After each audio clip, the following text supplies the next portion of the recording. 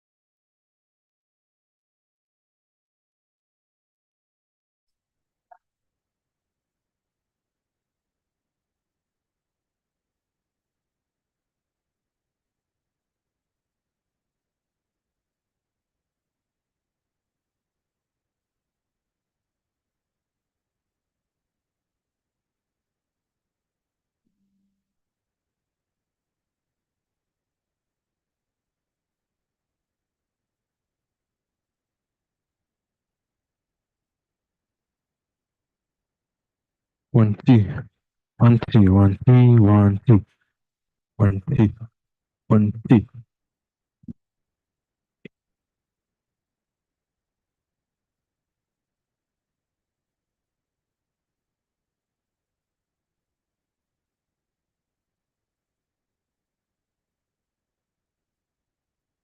1 2 1 2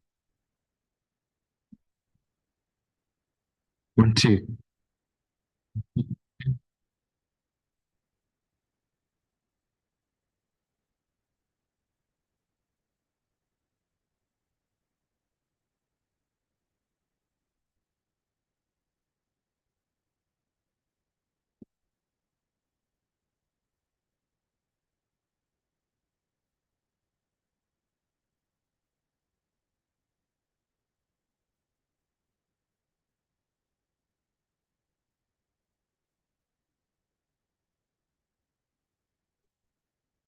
Non vedo.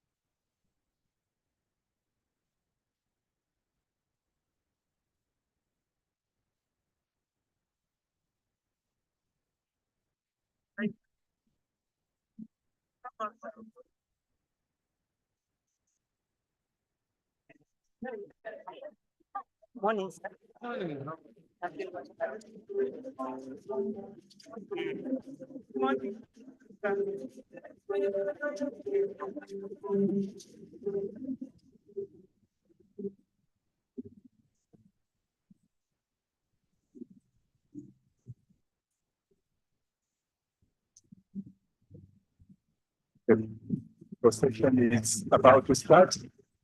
Could we please settle down our seats? Thank you very much. The procession is about to start. President is coming in. Please let us settle down. Thank you.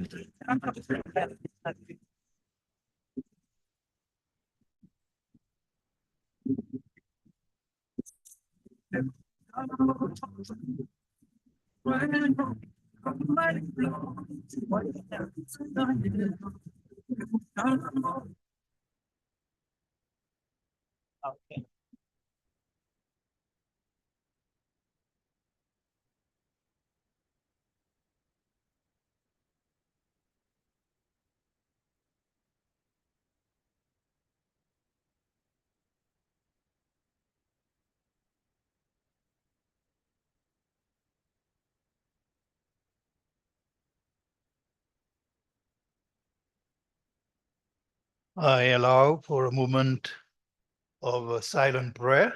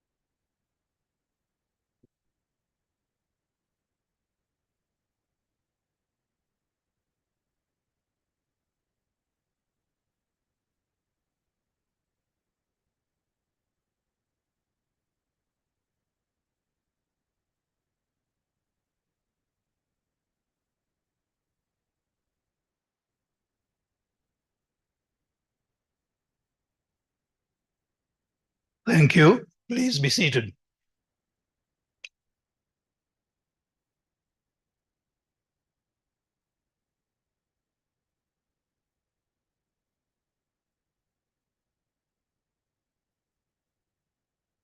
Honorable speakers, honorable members, delegates, all invited guests, good morning, and I am very happy to welcome you to this plenary assembly session of the Sadc Parliamentary Forum.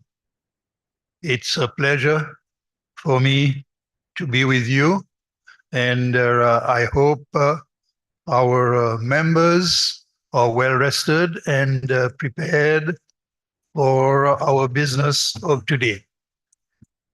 Please allow me to make some procedural announcements, and I think our members who have been with us for some time will be familiar with these rules. The plenary assembly session proceedings are broadcast are available in 3 official languages, English, French, and Portuguese, on the appropriate channel of your intercom system. Further, all documents are available on the portal, which is provided to all delegations by the Secretariat through their desk officers, and this is in line with the paperless policy of our forum. Honorable members, I have received communication from member parliaments submitting the names of new members designated to the Sadc Parliamentary Forum pursuant to Article 7 of the Sadc PF Constitution.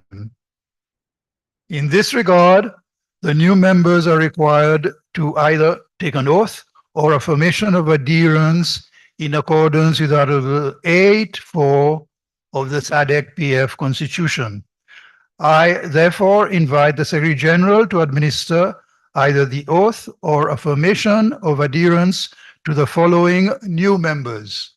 We will call on the members by country, and each country will take the oath and be succeeded by the next. The first country what I will call to take the oath or affirmation is Botswana, and I'm calling for the following new members.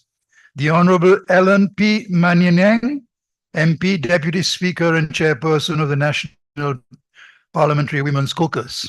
The Honorable Dumelang Salishondo, MP, Leader of the Opposition. The Honorable Lepetswe Lesedi, MP. The Honorable Karabo S.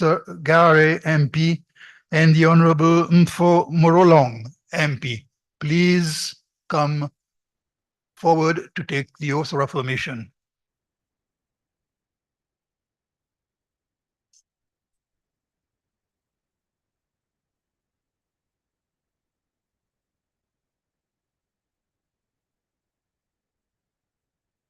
Thank you, Honorable President.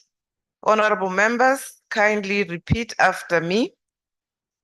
I have been reliably informed you're all taking oath. Thank you. I take the oath before this August plenary assembly of the Sadc Parliamentary Forum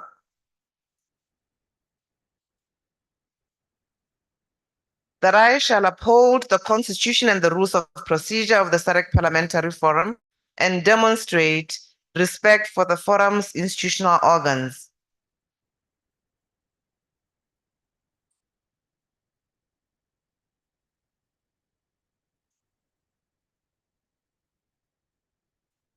And that I shall uphold to the best of my abilities the guiding principles and core values of the Sadc Parliamentary Forum.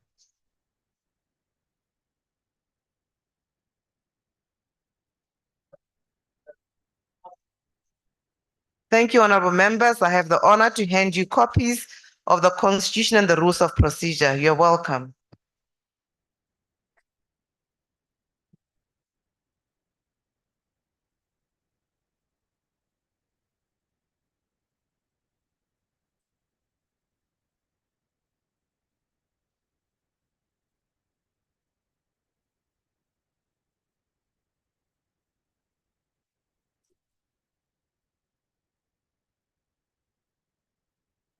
Thank you, and congratulations to our new members from Botswana.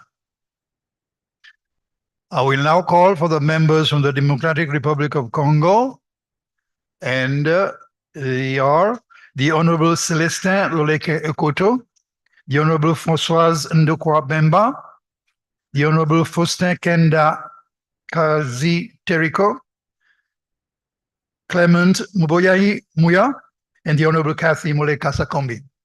Please come forward.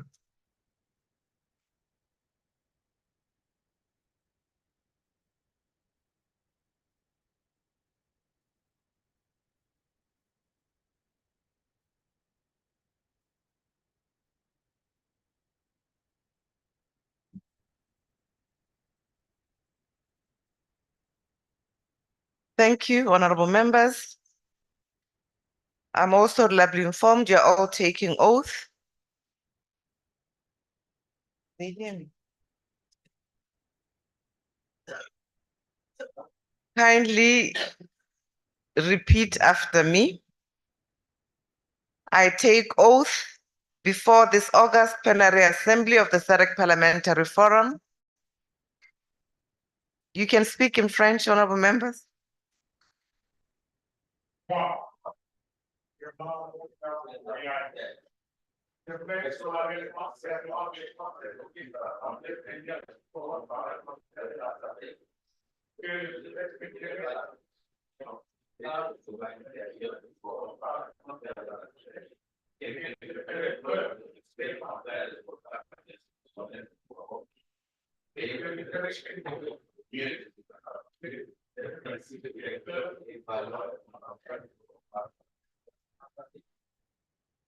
Thank you, honorable members.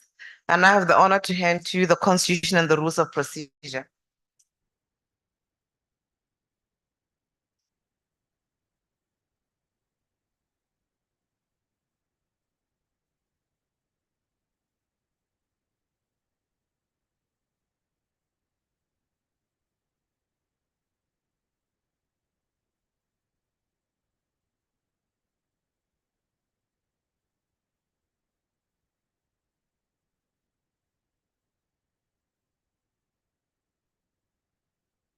Félicitations aux membres de la République démocratique du Congo et merci.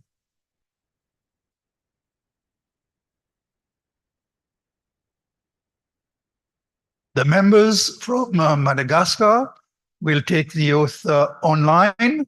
We will just verify that we are ready for the procedure.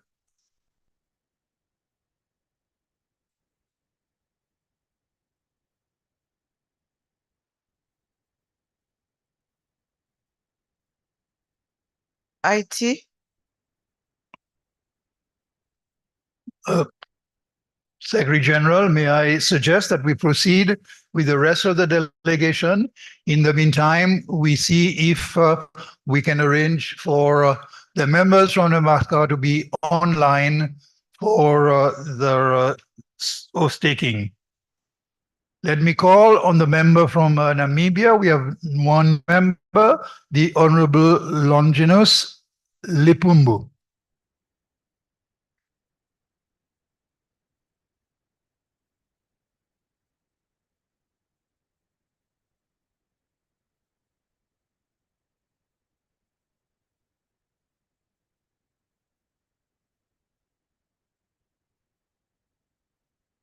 Thank you, Honorable President. Honorable Member, kindly repeat after me. I take the oath before this August Plenary Assembly of the Sadc Parliamentary Forum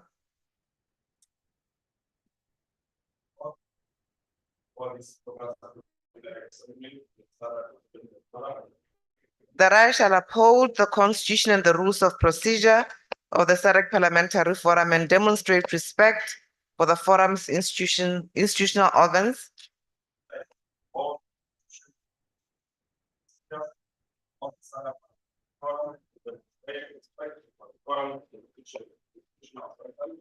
and that I shall uphold to the best of my abilities the guiding principles and core values of the Sadc Parliamentary Forum.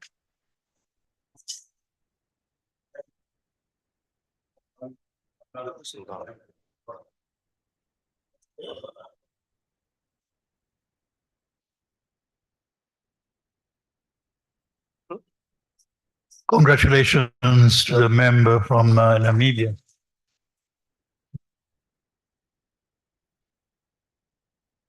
I will call for the members from South Africa, the Honorable Speaker Angela Thokozile Didiza, the Honorable Sylvia Lucas, the Honorable Kenneth Mang, the Honorable Bonkiskosi Madikizela, and the Honorable David Mandla Susana. Please come forward.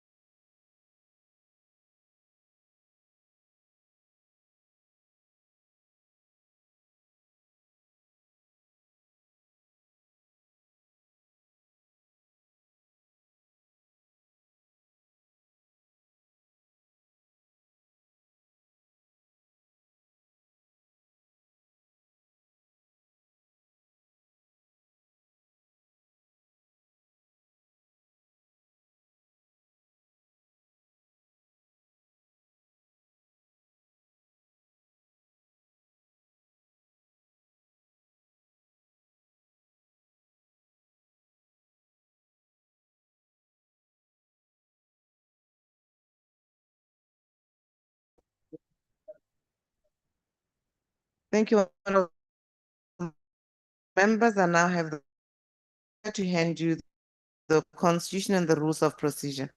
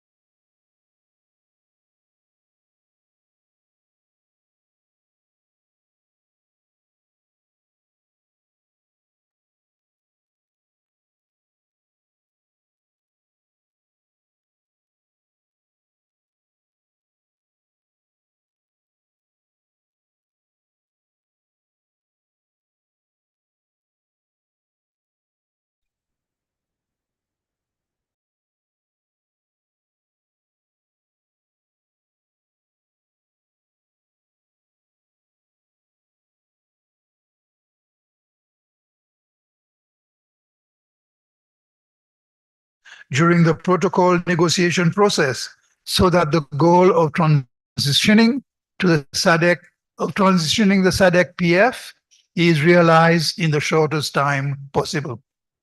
I wish to extend the SADC PF's hearty congratulations to South Africa on assuming the G20 presidency from December 2024 to November 2025. This historic milestone fills us with pride. South Africa takes on this strategic role at a pivotal moment, just 5 years before the deadline for achieving the UN 2030 Agenda for Sustainable Development. We are delighted that South Africa has pledged to leverage its presidency to champion people-centered and sustainable development. I extend a warm welcome to the representatives of various partner organizations attending the 56th Plenary Assembly as observers in line with our rules of procedure. SADC PF deeply appreciates our partners' support and collaboration towards our various initiatives to advance regional parliamentary cooperation. However, on a very sad note, I wish to express the SADC PF's heartfelt condolences to the Parliament and Government of Tanzania on the passing away of the Honorable Dr. Faustin Ndugulile, the World Health Organization's Regional Director-elect for Africa, which happened on the 27th November this year. His untimely death ahead of his assumption of this important role in February is a great loss to the region and the global health community. Dr. Ndugulile's dedication and vision will be deeply missed, and we stand in solidarity with his family, colleagues, and the people of Tanzania during this difficult time. May his soul rest in peace. Honorable members, now let me come back to procedure, and I wish to remind the House to follow whenever you want to speak on any matter as follows. A member who wants to speak should raise the country name tag. I will then recognize your member by country. The member will then switch on the microphone to introduce himself or herself. Before speaking, please do not switch on the microphone before you are given the floor to speak. Honorable members, for purposes of accurate verbatim recording, you are reminded to always introduce yourself by your name and country whenever given the floor. Members are reminded to stick to the 5 minutes allocated time when given the floor. Honorable members, now are there any notices of motion from the House? I recognize the member from Tanzania. Thank you, Mr. Speaker. My name is Shirley Josepha Raymond. I raise to give notice that on Friday, 13th December 2024, I shall move that the 56th Plenary Assembly do adopt the report of the Regional Women Parliamentary Caucus, RWPC, on leveraging the role of SADC Parliamentary Forum in facilitating citizens' participation in SADC regional integration for enhanced accountability and inclusive socio-economic development and cohesion.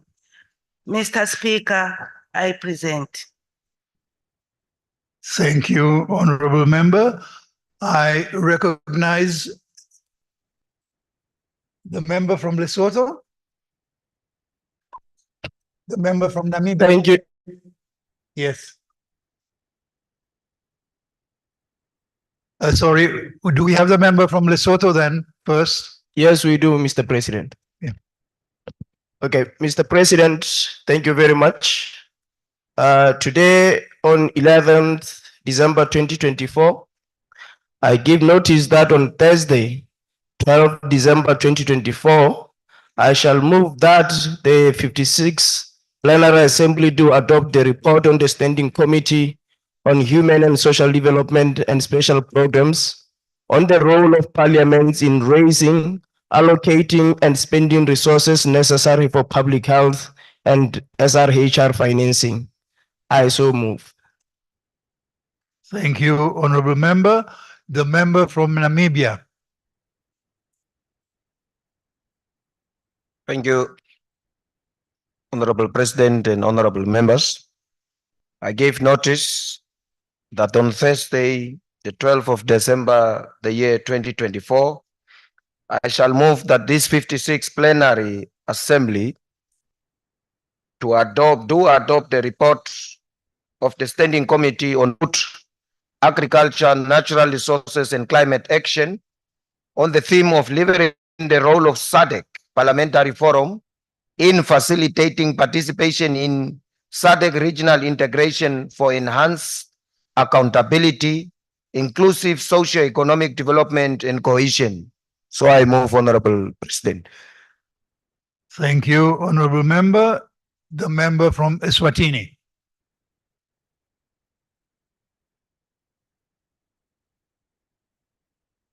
Mr. President,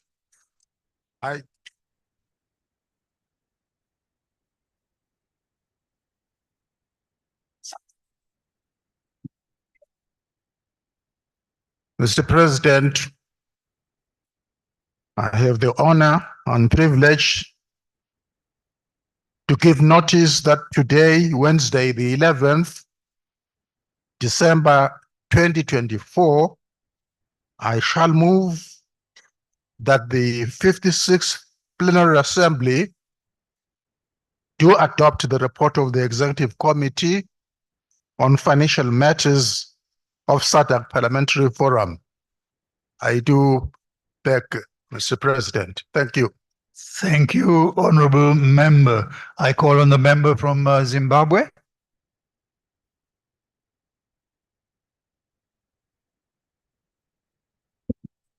Thank you, Mr. President. May I move a motion in my name that the report of the Executive Committee on Policy Matters and Administrative Matters be adopted by the 56th Plenary Assembly. I so move, Mr. President. Thank you, Honorable Member. I call on the member from Malawi. Muito obrigado, Excelência, Senhor Presidente do Fórum Parlamentar da Sadc. Malawi. The member from Malawi is ready for the motion. Thank you very much, Mr. President.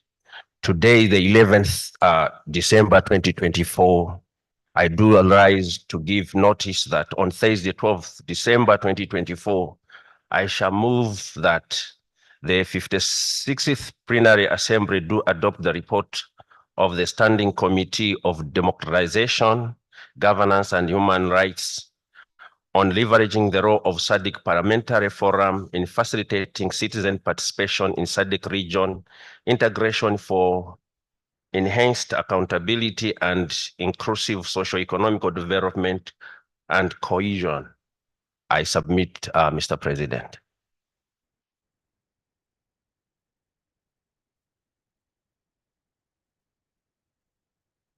Obrigado, Excelência, Senhor Presidente. venho notificar que na quinta-feira, dia 12 de dezembro de 2024, vou propor a adoção pela 56ª Assembleia Plenária do relatório da Comissão Permanente do Comércio, Indústria, Finanças e Investimentos, subordinado ao lema tirar partido do papel do Fórum Parlamentar da Sadc em facilitar a participação dos cidadãos na integração regional da Sadc com vista a uma maior responsabilização, coesão e desenvolvimento socioeconômico inclusivos. Muito obrigada. Thank you, Honorable Member. I call on the member from Zambia. Thank you, Mr. President. Today, 11 December 2024, I give notice that Thursday, 12th of December 2024, I shall move that the 56th Plenary Assembly do adopt the report of the Regional Parliamentary Model Law Oversight Committee on enhancing the role of the RAMROC in monitoring and domestication of the Sadc model laws and implementation of related policies and laws through structured reporting, framework and mechanism, a look at the domestication of the Sendai framework for the disaster risk reduction. Mr. President, I have another motion to move, notice to move. Again, today, 11 December 2024, I give notice that on Friday, 13th December 2024, I shall move that the 56th Plenary Assembly do adopt the report of the Standing Committee on Gender Equality, Women's Advancement, and Youth Development, K-wide, on leveraging the role of Sadc Parliamentary Forum in facilitating citizen participation in Sadc region integration for enhanced accountability and inclusive socio-economic development and cohesion. I submit. Cohesion. Thank you, Honorable Member. I call on the member from South Africa. Thank you, Mr. President. I, Kenneth Mimang, rise on behalf of South Africa to give notice today that on the 13th of December, the plenary take notice that the 56th plenary assembly session of the Sadc PDF, recalling Rule 26.4 of the Rules of Procedure regarding the tabling of motions of matters of urgency, public interest, and regional importance, that the plenary note with deep concern continued deterioration of security situation in some parts of the region, and the insidious threats this situation does poses not only to the regional peace and security and strengthening of the representative democracy, but also to our regional integration efforts. Further noting with grave concern that the perennial problem of the post-electoral instability in the region, and condemning violations of the right to life, including of women and children, and the excessive use of force that are at times used to public unrest and protest.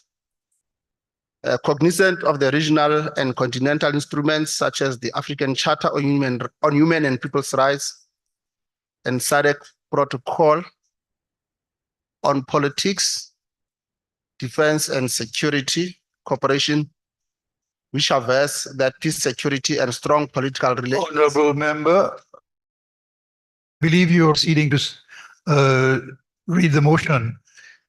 We are only giving notice of the motion. Yes, I'm just about to complete, President. Thank you. Yes. The motion is recognized. Thank you. Honorable members, I believe that I have taken all the notices of motion, and that we now may proceed to the or the business of the day. I will now call the Secretary General to read the first order of business for the day.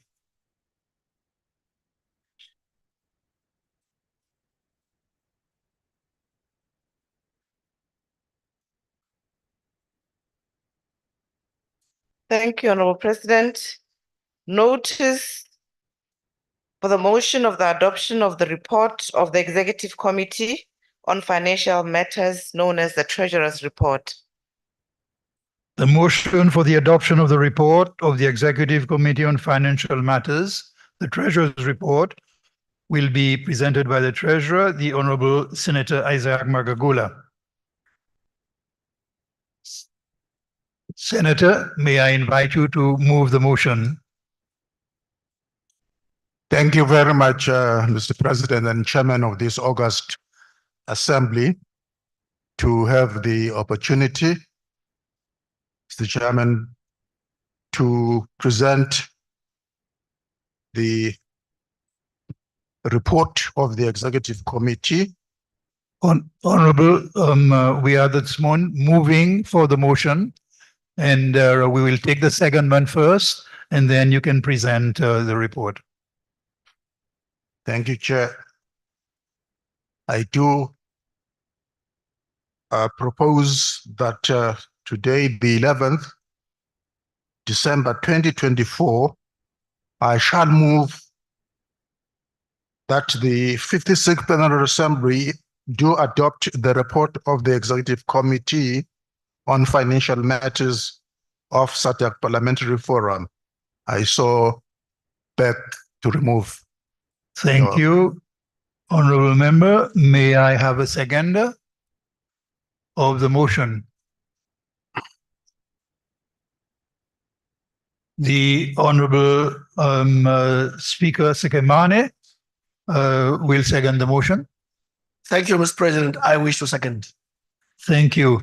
I will now call on the Honorable Treasurer, Senator Isaac Magagula, to present the report. I ask the presenter and the seconder to note that we have until 11 o'clock for this item of business, which includes comments for members. So I will ask you to move to your report with respect to the timing that we have for this item. Honorable Senator Isaac Magagula, you have the floor for the report. Thank you so much, Chair. May I, from the onset, do point out that the report I am privileged to present before this August House is in an abridged version, on the understanding that the original full comprehensive report was circulated. And I now present the report in the abridged version. I start with the executive summary. The Treasurer's report to the 56th Plenary Assembly consists of the following. First, Paper 1, Management Accounts for the period 1st April 2024 to 30th September 2024.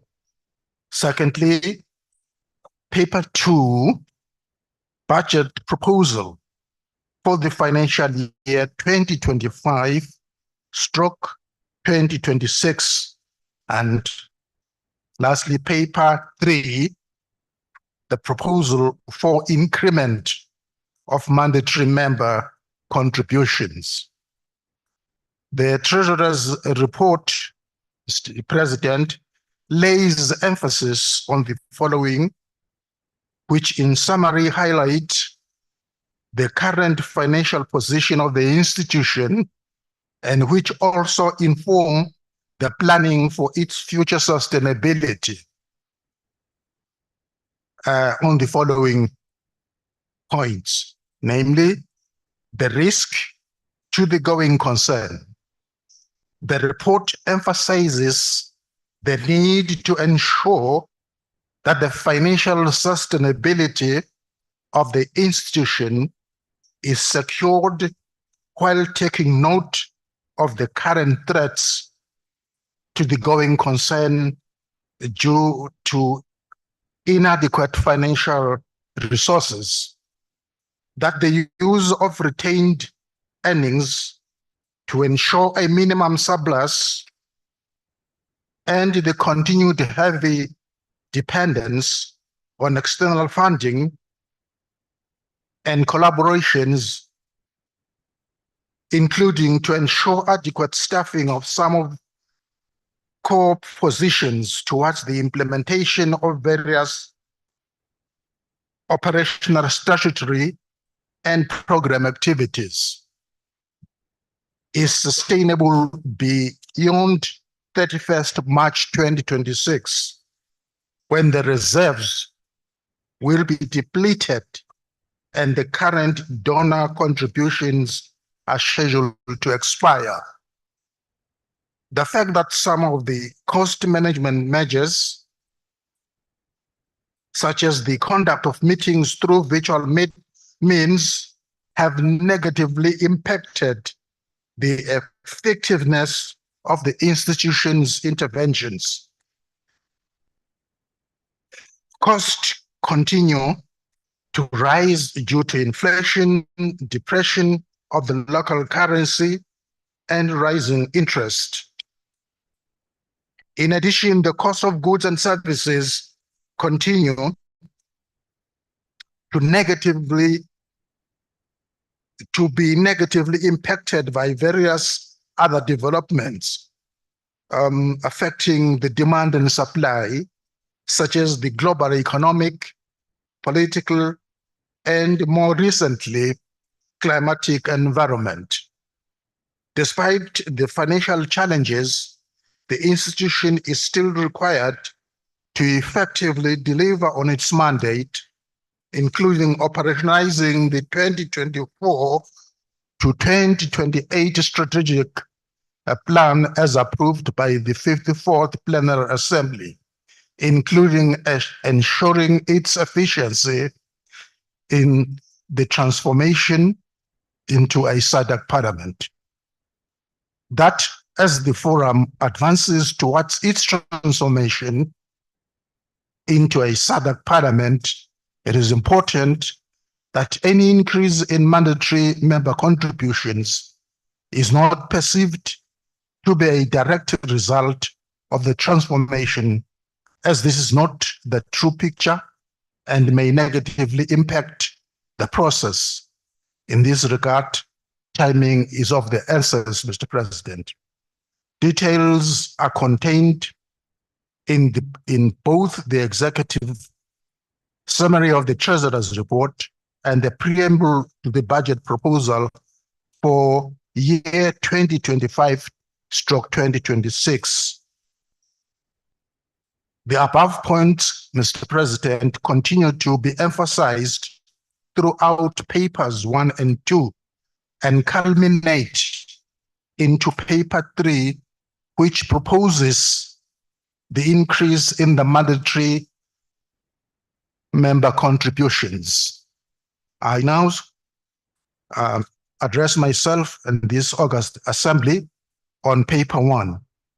Management accounts for period 1st April 2024 to 30th September 2024, consisting 1, update on annual mandatory member contributions, budget performance report as at 30th September 2024, and finally, final report for donor funded projects.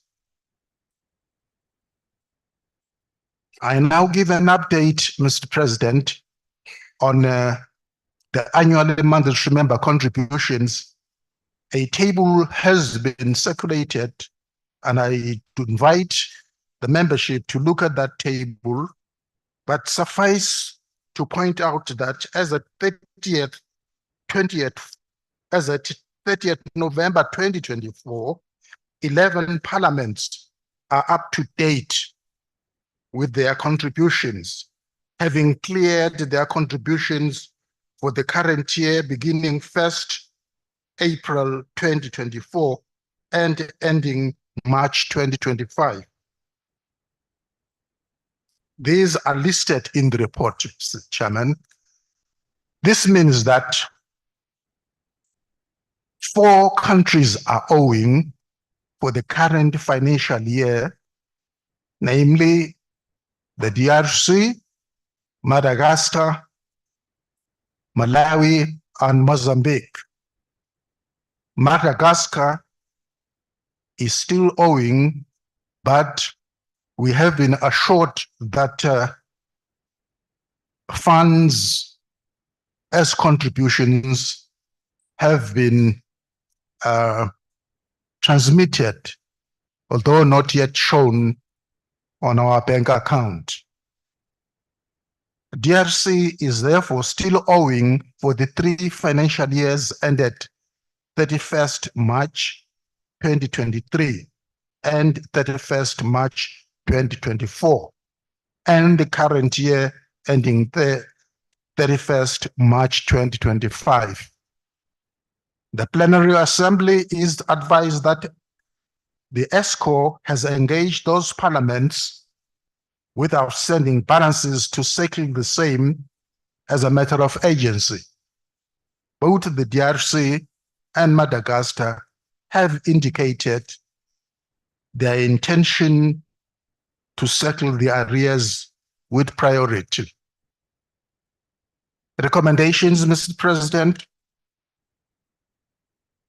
The plenary is requested to consider and take note of the status of the annual mandatory contributions as of 30th November 2024 and to appreciate the commitment of member parliaments in ensuring that contributions are paid. The Plenary Assembly is requested to note that both the DRC and Madagascar have been engaged to settle outstanding arrears for the previous financial years and have both agreed to give the matter priority. The plenary is requested to note the appeal for timely payment of contributions, preferably in the first half of the financial year, in order to ensure a healthy cash flow throughout the financial year. Now, Mr. Chairman, I come to budget performance as at 30th September 2024. Sections 2.1 and 2.2 provide information that forms the basis for the current financial year's budget in order to provide the context to the budget performance report. Members are aware that the budget for financial year 2024-2025 placed emphasis on internally generated financial resources, specifically the mandatory contributions, interest earned from investment, and retained earnings. The mode of operations and implementation of activities was aligned to available resources and therefore included a mix of physical and virtual meetings to manage costs. Also, Sadc PF continues to operate on a paperless basis, which has greatly reduced on cost of meetings. The details are in the report, Mr. Chairman. Now I address myself to the budget variance as at 30th, 2024, that is income. Mr. President, the table has been circulated and under section 2.3 and details variance between budgeted income and actual income as shown in the table. Please do note that the figures have been rounded in the Namibian dollars. You will note that total income was less than the total budgeted income by 460,141 Namibian dollars due to actual interest having been less than budgeted interest. This difference arose because the cash flow did not have enough funds to facilitate allocation to the investment account due to arrears owed by member parliaments. More details are in the report, Mr. President. Budgeted allocation from reserves, 5.5 million Namibian dollars. Also worth noting is that the total budget required an allocation of 5.5 million Namibian dollars from reserves in order to adequately cater for the budgeted expenditure of 24.1 million Namibian dollars and to leave a minimum surplus of 24,032 Namibian dollars. This was because there were no other alternative sources of internally generated income. Budget variance as at 30th September 2024 expenditure this time around. Section 2.4 details the variance between budgeted expenditure and actual expenditure as shown in the schedule. I will not bore the meeting because the table once again has been circulated and the August House is humbly requested to refer to that schedule. But suffice to say that under 2.4.1 budget expenditure was 27.1 Namibian dollars. The total approved budget expense for the financial year 2024 to 2024, as I've said, is 27.1 million Namibian dollars. This results in a budgeted surplus of 24,032 Namibian dollars against the budgeted income of 27.1 Namibian dollars. Budget performance analysis, Mr. Chairman. The actual expenditure stands as follows. Total expenditure as of 30th September 2024 was 12.7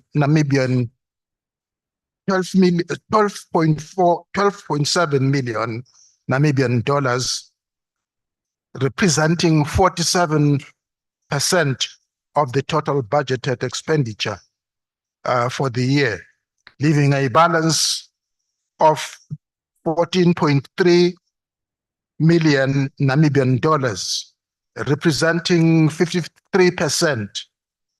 The percentage of expenditure is within anticipated total expenditure for the period of 6 months from April to September 2024, which is halfway through the financial year.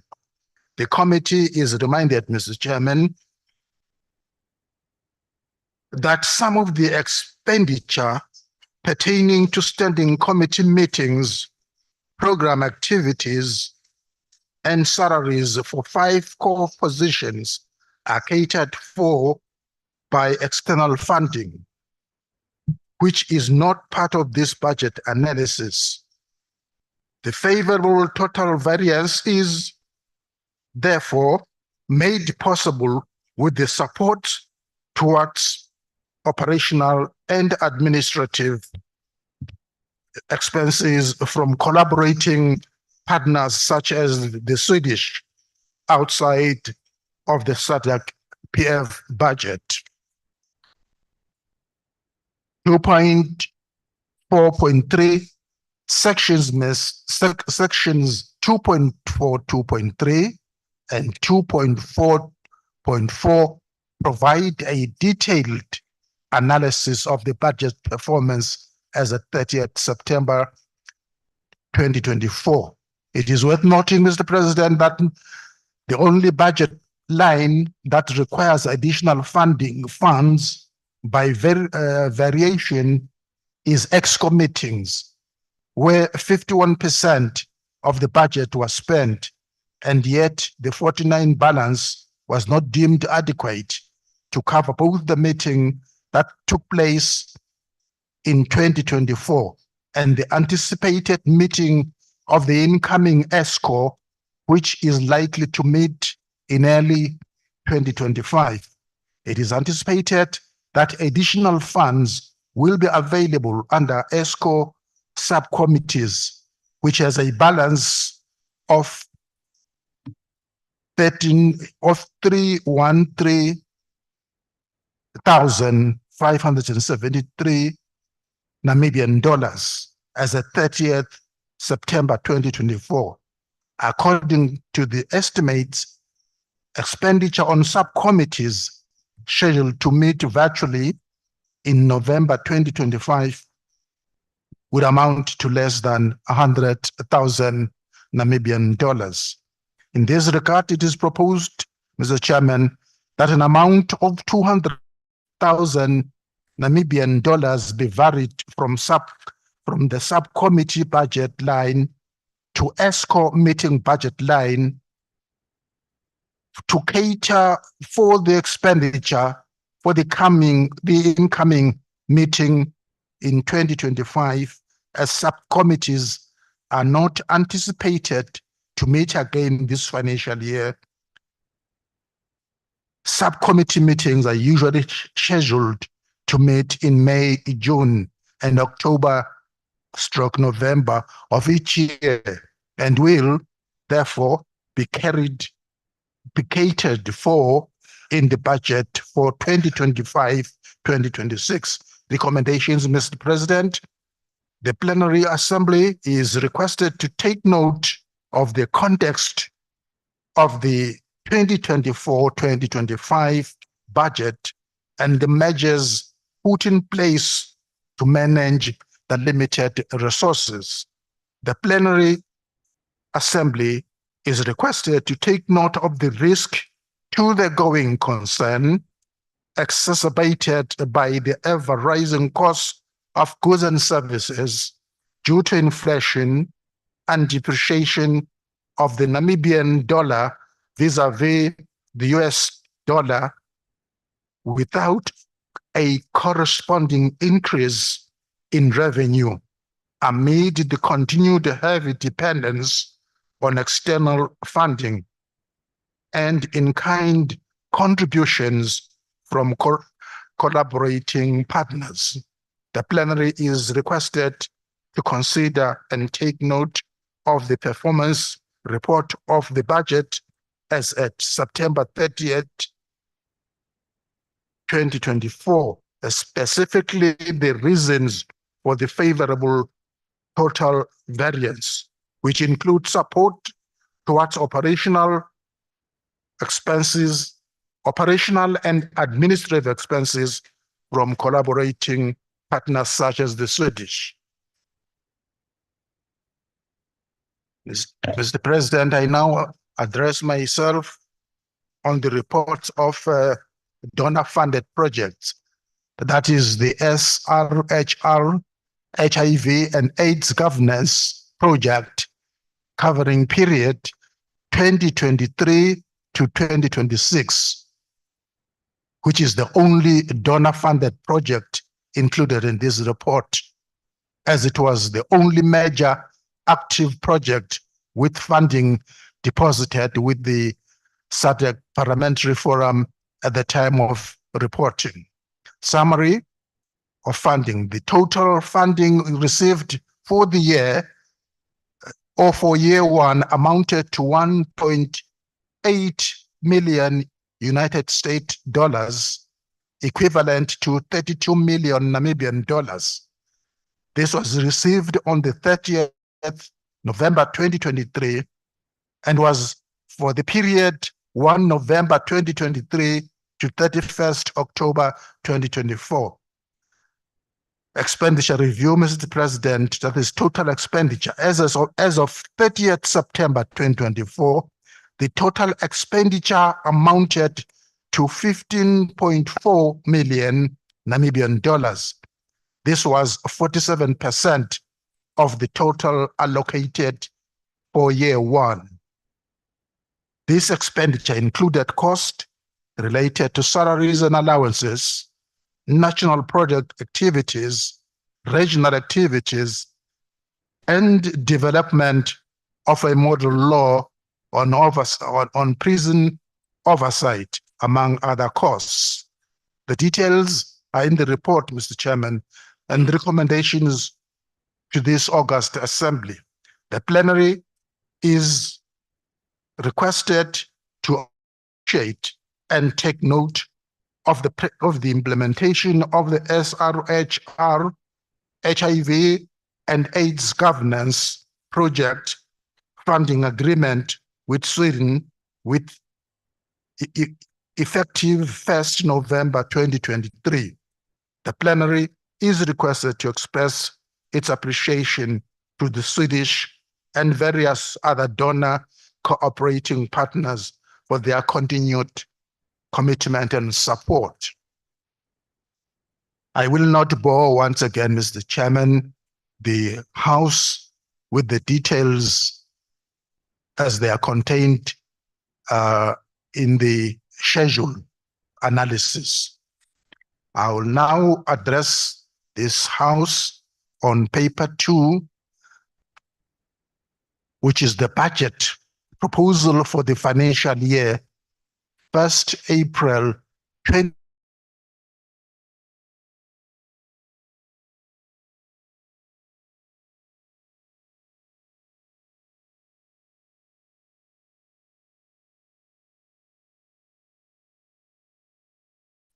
Which I already spoke to in presenting the context to the Treasurer's report at the beginning of my presentation. Of note is that in the next financial year, 1st April 2025 to 31st March 2026, the forum will continue to tread carefully with the financial guidance of ESCO through the Finance Subcommittee to ensure sustainability, transparency, and accountability, the basis on which the ESCO will anchor its guidance is contained in the report, Mr. Chairman. The executive summary, as at section 1, is the executive summary of the budget proposal. I have also spoken to the substance raised in the executive summary. Assumptions, Mr. President. Section 2 details the assumptions and other consideration, including the following: sources of finance and emphasis on internally generated resources, the mode of operations and implementation of activities is detailed, Mr. Chairman, at section 2.3, emphasizing a mix of physical and virtual meetings. Of course, we continue, Mr. President, to anticipate member parliaments' in-kind contributions towards statutory activities. As per Sadc Parliamentary Forum established policy, the cost of participation of the membership in the Plenary Assembly and other physical meetings shall be borne by their member parliaments unless external funding is made available. Paragraphs, Mr. Chairman, 2.4 to 2.7 further highlight some of the cost drivers that the forum is likely to face during the period under consideration with a risk assessment at section 2.8. Members are encouraged to read through these paragraphs. Then the budget proposal for 2025-2026, Mr. Chairman, the detailed proposed budget for the financial year 2025/2026 is attached to the report as Annexure B001 with support schedules A to C and 1 to 19. The master budget schedule is also included, and I will not waste the House time because that is the master plan is shown and detailed there.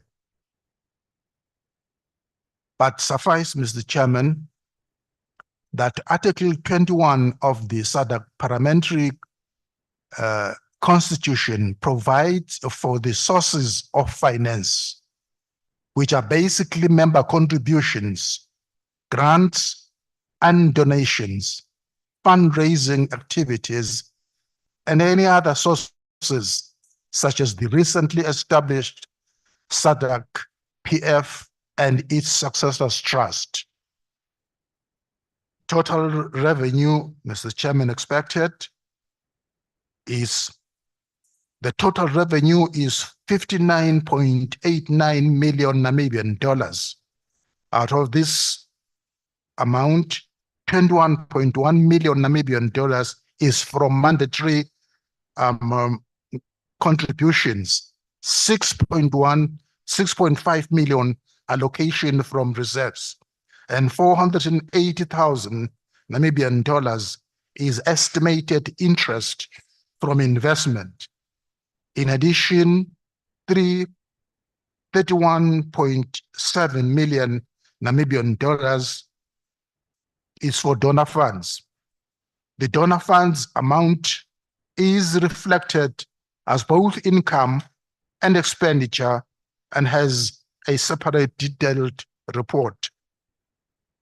Of note, Mr. Chairman, is that the allocation from retained earnings of 6.5 million is necessitated by the inadequacy of current mandatory member funding towards standing committee and program activities, networking and policy development processes.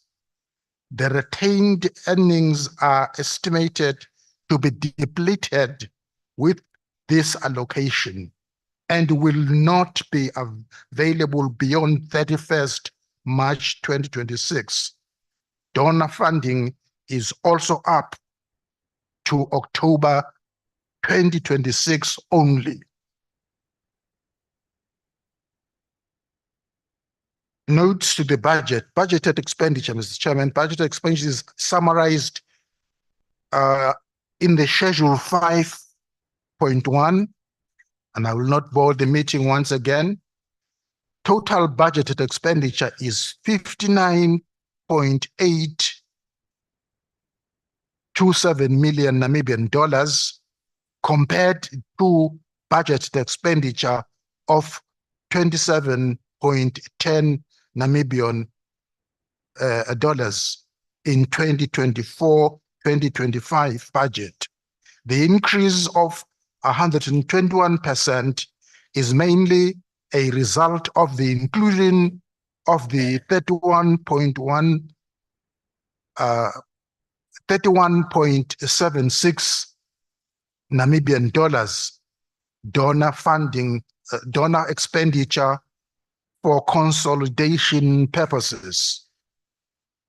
5.2 excess of budget revenue over expenditure is negligible at 64,036 Namibian dollars after providing a contingency of only 30,000 Namibian dollars. While the schedule at 5.1 provides the budget expenditure details, according to broad expenditure categories, sections 5.3 to 5.9 provide details of the budgeted expenditure budget by budget line. Recommendations to this August Assembly, Mr. Chairman. The plenary is requested to consider and approve the budget for the financial year 1st April 2025 to 31st March 2026. The plenary assembly is urged to consider the risk to the going concern beyond the financial year 2025/2026 in view of the depletion of reserves and the inadequacy of the current level of mandatory member contributions for core operations. Operations, yes. In this regard, the plenary assembly is advised that paper 3 contains a proposal for the increment of mandatory member contributions effective 1st April 2026. Mr. President, I beg to submit and request that the Honorable Speaker of Lesotho present paper 3 of the Treasurer's report. I so beg, Mr. Chairman. Thank you. Thank you very much. Thank you very much, Honorable Treasurer, for your part of the report. And yes, it is noted. We will proceed to paper 3, which will be presented by the Honorable Speaker of Lesotho, Speaker Sekamane. You have the floor. Thank you, Mr. President. I wish to preface my presentation by saying that the figures will generally be rounded off and they will be in Namibian dollars. So if you're looking at my paper and you find I'm saying 7 million, when you're looking at 6.99 or something like that, then it's because I'm just rounding off, so don't get lost. I'm presenting the paper 3 of the Treasurer's report, which is the proposal for the increment of mandatory member contributions. On the preamble, the Executive Committee at its meeting of 24th November 2024, having considered the report of the Finance Subcommittee on the financial situation of the Forum, resolved to submit a proposal for the increment of mandatory member contributions for the urgent consideration of the Plenary Assembly. And now I get to the proposed increase. And I have no intention to drop a bombshell, but please be prepared for one. It is proposed that mandatory member contributions be increased by 50%.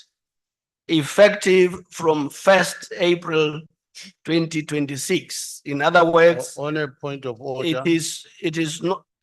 On a point of order,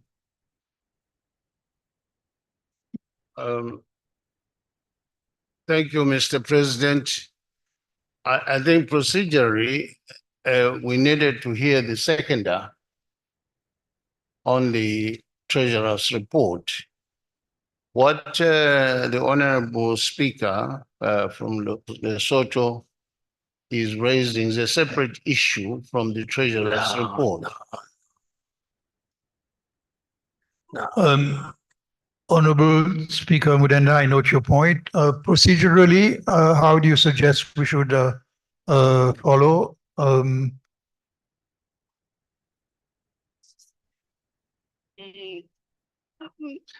Can I chip in, Mr. Chairman? Yes, Honorable. Only to say that to my senior, we are only completing the report of the Treasurer. And then that will be followed by the second. Right now, I'm just relieving my treasurer. It's continuing on that report. There is paper 1, there is paper 2, and there is paper 3. When that is done, we will then proceed to second the motion. I humbly submit to my senior. Thank you. Yes, paper 3 is part of the Treasurer's report.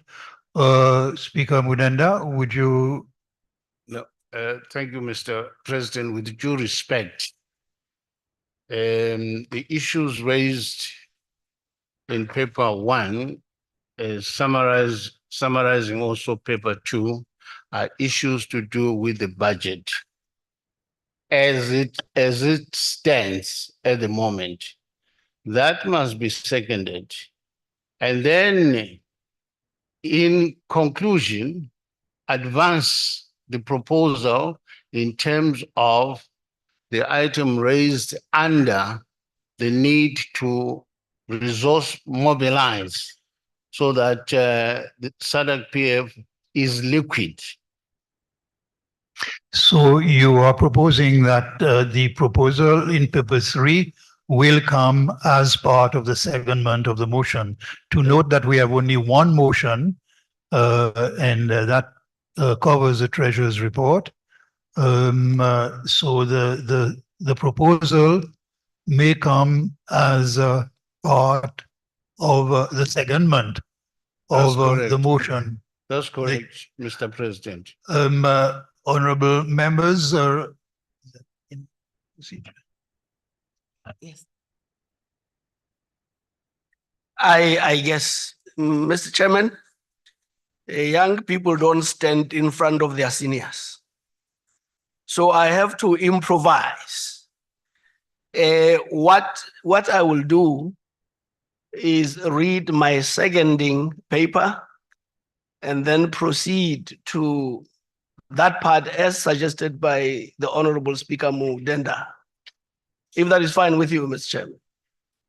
thank you, Honorable Speaker. That seems to be in line with the procedure. So we will go that way. Thank you. Thank you very much. Mr. President, I now rise to second the Treasurer's report to the 56th Plenary Assembly. Mr. President, the Treasurer has emphasized the urgent need to reflect on the financial status of the forum in the short and long term. Allow me, therefore, to focus my intervention on the achievements of the forum during the past few years and the need to ensure that the institution continues to exist in the interest of the people of this region. Indeed, we continue to steer our course towards transformation into a regional parliament. The issue of finances and sustainability will be high on the agenda. However, ours is to ensure that the executive and the citizens of the region appreciate the important role that the Sadc Parliamentary Forum plays in advancing the cause of democracy and regional integration in the sub-region. Mr. President, the forum has developed model laws and other instruments, as well as various reference material in various areas of regional and global concern. It has trained many MPs and other stakeholders and enhanced their capacity to critically interrogate matters that affect the lives of the people of this region in view of facilitating the review and improvement of government policy and legislation at national level on issues such as child marriage, gender-based violence, human rights, and democratic elections, to name but a few. It is partly because of the forum that some members have become champions on issues regarding SRHR, HIV and AIDS, climate action, and gender equity. Mr. President, my point is that we cannot place a monetary value on the impact of the Sadc PF. As member parliaments and as individuals, we continue to benefit immensely from our interactions at the forum. And through us, our people's lives could certainly be improved with the continued existence of the forum. The potential of the forum to contribute positively towards regional economic and social development should not be underplayed in this regard. It pleases me, Mr. President, to note the continued commitment of our membership towards ensuring the future of Sadc PF as evidenced by the resolutions of the Executive Committee reflected in the Treasurer's report. Ours is an institution that must ideally sustain its operations primarily through the support of its members to ensure that it maintains its independence and determines its own agenda in the interests of the citizens of our region. My clarion call, therefore, is to urge member parliaments to continue to prioritize Sadc PF when considering our respective budgets, for it is acknowledged that the support of member parliaments extends beyond annual membership contributions. It is appreciated that other significant contributions from member parliaments include hosting of the plenary assemblies, such as the one that we are having now in this great city of Livingston. We also appreciate the commitment of member parliaments in facilitating the participation of members. Mr. President, I'm confident that with this commitment of the membership, the future of this forum, even as a Sadc parliament, will definitely secure. I therefore urge this august house to join me in supporting the Treasurer's report. I so move, Mr. President.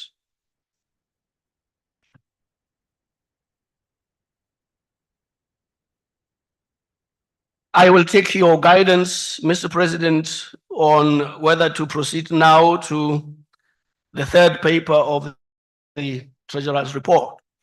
I think we will have to proceed with the matter that you have raised, and we will take debate on from the floor following your presentation.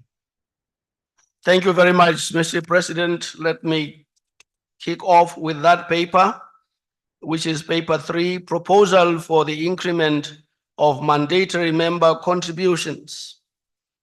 The Executive Committee at this meeting of 24th November 24, having considered the report of the Finance Subcommittee on the financial situation of the forum, resolved to submit a proposal for the increment of mandatory member contributions for the urgent consideration of the plenary assembly and the proposed increase. It is proposed that mandatory member contributions be increased by 50% effective from 1st April 2026. I can see that now you have put on your shocks, which is very good for me. I must emphasize this point, Mr. President, that we are talking about an increment starting not in April of 25, but April of 26. The effective date is proposed to be 1st April 26 in order to ensure that member parliaments have enough time to consider and factor in the increment into their national level budgets. This paper serves to provide more information regarding the viability of various percentage increases and therefore the reasoning behind the 50% recommendation. The Treasurer's report, as contained in papers 1 and 2, has ably made the case for the urgent need to increase mandatory member contributions.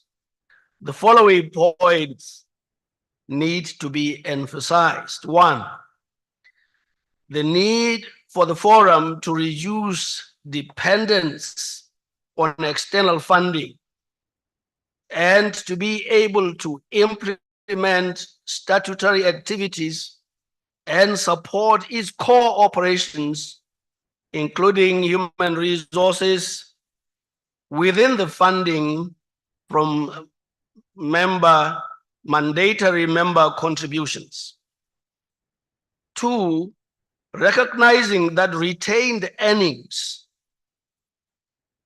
have been utilized in the budget since the financial year 22-23 and will soon be depleted following further allocation to the budget for 25-26 financial year. The need to ensure that adequate financial resources are available outside of retained earnings, and that retained earnings are henceforth multiplied rather than depleted in order to secure the going concern. 3, the need to ensure that any increase in contributions is not misconceived to be a result of the transformation of the Sadc PF into a regional parliament, but rather that it is a necessary adjustment arising from the increase in costs due to inflation and depreciation of currencies within our region, without a corresponding increase in contributions. I should emphasize this point, Mr. President, that it could very easily be misconstrued that because now we are transiting to a fully fledged parliament, now we are being burdened with increases. The two are totally not related. The point is that for a long time, we have not been increasing and we have been digging into our surpluses, our retained earnings. 4, the acknowledgement that increases have been few and far apart, with increases made at intervals of 5 years after 2015, with a 10% increase in 2015-2016, and a 5% increase in 2020-2021. This has not been in line with the inflationary trends. There is a table here below which I will not dwell into, but this table only goes to illustrate the point that increments that we have done in the past have not matched inflationary trends. And now look at the current financial situation, which is much an extract from the executive summary of the Treasurer's report. The going concern of the institution is under threat, given the current level of contributions, due to the fact that the institution has now resorted to the use of retained earnings to ensure a minimal surplus budget and continues to depend heavily on external funding and collaborations, including to ensure adequate staffing of some core positions and towards the implementation of various operational, statutory, and program activities. In addition, some of the cost management measures, such as the conduct of meetings through virtual means, have negatively impacted the effectiveness of the institution's interventions. The budget for 24-25 had a minimal 5.5 million projected surplus of only 24,000. This despite funds amounting to 5.5 million having been allocated from retained earnings to meet the cost of operations, a situation which is not sustainable at the current level of funding, given that the reserves will be depleted in the budget for the next financial year. Furthermore, the forum budget for 24-25 financial year allocated 17.45 million for personal emoluments, 5 core positions were not provided for and are instead financed by the SIDA, HRHR, HIV and AIDS projects at an annual bill of 7 million. Should the SIDA funding terminate, the SADC PF budget, which has a surplus of only 24,000, would be far inadequate to cover the additional salaries bill of 7 million. In this regard, with the current level of contributions, the financial sustainability to the institution beyond October 26, when the SIDA project terminates, is a matter of concern, especially given the fact that in addition to the salaries, many program activities are also financed by the Swedish funding. Furthermore, the situation puts the organization in a predicament to seek program assistance from other donors, since the sustainability of the organization appears to depend, at least in part, on Swedish funding and partners. And now look at the projected financial situation as at 31st March 26 and beyond. Again, a lot of this was extracted from the executive summary of the budget proposal for 25-26. The balance sheet as at 31st March 24, yet unaudited, records that the retained earnings now stand at 13.28 million. This amount is likely to be depleted in the next financial year, as already 5.5 million was allocated to the 24-25 budget, and it is proposed that 6.5 million be allocated to the budget for the 25-26 financial year. In other words, the point here is that we really can no longer rely on the retained earnings because they are fast getting depleted. The membership is advised that at the current level of contributions, the salaries budget alone equal to 18.34 million, which is 87% of the mandatory member contributions, which total 22 million. In the absence of alternative income and allocation from retained reserves, this means that there is only 2.7 million, which is 13% available for the core business and operations. For the membership's further appreciation of the dire situation, members may wish to note that the total cost of one plenary assembly is more than 1.5 million and is therefore the bare minimum budget allocated under SADC PF funding, with alternative funding sought from donors. As the membership is aware, the forum has also been affected by a dwindling donor universe, which has made it very difficult to secure external funding. Already the external funding that is currently available and which covers in full the salaries bill for 5 senior core positions is available only up to October of 26. In addition, external funding should not normally cover the statutory core activities of the forum, such as the plenary assembly, executive committee meetings, and standing committee meetings. Neither should it cater for the running of the secretariat.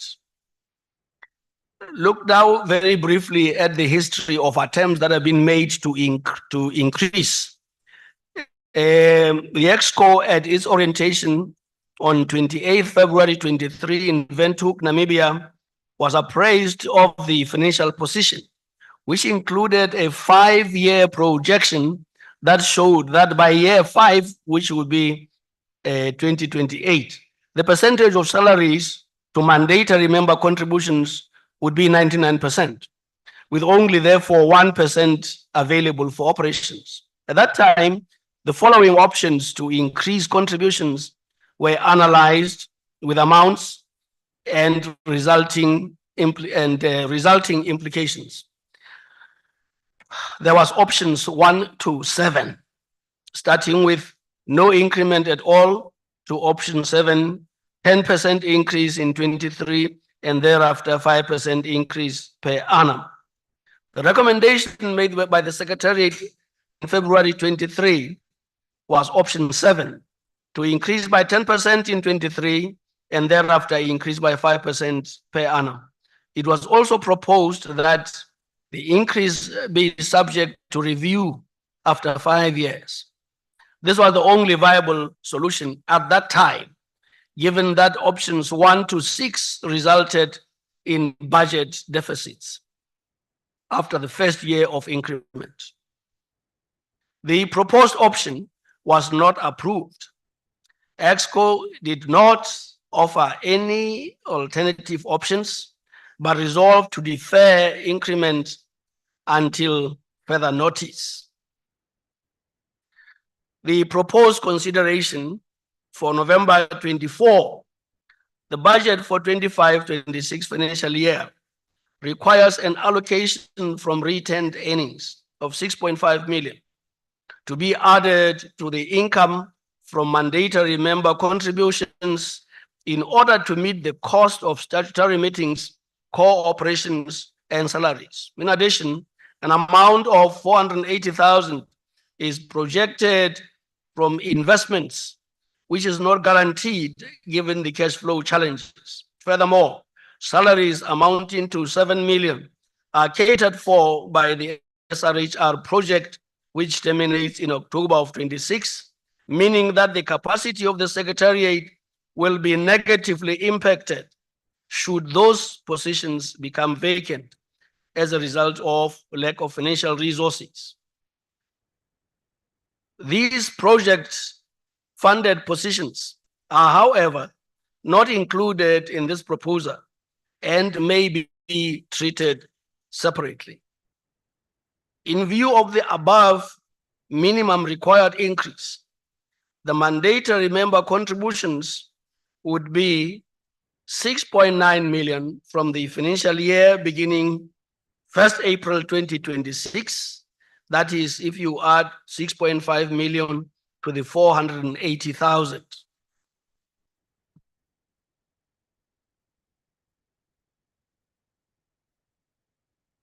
Excuse me.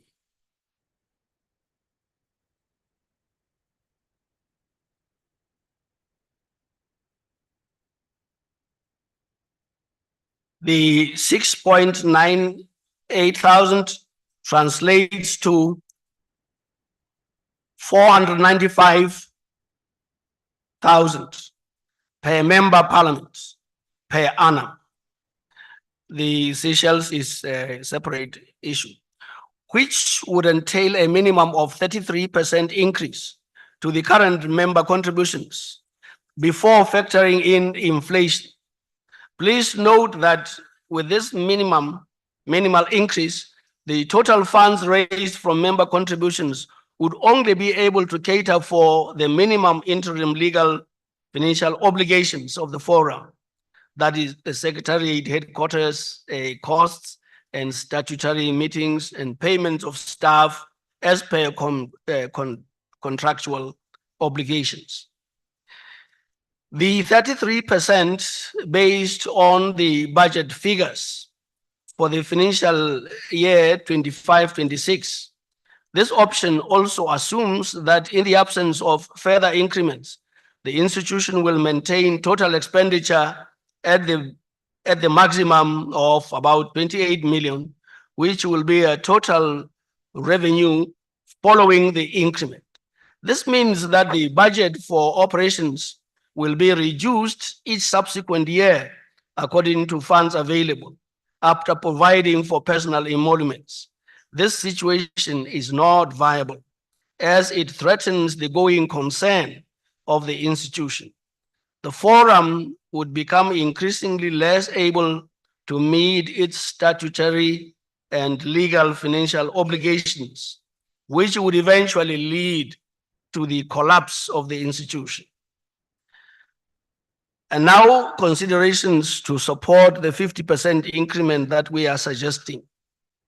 This plenary assembly is requested to take note of the following considerations for the 50% proposed increase. One, that retained earnings will no longer be available after year ending 31st March 2026, and income from investments cannot be guaranteed.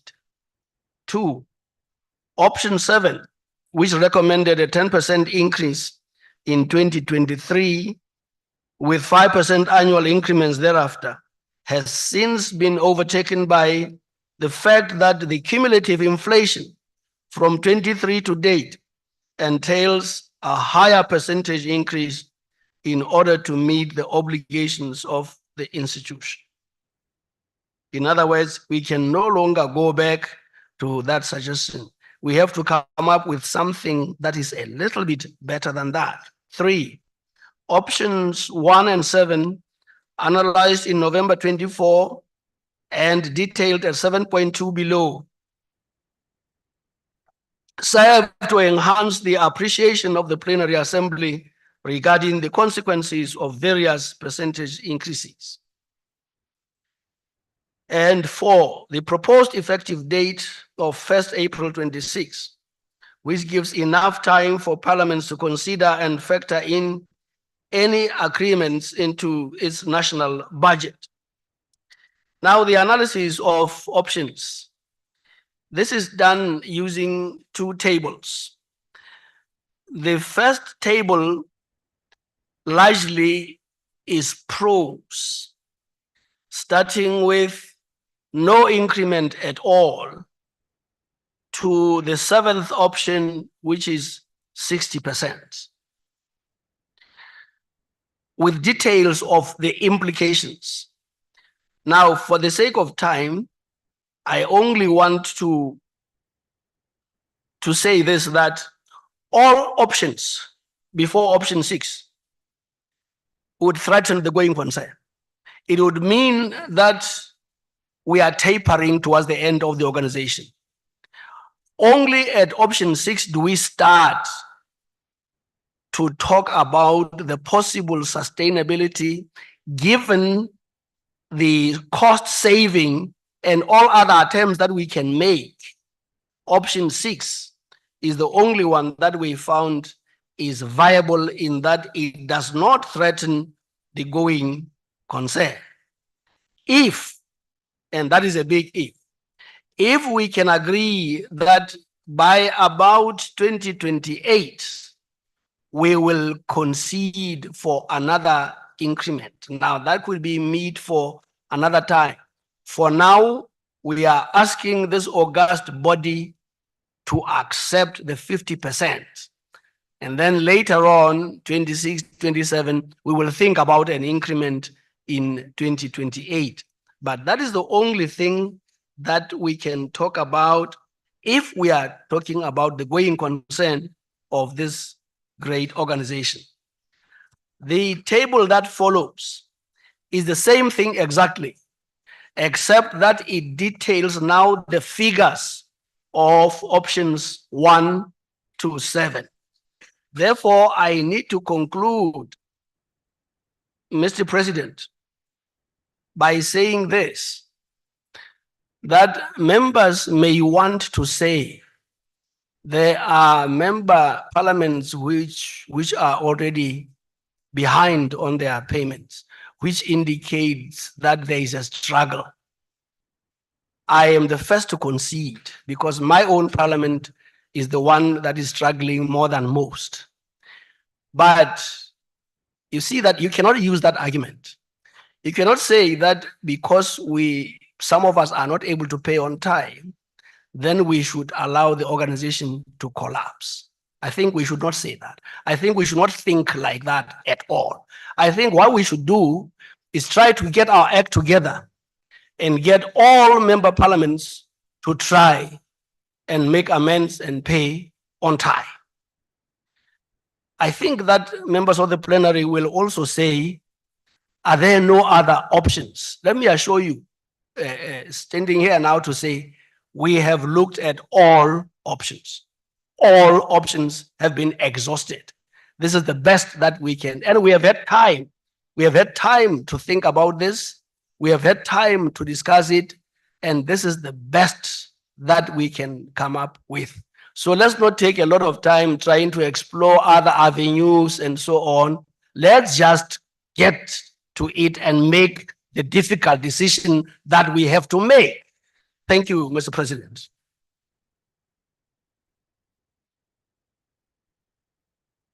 Thank you, Honorable Speaker Segamane. I note for the attention of members that paper 3 is meant to be part of the motion that has been presented, and that we will be debating the 3 papers together.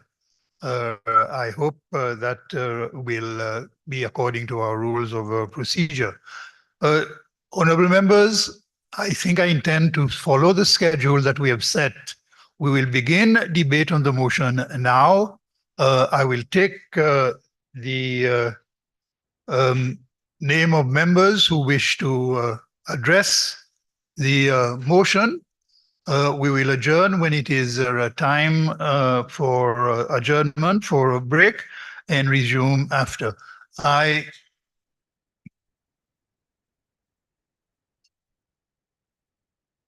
May I start with Angola?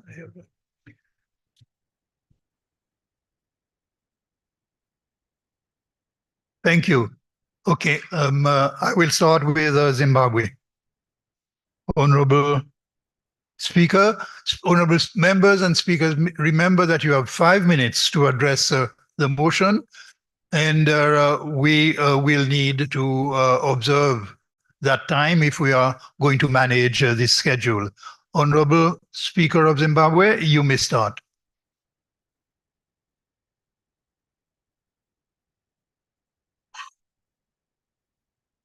Thank you, Mr. President. Thank you, honorable members. Let me, first of all, appreciate the mover of the motion and the seconder of the motion for their detailed presentations. In terms of paper 1, I would like to refer to item 1.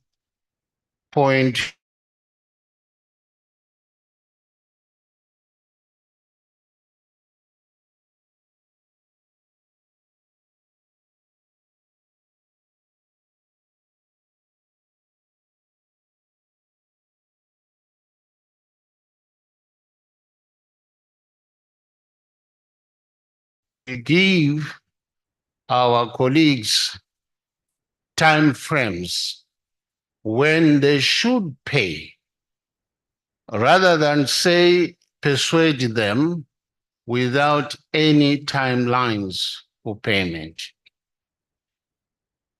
I say this, Mr. President, guided by Article 9 of our Constitution, Sadc Constitution, which clearly says, subject to ratification by the Plenary Assembly, the Executive Committee may suspend the rights of a member parliament whose prescribed annual membership fees or other financial obligations are in arrears for more than 12 months.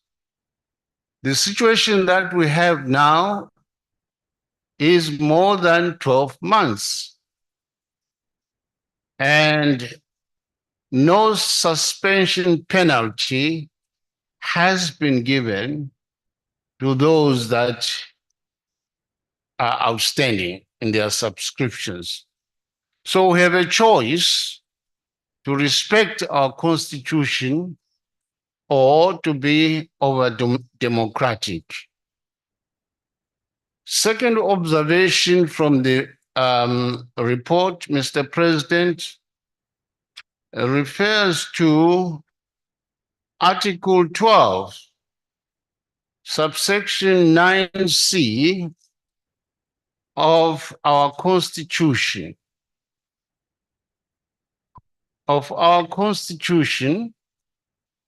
Which peremptorily obligates the Executive Committee to present to the Plenary Assembly for consideration and approval the annual budget of the forum, which has been done. But it goes further to say, and annual audited accounts. Now, we are in 2024. The financial year already has passed in 2023, and surely the audited accounts should have been presented with this report. And it is always instructive to find out what the auditors are saying about our state of finances.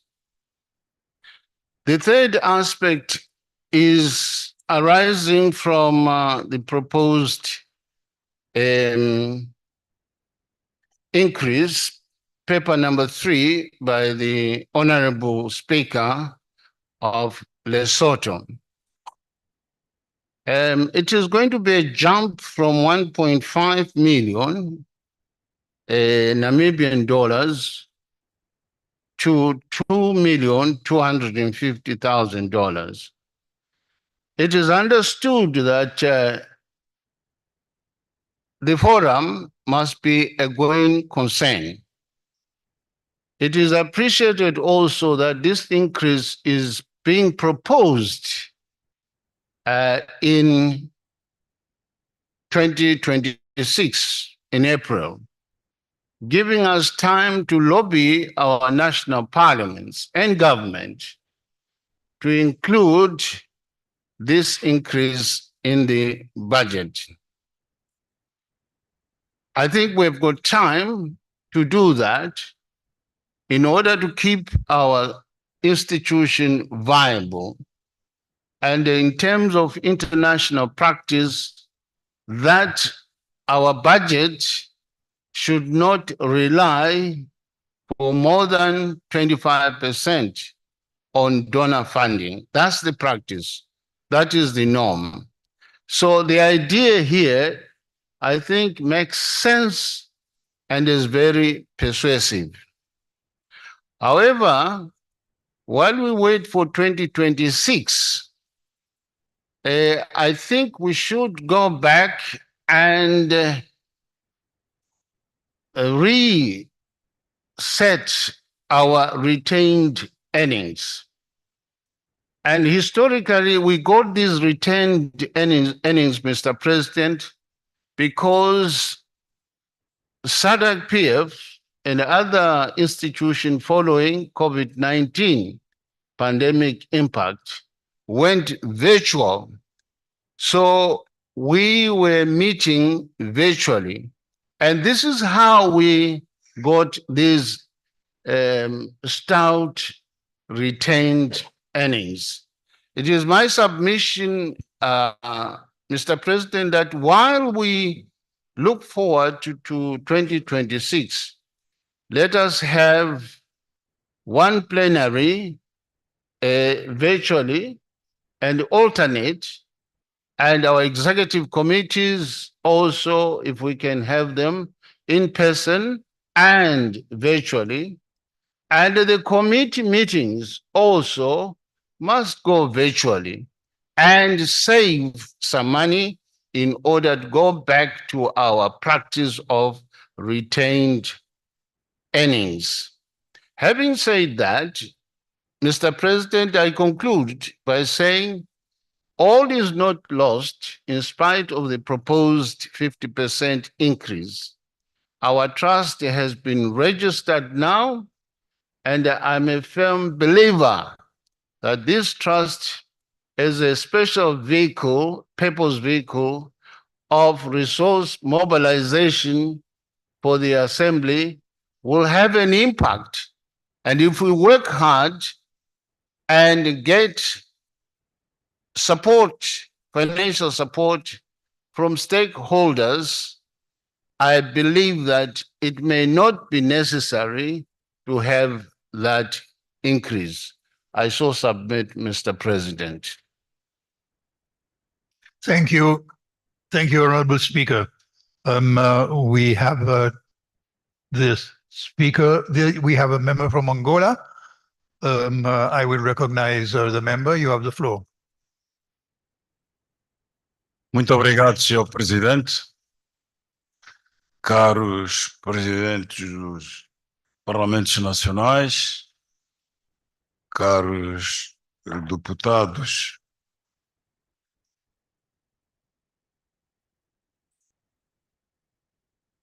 sou daquelas pessoas que diz que vamos devagar que temos pressa. O próprio proponente, relativamente ao aumento, refere-se que devemos estar preparados para a bomba que trazia. Ora, nós nem sequer tivemos ainda tempo para fazermos as trincheiras, os abrigos para a bomba que vai cair. Julgo que devíamos ponderar um bocado mais sobre esta questão. Eu considero que é tão importante, ou tão importante como é darmos resposta às preocupações que se levantam em relação à inflação, o aumento do custo de vida. Dizíamos, tão importante quanto isso é cobrarmos bem aquilo que se deve à organização. Se olharmos bem,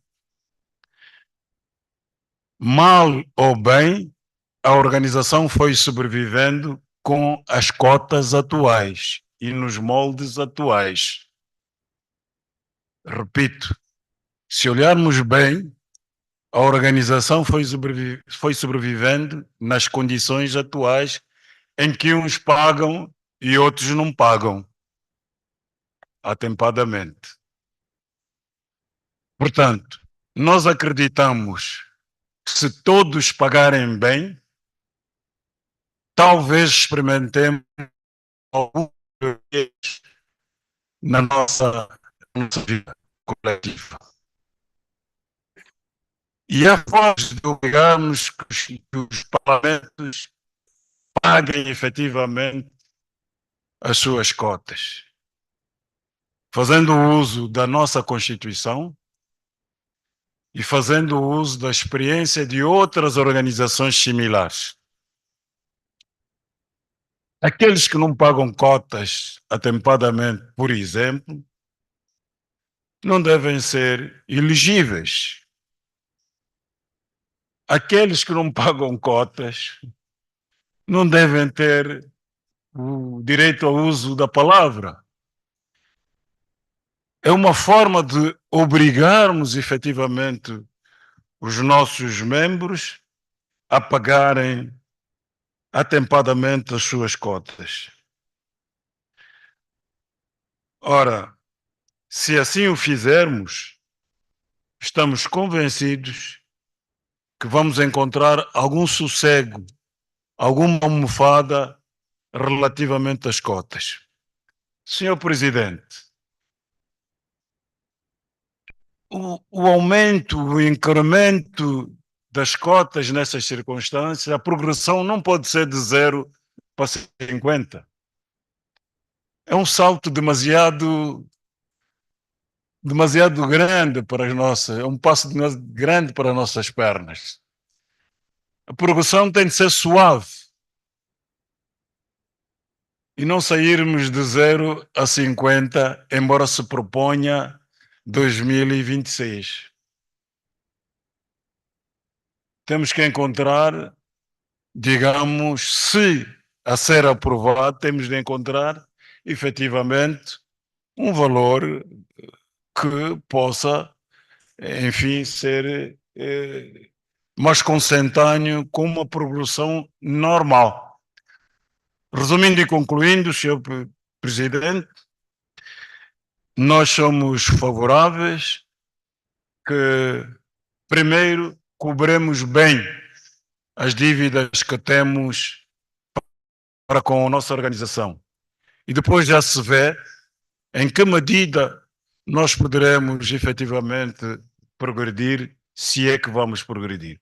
Muito obrigado, Sr. Presidente. Thank you, honorable members. Honorable members, I will now adjourn debate on this motion for our health break. I will ask members to be very prompt in resuming attendance. We will resume at 11:30 sharp. Thank you.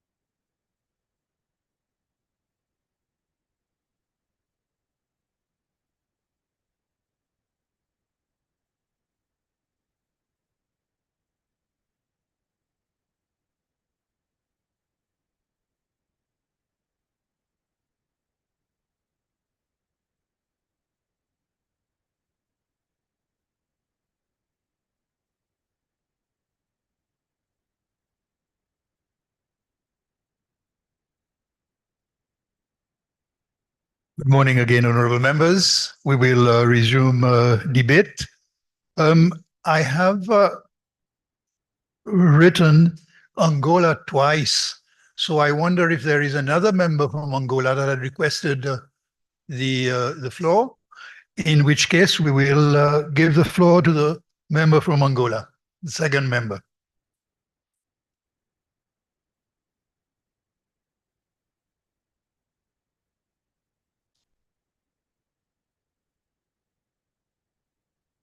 Muito obrigada, senhor presidente. Senhor presidente, a primeira questão que eu tenho era felicitar o tesoureiro e toda a equipa pelos documentos aqui apresentados, a clareza dos documentos e a forma pormenorizada como eles foram apresentados. A questão que eu gostaria de ver tem a ver com o documento número 2, no ponto 2324, sobre as reuniões da Comissão Permanente, nomeadamente a participação nas reuniões das comissões permanentes. O que assistimos durante o período é que, efetivamente, sabemos que há dificuldades financeiras e daí a realização das reuniões da Comissão Permanente, mas o que temos assistido é alguma falta de rigor na nossa participação.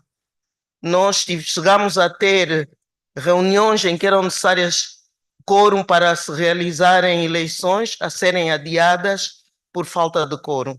Chegamos a assistir colegas que entram na reunião no início e após alguns minutos, algumas meia hora, desaparecem, deixam de participar, alguns porque têm dificuldades de interação, dificuldades de satélite, mas outros por deliberadamente não participam, saem das reuniões. Isso tem sido um grande problema no desenvolvimento das reuniões. O apelo que eu deixo aqui aos colegas todos é que, de facto, se temos o compromisso de participar nas reuniões online, que o façamos com algum rigor, que tiremos o nosso tempo efetivamente para participarmos nas reuniões e não fazermos de conta que estamos nas reuniões e efetivamente não estarmos e abandonarmos as reuniões. É um esforço que todos nós temos de fazer. Todos nós temos outros trabalhos nos nossos parlamentos, mas quando se tratam das reuniões online do Fórum Parlamentar da Sadc, eu penso que deve haver um maior rigor entre nós. Outra questão que está a ser aqui abordada é em relação aos parlamentos que não pagam as suas dívidas. Me parece que nós temos também que ter em conta e ter alguma empatia com esses parlamentos. Alguma coisa está a acontecer para que hajam essas dívidas. Então, me parece que, ok, consta nos mapas quem pagou, quem não pagou, consta nos quadros aqui apresentados, mas me parece que temos que fazer algum approach, alguma conversa com esses parlamentos para saber efetivamente qual é a dificuldade, qual é o problema, porque se começarmos a abordar a questão de formas a não termos em conta a sensibilidade que o problema acarreta, podemos mais à frente ter outro tipo de problemas. Muito obrigada, eram essas as minhas considerações. Muito obrigada, senhor presidente. Thank you, honorable member from Angola. I will call on, I have two members from Eswatini. May I call the first member? You have the floor. Thank you, Mr. President. President, let me start by appreciating the mover and the seconder of the motion for their well-articulated presentation. And let me start by requesting that member states must respect the Constitution and they must pay I think even the countries that are paying, it is not because they have money, but it is because of the respect of the constitution of the Sadc PF. So countries must pay. Much as we support and appreciate the grace period from the report, but I propose that we first develop, or the Secretariat must develop a Sadc PF resource mobilization strategy. It will not only speak to external funding, but maybe some support even from private sector organizations, just as an example. And secondly,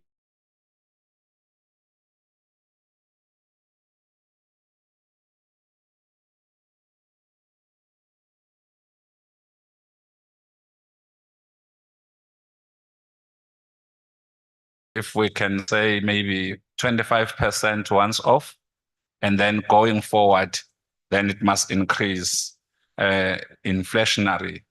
I think per annum. I think that approach will sound better. I thank you, Mr. President. Thank you.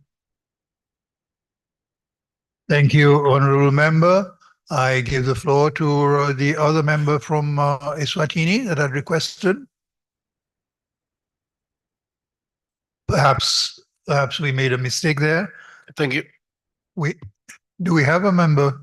Oh, yes, thank you. Ready. Thank you, Honorable President. Honorable President, I won't waste much of your time, only to support the motion from the mover.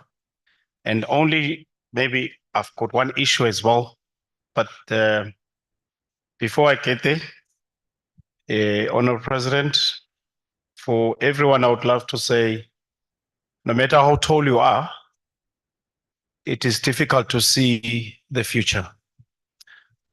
So with that, you may not predict that with the mandatory contribution that the country is contributing, will be able to continuously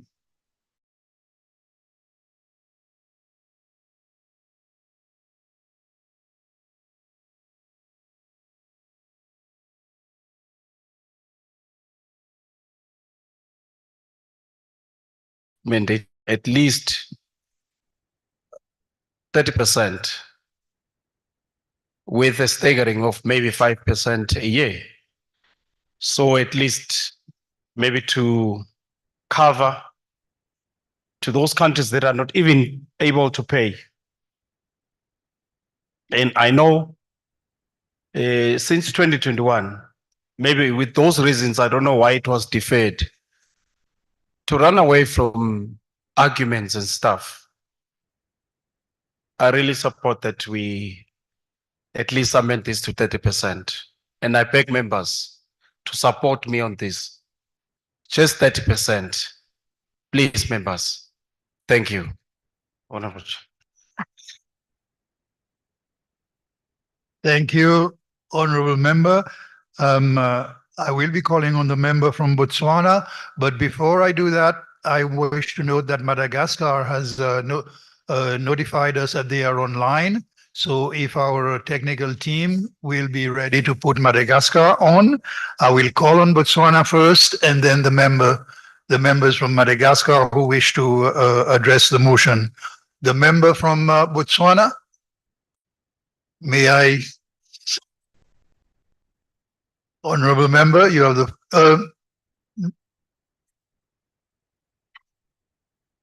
Sorry, I believe. Yes, Namibia. Do I have Botswana? I have Botswana and then Namibia. Okay. Sorry, I have difficulty seeing the name, the country tags from this distance. Oh, okay. Okay, so Madagascar has requested the floor. Do we have Madagascar ready?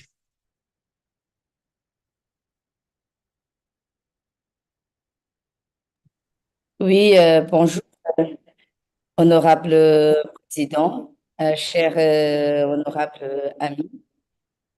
Nous, en fait, de Madagascar, nous voulons répondre suite à la discussion précédente concernant la contribution de Madagascar. Et lors de la réunion du EXCO à Johannesburg, la délégation malgache a déjà exposé la situation de l'institution.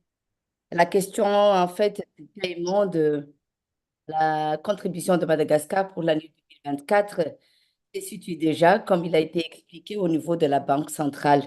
Donc, il s'agit en fait d'un problème au niveau de la Banque centrale de Madagascar et celle de Namibie, et dont nous n'avons pas prononcé sur cette question.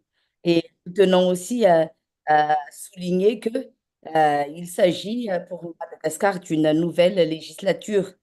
En fait, les élections législatives malgaches ont eu lieu en mai 2024, c'est-à-dire cette année, ce qui fait que nous n'avons pas eu la de payer la contribution pour l'année 2025 en attendant la mise en place de cette nouvelle législature. Mais néanmoins, nous soulignons en fait que cette contribution pour l'année 2025 a déjà été inscrite dans la loi de finances initiale de 2025. Donc, ce qui fait que cette loi de finances a été adoptée en novembre de cette année et pour la contribution malgache de 2025, ce sera payé avant le mois de mars de l'année qui va venir. Honorable Président, nous tenons aussi à préciser que le président de l'Assemblée nationale malgache, l'honorable Toukel Justin, prendra en fait l'avion cet après-midi, aujourd'hui même, pour venir à Namibie pour assister à notre 56e.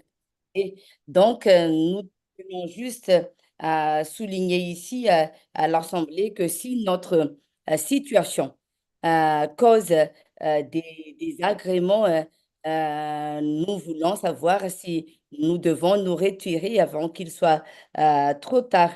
Parce que il y a eu un moment où nous avons déjà décliné la présidence, mais cette fois-ci, maintenant qu'on est prête, en fait, il y a encore ce problème de délai de paiement. Donc, nous demandons l'assistance de prendre en considération le fait que notre paiement a été déjà effectué et que c'est au niveau de la Banque centrale, en fait, que le problème se pose. Merci pour votre attention. Thank you very much, Honorable Member from Madagascar. We appreciate the commitment. Yes, I now have the speaker from Namibia and the speaker from Zambia. Speaker of Namibia, you have the floor. Thank you very much, Honorable President. I really just wanted to appreciate the presentations made by our colleagues, the Treasurer and the Speaker of the National Assembly of Lesotho. I know this is not an easy subject, dealing with money, but I felt they put all the issues on the table. And it is for us now to pick it up and do justice to a number of issues that they highlighted for the benefit of the stability of our organization. There's no doubt that this is important as we go through the transition, going through the transformation. We don't want anybody to doubt our ability to sustain this organization. It is just too important for us to do anything that will hinder the kind of progress that we would like to see now and into the future. And lastly, I also want to appreciate the remarks made by our colleague from Angola when she hinted at the need for those who have not been able to make their contribution to, given the time, to indicate to us, at least, give us the framework within which you are able to meet your obligations to this organization. I think that will help us. As we normally say, we don't want anyone to be left behind. We want to move forward with confidence, knowing the fact that we're all committed to ensure that we succeed as a regional parliament. Thank you. Thank you, Honorable Speaker. I will give the floor to the Speaker of Zambia. Thank you very much, Mr. President. For any organization to thrive, we need to have some financial muscle. At the moment, the report by the Treasurer clearly shows that we don't have that muscle. And if we have to attract any suitors, we need to make sure that we are fit for the purpose. So we need to have money. For now, we are planning to transition into a regional parliament. And if anybody is going to have a faith and we have credibility in what we are doing, we should show and demonstrate that we have financial muscle. That's when people will be able to come and assist us. But at the rate that we are going, if we don't have this increment, that means we'll not be able to attract anyone. So for me, I would support the increment of 50%. But of course, appeal to the honorable members that have not yet paid to indicate, like the honorable Speaker of Namibia has indicated, that they should indicate and tell us. They should share with us what concerns or what challenges they have, and also in a way indicate as to when they will be able to make good.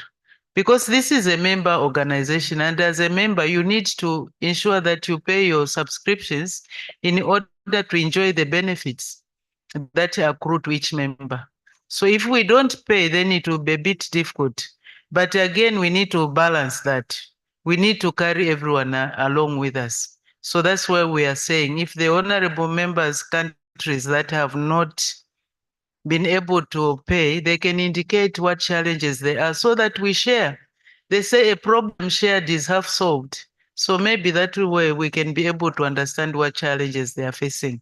But we can't run away from the aspect of food, because otherwise we will not be a going concern. I think the report of the has been very clear that if we don't do pay subscription, we don't increase, then we will not be a going concern. So is it what we want?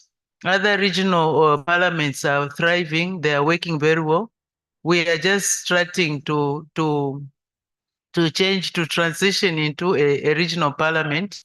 So should we be looked at as a parliament, regional parliament that has no financial muscle? I'm sure we can put resources together. It's not easy. We are going through a difficult time in terms of resources. Each country has its own challenges. But I think we know where our priorities are, especially that we are talking about regional integration together, bringing our resources, our knowledge, our everything together so that we become stronger. They say united we stand, but divided we fall. So let's make that continue standing together united. Thank you very much, Mr. President. Thank you, Honorable Speaker. I recognize a member from Malawi. Very much, Mr. President. I would like to put a voice on. Let me ride on the best wishes from the previous speakers. I want to thank the Treasurer for a well-elaborated report and also the seconder.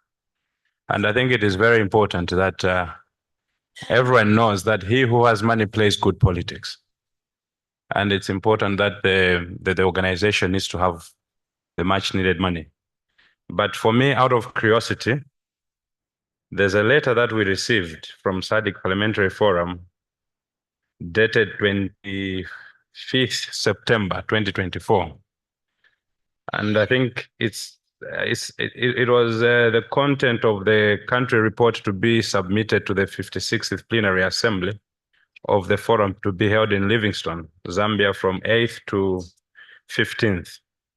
On one of the recommendations was required there on 2, it was addressing the impact of the inflation of the budget and the forum, increase in mandatory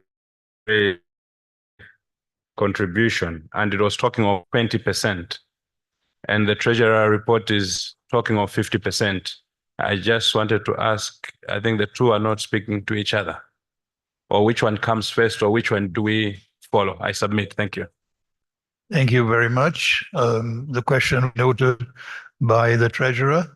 I have the member from Botswana who is now ready to address. Yes, thank you, Mr. President. And again, let me thank Mr. Treasurer with his report. I think we are just going to move in circles. I think the whole House is agreeing on numerous things. I'd like to thank Honorable Speaker from Zimbabwe.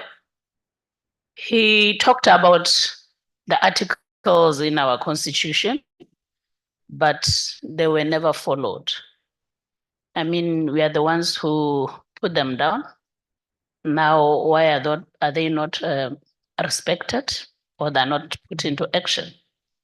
Maybe that's why people are relaxed, even if they know that they're not up to date with their payments. Again, I think we should know what is the challenge for those owing members. Because honestly, we know economically Sadc region is hard hit.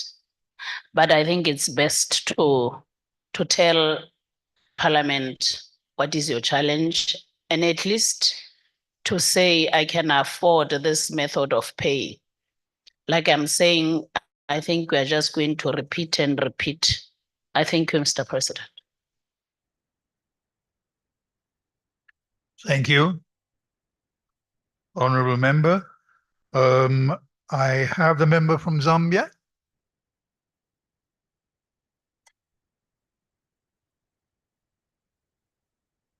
Do I have a member from Zambia who is, in that case, I will go to the member from South Africa. Thank you very much, Mr. President. I can't emphasize enough the point that has been made already, especially by the Speaker of Zimbabwe. And I think our colleague from Lesotho must lead by example. And I think many people have spoken about this, that those countries that are still lagging behind in terms of subscription must really come to the party. And I think if you look at the financial report and what has been presented, I think for me, the point that has been made about us not relying on donor funding, because colleagues, the truth is there's no free lunch. Anyone who funds you might want to dictate your agenda. And I think it's going to be important for us to really to consider this 50% increase, as steep as it is, if it's going to assist us to cover the cost of this forum, because this is a very important forum. And therefore, I had a lot of debate in my mind and with my colleagues, but given the reasoning behind the request to have this 50% increase, I think we have to consider agreeing with the team that has presented. Of course, we understand that the financial situation that we find ourselves in, which is a situation that all of us are confronted with, is a reality. But I think there's far greater value in our independence as the forum by making sure that our affairs are dictated by us and not by outside influence. So it is, because of those reasons that I think we must seriously consider the increase. Thank you, Chair. Thank you, Honorable Member. I recognize a member from the Democratic Republic of Congo.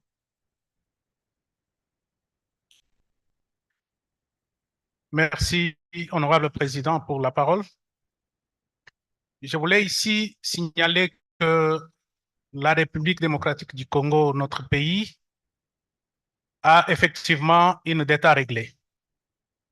Mais comme il a été signalé ici lors de la présentation du rapport, mon pays n'a pas seulement manifesté l'intention de payer, mais elle a commencé le processus. Madame le secrétaire général de la Sadc a certainement reçu une lettre qui lui avait été adressée par le président de l'Assemblée nationale, lettre du 5 décembre 2024, par laquelle il transmettait à Madame la secrétaire générale en pièce jointe la preuve de la lettre adressée concomitamment au ministre des Finances et des Budgets de notre pays, par laquelle ils ont, les deux présidents des deux chambres du Parlement, demandé aux deux ministres de payer directement toutes les dettes que la RDC a accumulées en face de la Sadc. Et cette lettre qui était adressée au ministre des Finances et au ministre des Budgets a été réceptionnée le 3 décembre 2024. Et comme nous le savons, le processus de paiement ne se fait pas du tic au tac. Ça demande une vérification et un processus qui est présentement en cours. Je crois bien que d'ici peu de jours, on ne parlera plus de la dette de la RDC face à la Sadc, mais ça sera une question réglée avant même la fin de l'exercice en cours. Tout sera payé. J'ai dit et je vous remercie. Thank you, Honorable Member. I have taken all the members that I had on my list, and debate being concluded, I will now call on the Treasurer to respond.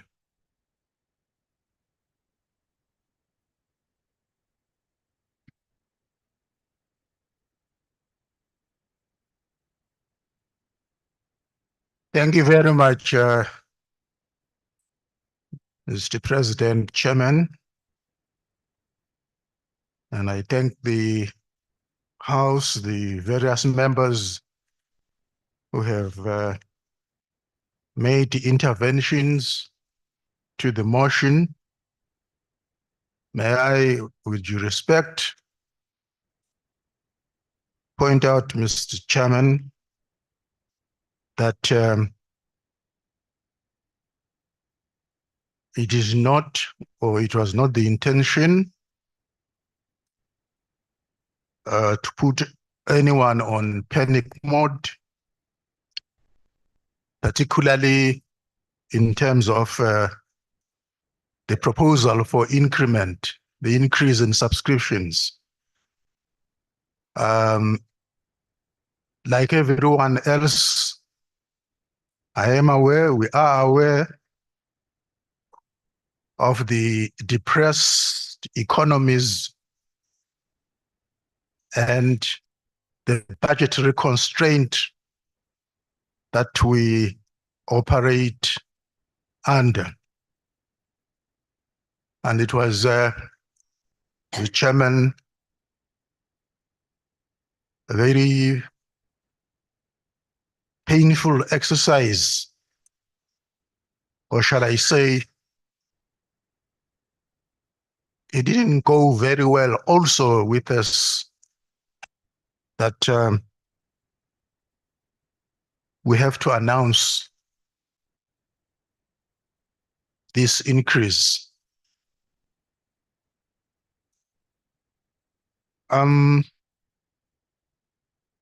Be that as it may, Mr. Chairman, it has been said by so many within this assembly that we need, there's no question about it, the institution to be a going concern and its sustainability should not be frustrated to the extent of its collapse. I think we are agreed on that. The question is whether what we are proposing is realistic in terms of the going concern going together with the sustainability of the institution.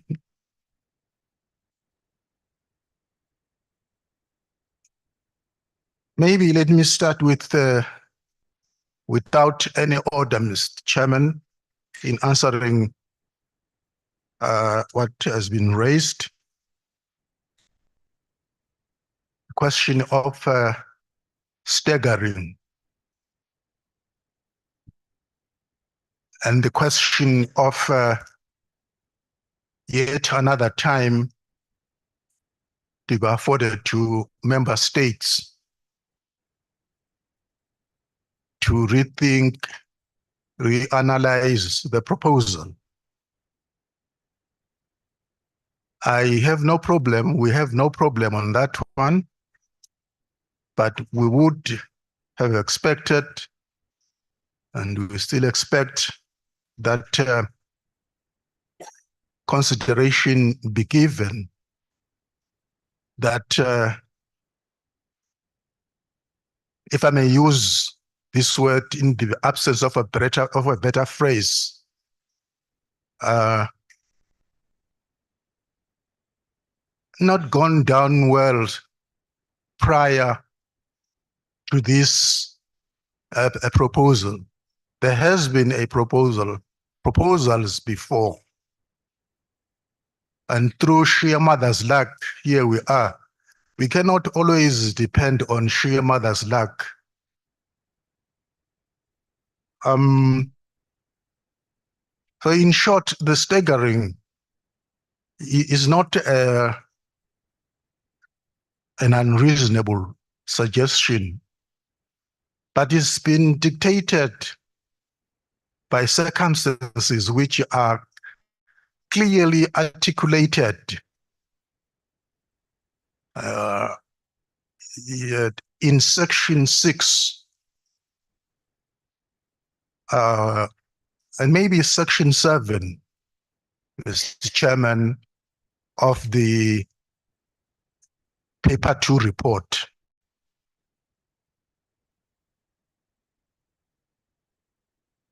Yes, there has been some mention of 25%, 30%. Anybody can come with anything. But if you look at that tabulation there, that analysis there, it does show that anything other than 50%,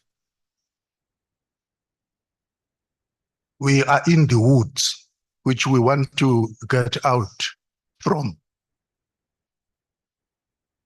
So I would plead not actually saying, no, we cannot stagger, but let any suggestion, any recommendation be compared and analyzed with section 6 and 7, where it is clear that we are only viable if we go for 50, and even then, it is only 20, 26, 27, and there will be a review in 2028, which means it doesn't mean we will be comfortable even after the 50 proposal increment, proposed increment, Mr. Chairman. I'm just summarizing that in terms of the subscriptions, many have spoken and made reference to that. That is the contributions. Indeed, it is incumbent upon all of us to honor our obligations in terms of payment. But one may have to explain that that does not change anything, or is not that relevant to the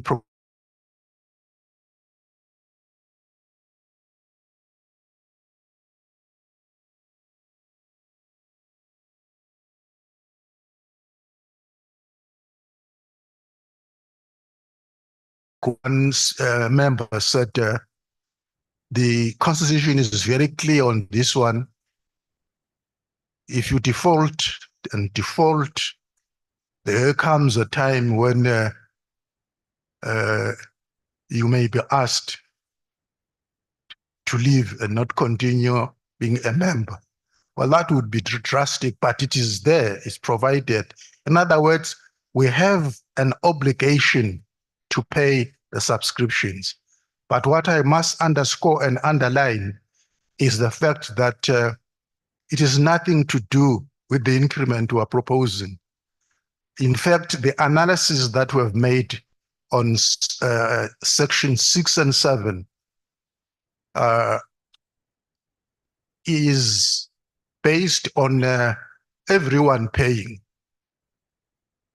Well, those that are in arrears, Mr. Chairman, they are only frustrating the operations of the institutions in terms of cash flow. So it only affects and is relevant to a cash flow situation. Not to say it's less important, it's important, like the Constitution does point out. Having alluded to that, Mr. Chairman, maybe I go question by question if I will finish them. Some of these I would have long touched. Honorable Mdenda Zimbabwe, the question of arrears, couldn't agree more with him. We have an obligation to pay.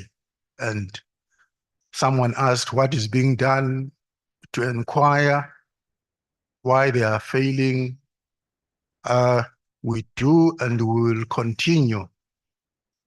Some of them have even promised to pay, although the man doesn't come in. We may not even dig too much to their problems because we know everyone is constrained financially. It's a depressed economy we are in, and where we would not to say because we are constrained, we should not pay, but at least it is a mitigating factor where it's on account of monies, fees, budget not allowing, but not merely. There are so many, the circumstances, Mr. Chairman, are numerous, but what we are saying, we understand those challenges, but nonetheless, we need to pay. In other words, I agree with Honorable Mdenda on that one. The annual audited accounts, yes, pertinent point, but although the report would have not addressed this elephant in the house, the Constitution does call on us that each of such assemblies, we have auditor statement. We are sorry about that.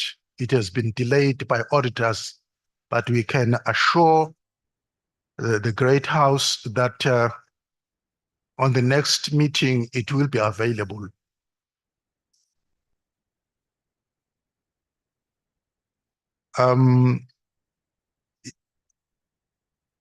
He also touched on the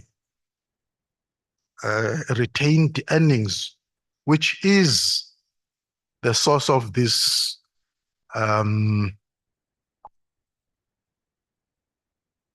proposal to increase the subscriptions. He made a proposal to the effect that how about even though the constitution does indicate that it has to be two, well, it says it has to be two plenaries per year. He didn't say one plenary, but what he said, the way I understood him, was maybe we consider having one physical one like this one, and maybe alternate so that the other one is virtual. Well, it's for the plenary to consider that. To me, it looks okay. It might help, but certainly not to the extent of rectifying this problem we've just alluded to. But in the long term, because we want the institution to be a really going concern in the truest sense of going concern. So that is pertinent what he's saying. Was he even made the example of the COVID era, where meetings were held virtually, thereby us making some savings towards the retained earnings. We agree, maybe I wouldn't have a ruling on that, but it's for ESCO and this assembly to agree or not. But to me, it's a reasonable suggestion. Of course, he also indicated that it looks a high jump indeed in terms of the increment, which might translate to 2,250,000. I have already addressed that, and we are also at pains in announcing it, but the analyses are there. It's for the House to consider.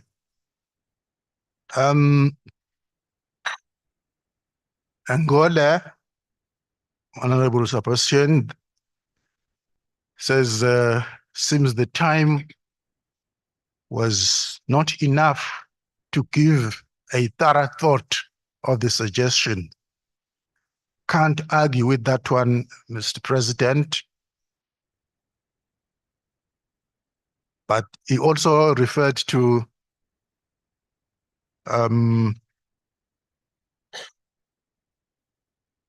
payment of the arrears. We agree with that too.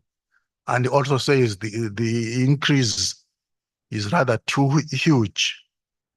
It would help what he might suggest, but his suggestion would be constrained by the fact that the time was not enough.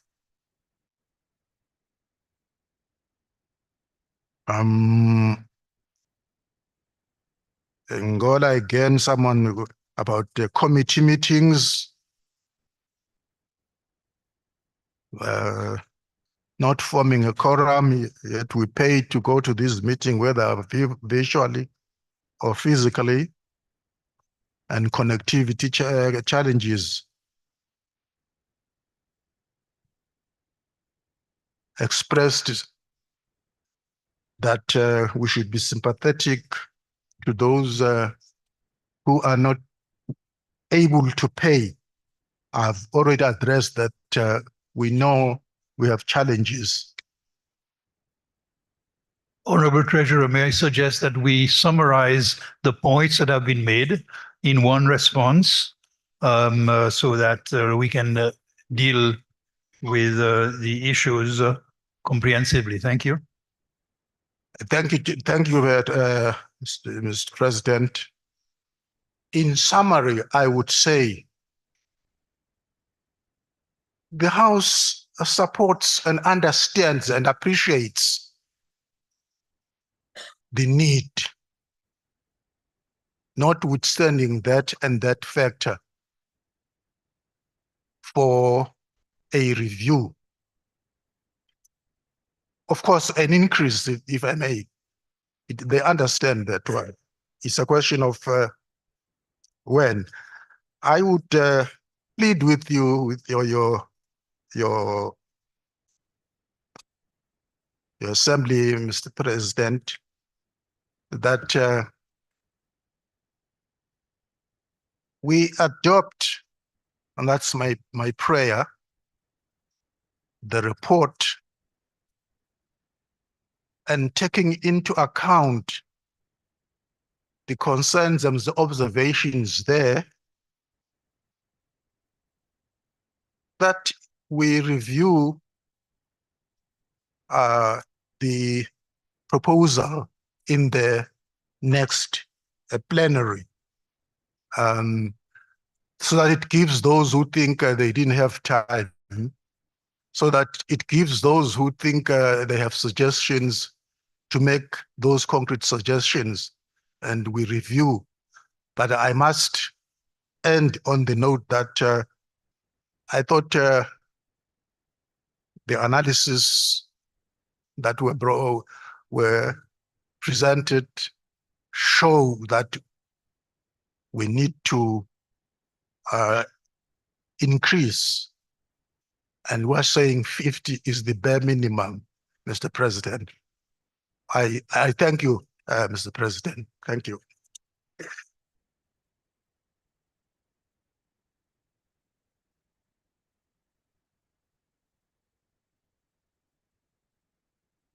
Your mic, your mic. Thank you. The motion having been moved for adoption, I now put the question that the report of the Executive Committee on Financial Matters, the Treasurer's report, be adopted. Are there any objections? No objections. Agree. There are no objections. Therefore, sorry.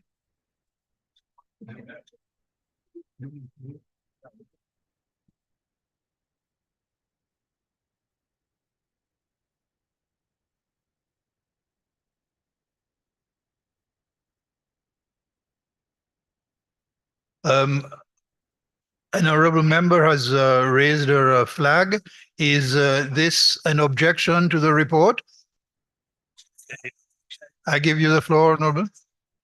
No. Thank you. Honorable President, President, before I agree to object or not, I just wanted to a clarity to say there were interventions. On the interventions, there were motions that were moved in terms of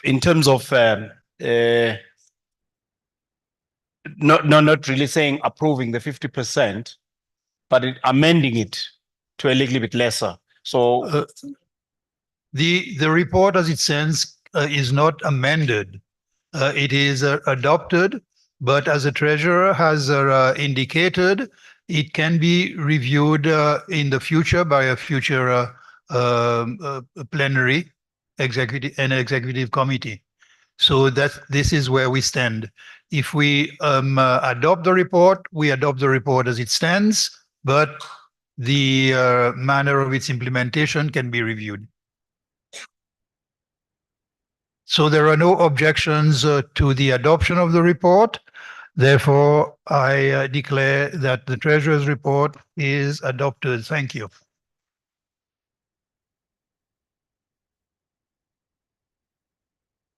I will call on the Secretary General to read the second order of business for the day. Motion for the adoption of the report of the Executive Committee on Policy and Administrative Matters.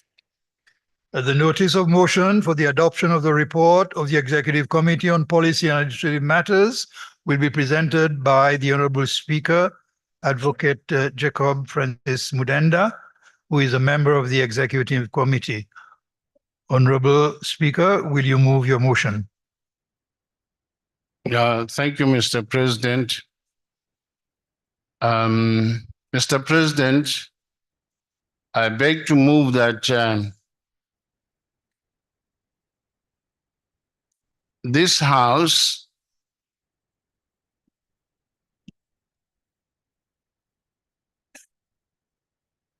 Yes. Thank you, Mr. President. I beg to move the motion standing in my name. Thank you. Thank you, Honorable Speaker. I call for a seconder for the motion.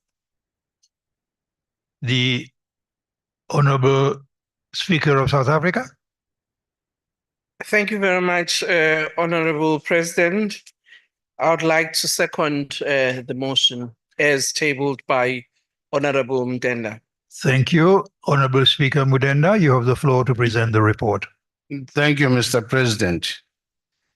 I beg to move that this House do adopt the report of the Executive Committee on the General Sadc PF policy and administrative matters laid on the table of the House on Wednesday, 11th December 2024.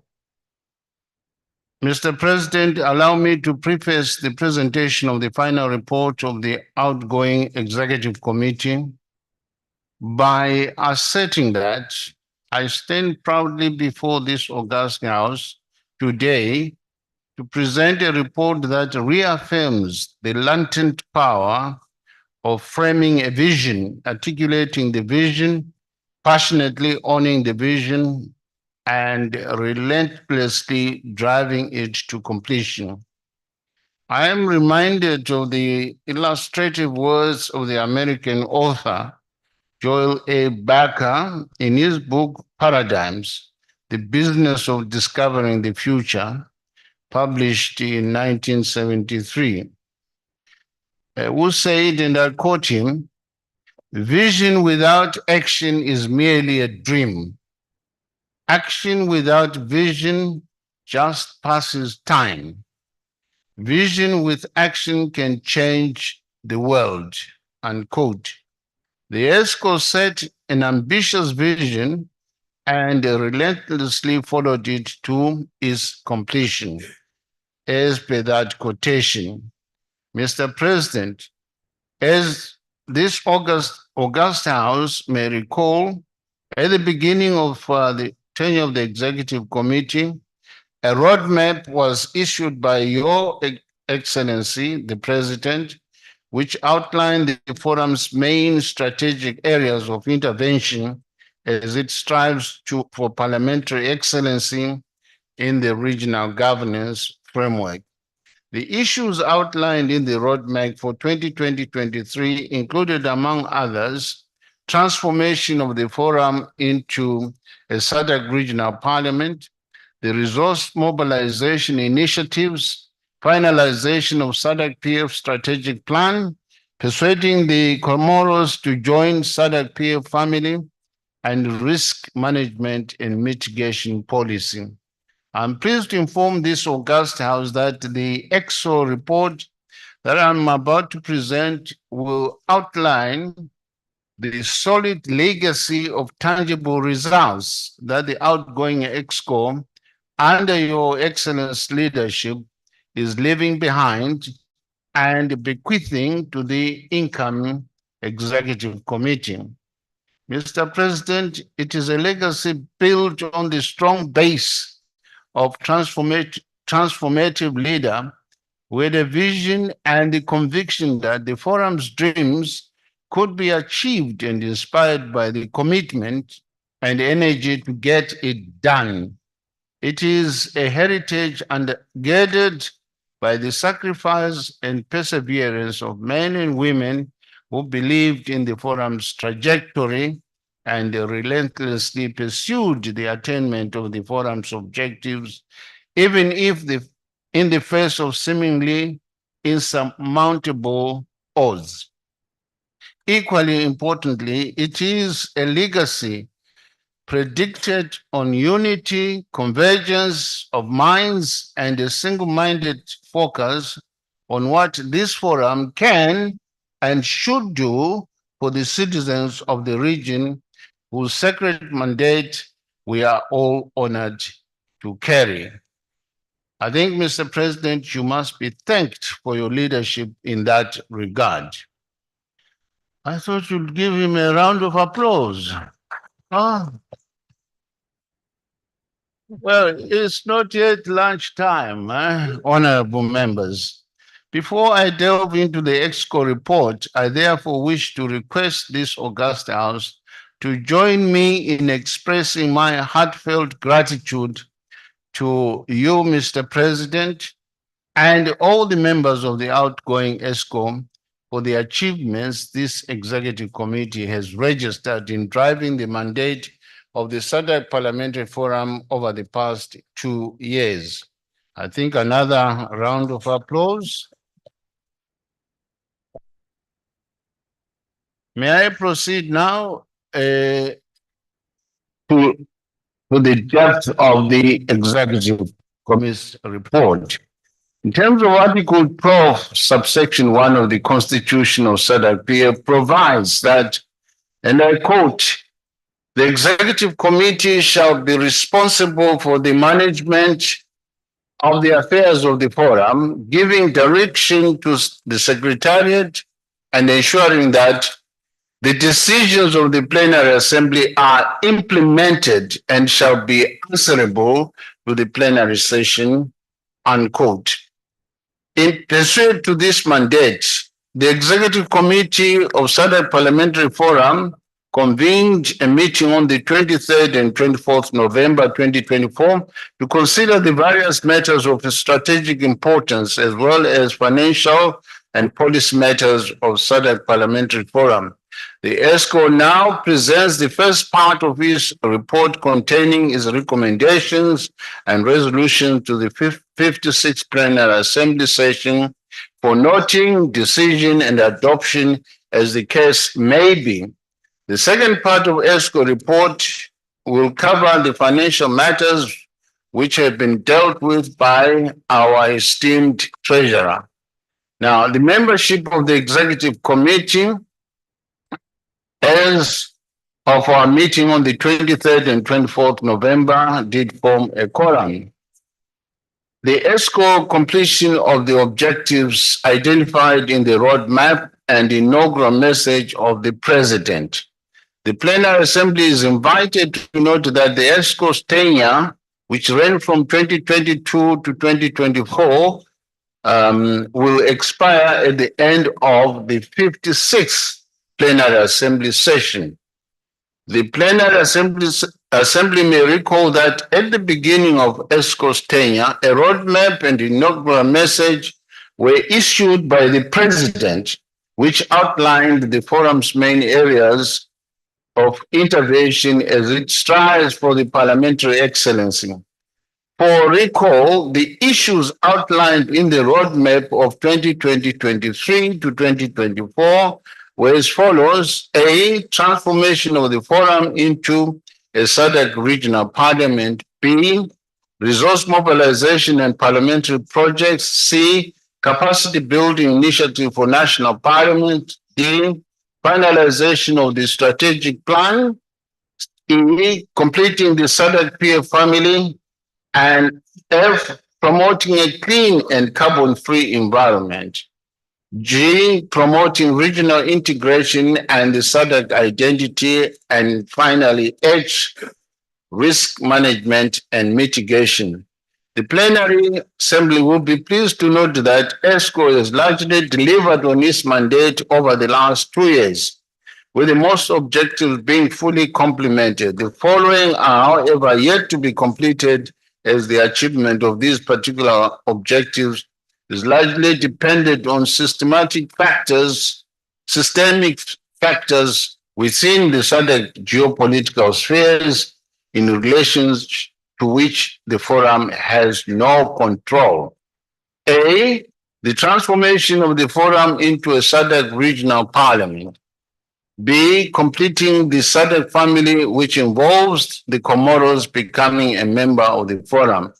The plenary is therefore invited to note that the ESCO is handing over in a situation where the transformation of the forum is well on track and where the next ESCO will be tasked to complete the transformation and to equally persuade the Comoros to join the forum in view of completing the Sadc family.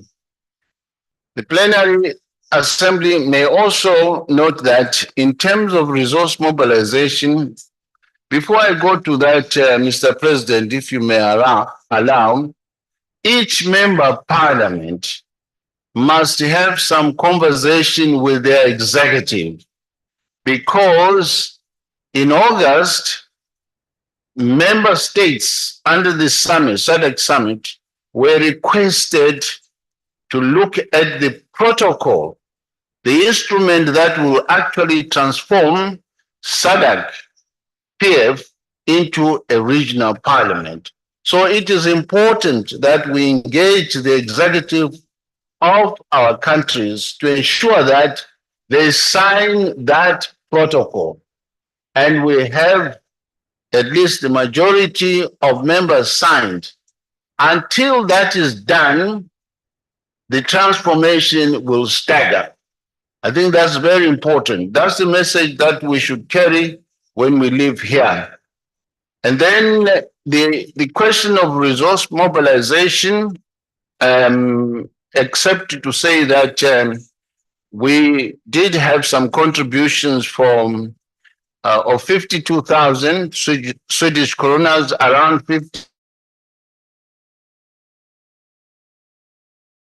will be undoubtedly buttress the forum's human rights objectives over the next years. Now, the decision that the forum should make is that the plenary assembly is requested to note the progress registered by the ESCOM in the implementation of the roadmap 2023 to 2024, and to encourage the incoming ESCOM to take up and finalize the outstanding issues, including the transformation of the forum into a Sadc regional parliament, the inclusion of Koromos as part of Sadc PF. Plenary assembly also must note the socio-economic outlook of our region. Is invited, therefore, to note the ESCO efforts in addressing the lack of commodity access for the most vulnerable, issues of food insecurity in the region, obviously caused by the El Nino that has affected all of us, the need to promote access to essential medicines, and the question of price stability.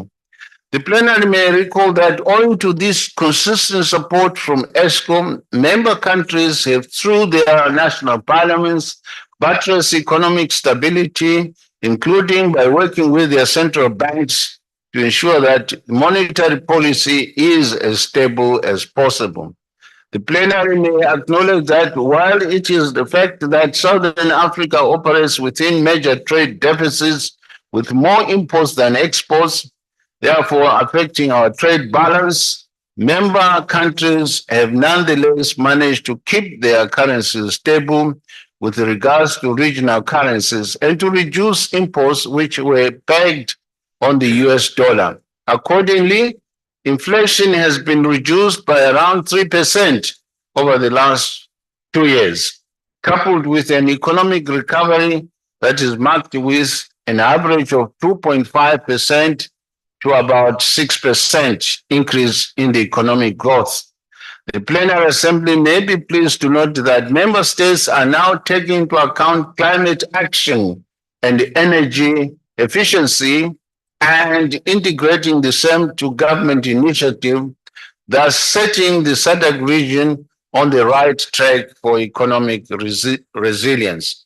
Now, what's the decision that we require from the plenary here? That is invited to note the above positive developments and their corollary impact on the economic development and resilience of the Sadc region, which have gone a long way towards ameliorating the quality of life and standard of living among the Sadc citizens. On the transformation of the forum into Sadc regional parliament, I think this was achieved through this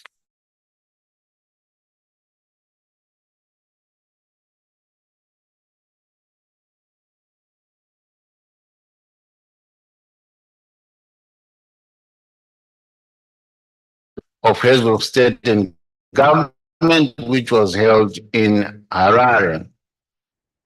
Now, what remains now is the protocol, as I have indicated, the robust supervision of ESCOM, which left no stone unturned to ensure that all stakeholders were properly engaged over the last 2 years, including the heads of states and government, ministers of foreign affairs, the honorable speakers, as well as the administrative staff of respective countries.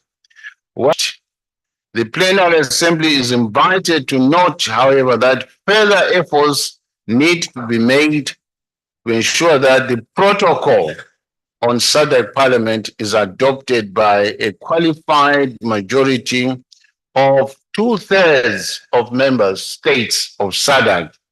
If that doesn't happen, then the transformation will be stalled. Now, what is the decision? The decision is that the plenary is requested to note that the above phenomenal development, which has positioned the forum in the right direction, is to become a regional parliament. And this is after about 15 years of lobbying by different leaderships of this forum. May I take this opportunity to recognize the speakers who formed the lobbying group, and that the parliaments of these respective countries actually funded members of the lobbying group. It was not funded from the coffers of Sadc PF. So congratulations to the lobbying group.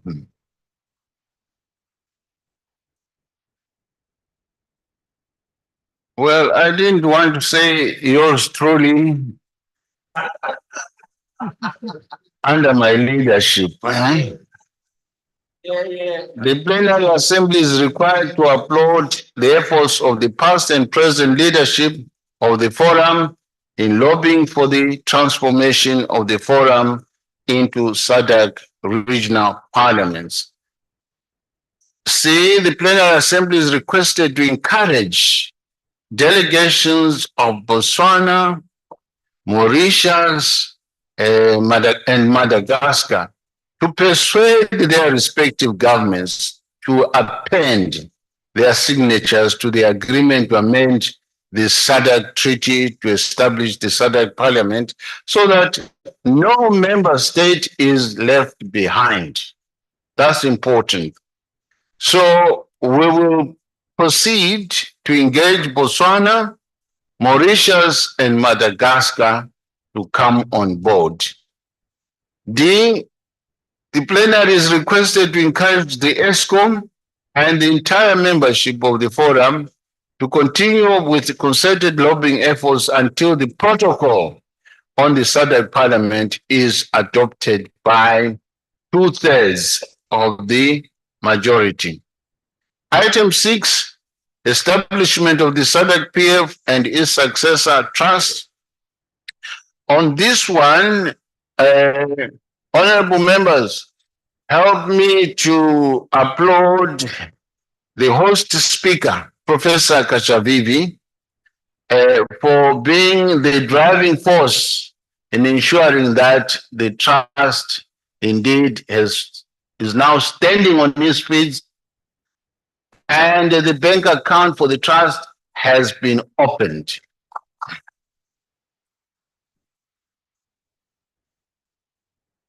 We have the required members as trustees, and Professor Kachavivi is the chairperson, and Honorable Aya Isa Nasia Gomez da Silva Troso, a former Deputy Minister of Finance from Angola, as Deputy Chairperson. Also appointed Namibian lawyer, Kauna Angula, the trust practitioner, and the BDO Namibia as the external auditors. three additional trustees, namely Honorable Pedro Sebastian of Angola. He was also included as a trustee. Mr. Brian Kacharula from Namibia and Mr. Lionel Matthews also from Namibia were appointed, expanding the established board to include a diverse range of expertise. The Plenary Assembly is invited to note that the two additional trustees based in Namibia were appointed on the advice of the bank where we opened the account to circumvent the challenges occasioned by the geographical dispersation of the signatories to the trust account who are not based in Namibia. This brings to 6 the total number of signatories to the trust account, with 3 based in Namibia to facilitate day-to-day transaction where necessary. The Plenary Assembly is requested to convey its gratitude to Honorable Speaker. Yours truly. Yours truly, yes, yours truly. Rida Milimo Mudenda for mobilizing funding for the 2 trustees from Angola and the DRC to attend the inaugural meeting. SG did not ask me. I did not want this written as part of the report. There are certain things that we do silently. They don't need publicity.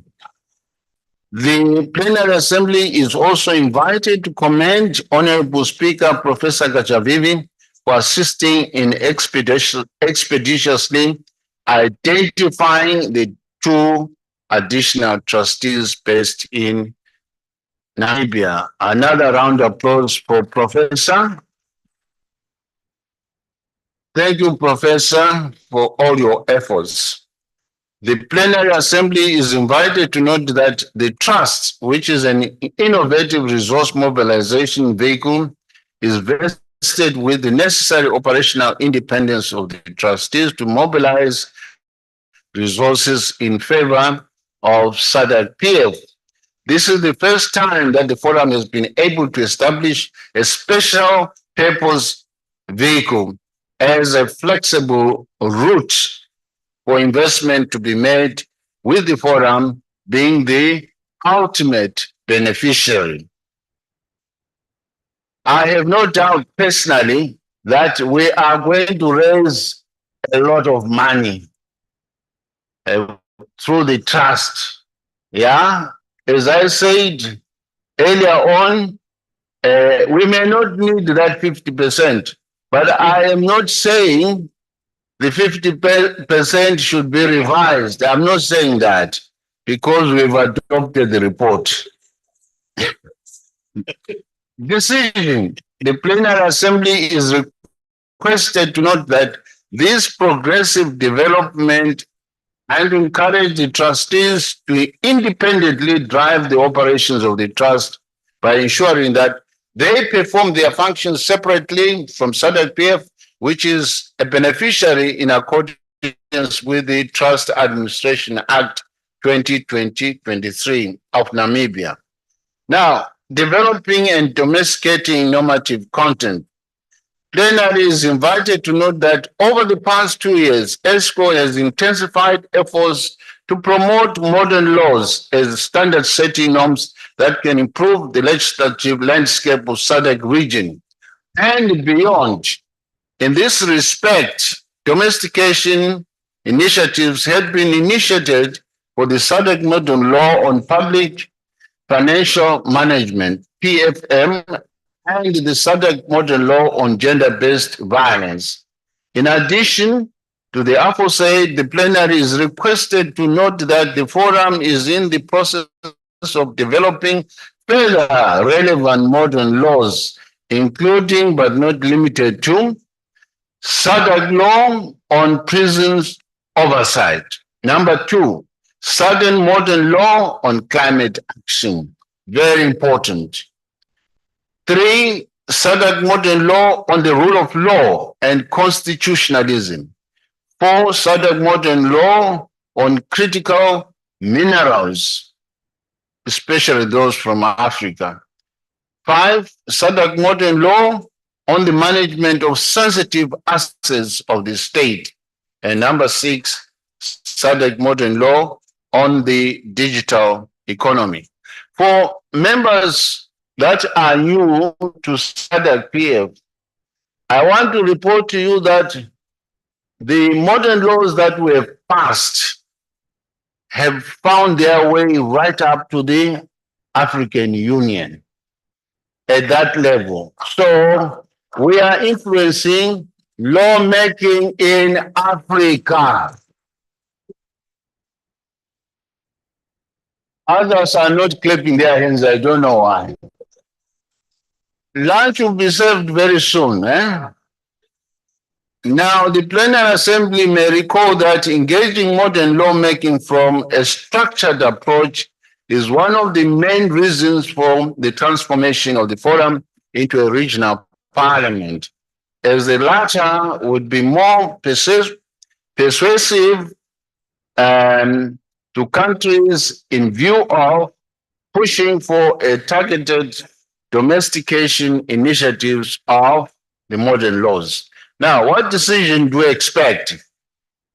That Plenary is requested to note the significant strides of the forum has made in developing and domesticating normative content in the past 2 years, which greatly assist in position the forum as a leading organization on the international landscape and buttresses the case for transformation of the forum into a SADC regional parliament.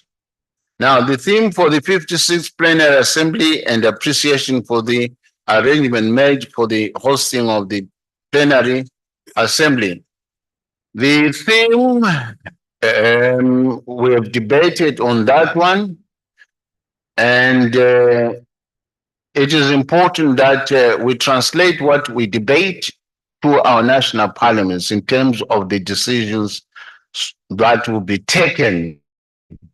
The Plenary Assembly is requested to note the unprecedented opportunities offered by rapid technological advancements and the innovations to strengthen parliamentary institutions by enhancing transparency, citizen engagement, and accountability through using digital technologies.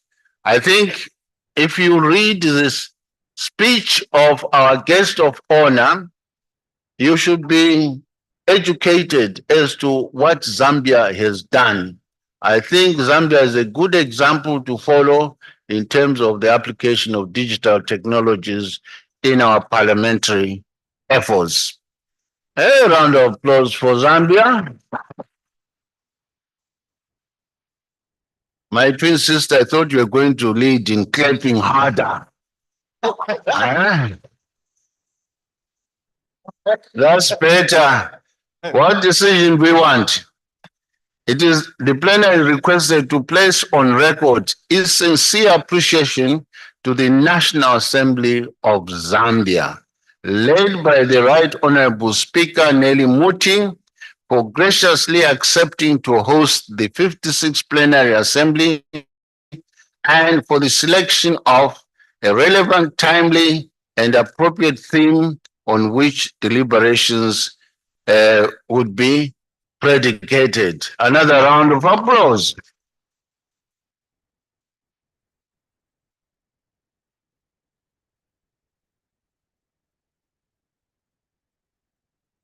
You see, leadership by women is accomplished through their soft skills. Alibongwe. Alibongwe Gamalama Kosikas. Thank you, Honorable Muti, for the effort. B, the Plenary Assembly is invited to express its gratitude to His Excellency, President Hakainde Hichilema, the President of the Republic of Zambia, for officially opening the plenary through the Vice President Nalumango. I think who performed exceptionally well with all her sense of humor.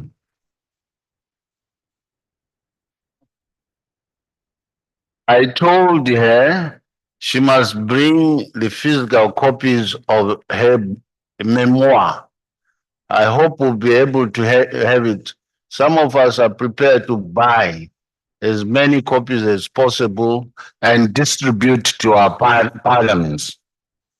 The Plenary Assembly is also requested to commend the host parliament for convening an indaba on the margins of the Plenary Assembly for female speakers and parliamentarians to discuss challenges affecting women, political leadership, and look at some of the measures that can be put in place to ensure retention of women in political governance. Now, engagement on the Comoros to join the Sadc Parliament Forum. On this, in this regard, I think it should be placed on record that our president has been trying very hard to bring Comoros on board. Therefore, what is the decision that we require? The Plenary Assembly is requested to place on record its appreciation of the efforts made by the Sadc President, Honorable Speaker Roger Macien, to persuade the Parliament of Comoros to join the forum and encourage him to continue engaging the Parliament until the objective is achieved. So, Mr. President, the job is not finished. We shall rely on you to continue. I hope the income ESCO will make sure that the current president is on hand to assist. Now, the awarding of certificates, given the onerous responsibility that ESCO carries in the overall management and conduct of forum business, the Plenary Assembly is invited to note that henceforth, members of the Executive Committee will be awarded with certificates of recognition for serving in the ESCO at the end of their tenure. The certificates will be awarded with the following classifications: President and Vice President. The certificate will read Valiant Defender of Democracy. Number 2, Honorable Speakers will be awarded Grand Defender of Democracy. The MPs will also get something. That is Defender of Democracy. Now, the MPs don't start crying foul here. Even in heaven, you have angels, and below them, angels. In our traditional shape, you have paramount chiefs, ordinary chiefs, headmen, and village heads. So that is there in our culture. So that grading, I'm sure, will be accepted. Some more, a round of applause, please. Now, what is the decision that is required? The Assembly is invited to note this positive development, which recognizes the dedication and commitment of ESCO members to their responsibilities and place on record its appreciation to the outgoing ESCO through the awarding of certificates of recognition as per the aforesaid classification. As I said in my tribute to Professor, let us recognize each other when we are still alive. Now, nomination of institutional memory members of ESCO. The Plenary Assembly is invited to recall the provisions of Article 12, subsection 3 of the Sadc Constitution, which provides as follows, and I'll read: members of the Executive Committee shall hold office for a term of 2 years and shall retire by rotation, provided that the former treasurer, 2 presiding officers, and 2 ordinary members to be nominated by the Executive Committee shall, for transitional purposes, continue to hold office for a further period of 1 year as ex-officio members with full deliberative but no voting rights. And they'll stand in here as members to provide institutional memory.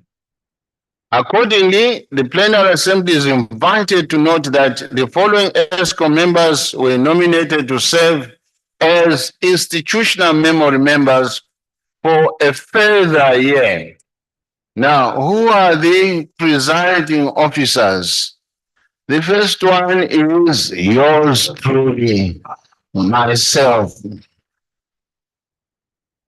The next one is Honorable Speaker Sekimane of Lesotho. The treasurer is Honorable Senator Isaac Magagula of the Kingdom of Eswatini. Now, who are the MPs? Honorable Princess Kasune of Zambia, Honorable Philippus Widow Katamelo of Namibia.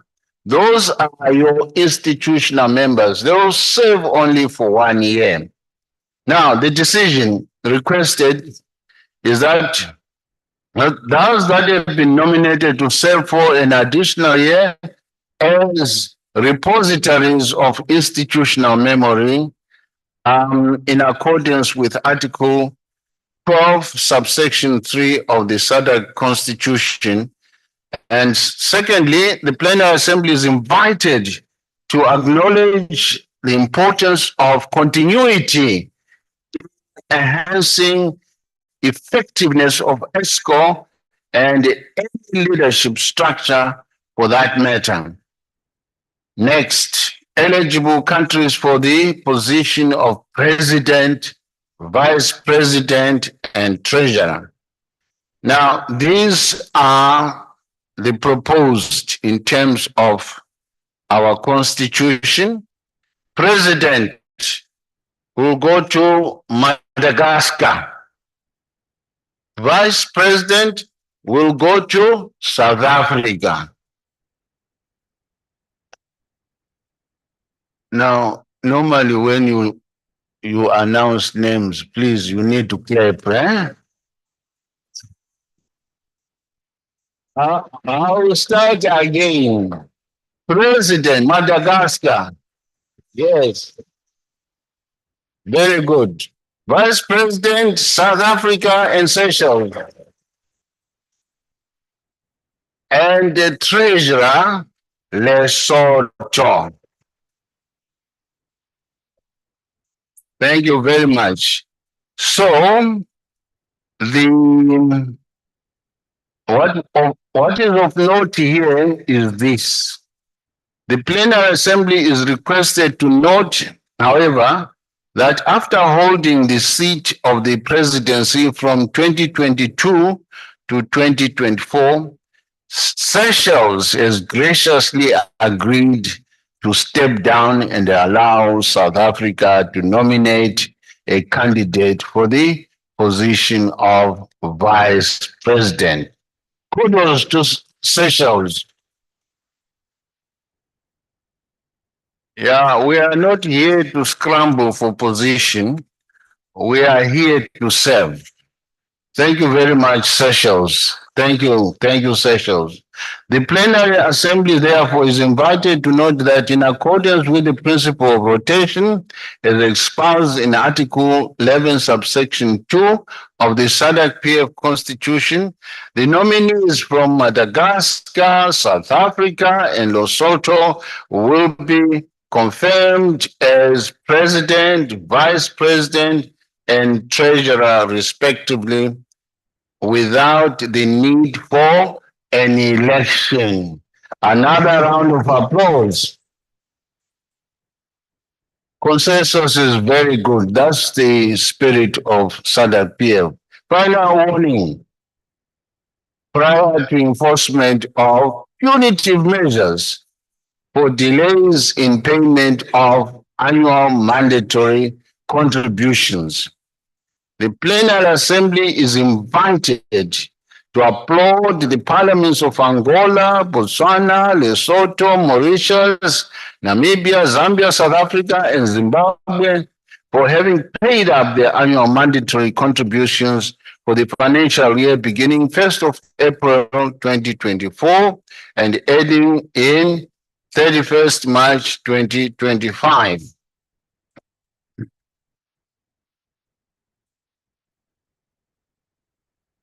Let me appeal to colleagues so mentioned that can you pay as soon as possible so that you maintain your leadership position in paying in time and not on time. Yes, you deserve a clap of hands, please. Yes. The Plenary Assembly is requested to note those member of parliaments that are owing for the current financial year, as well as those who are owing for 2 or 3 financial years. The Plenary Assembly is requested to exhort member parliaments that have outstanding annual contributions to honor their obligation. Mindful that the forum's operation depends on the members' contribution. This would constitute a final warning for the member parliaments prior to the enforcement of punitive measures should further delays be registered. In the event that some parliaments continue to be in default, the Plenary Assembly is requested to consider imposing sanctions in accordance with the Sadc PF Constitution, as is the norm in other interparliamentary organizations. So what is the decision? The plenary is requested to issue a final warning to the relevant member parliaments prior to the enforcement of the punitive sanctions on those member parliaments that persist in defaulting on the payment of annual mandatory contributions for more than 12 months in accordance to Article 9, subsection 1 of the Sadc Constitution, which provides that, subject to ratification by the Plenary Assembly, the Executive Committee may suspend the rights of a member parliament whose prescribed annual membership fees or other financial obligations are in arrears for more than 12 months, which suspension shall be rescinded upon full payment of the arrears by the member parliaments. Now, there's a proviso, provided that the Executive Committee may rescind the suspension where it is satisfied that the member parliament is able and is willing to meet the financial obligation within a defined period. Now, finally, before we go to lunch, before my second speech, sorry, cost cutting and resource mobilization measures. The Plenary Assembly is invited to recall that part of the forum's retained earnings had accrued from deliberate cost-saving measures, such as the hosting of virtual meetings where the paucity of funding would not permit physical meetings. Accordingly, the Plenary Assembly is requested to consider maintaining the current cost-saving initiatives including hosting virtual meetings of standing committees and ESCOM, where the budget is inadequate to cover physical meetings. The Plenary Assembly is also invited to consider establishing a resource mobilization committee led by the Treasurer to assist in mobilizing resources for the forum. What is the final decision? Subject to availability of resources, the Plenary Assembly is requested to approve the proposal to continue hosting virtual meetings of standing committees and ESCOM as a proactive cost-cutting initiative. B, the Plenary Assembly is also invited to endorse the establishment of a resource mobilization committee to mobilize resources for the forum. Mr. President, I so beg to move. Thank you.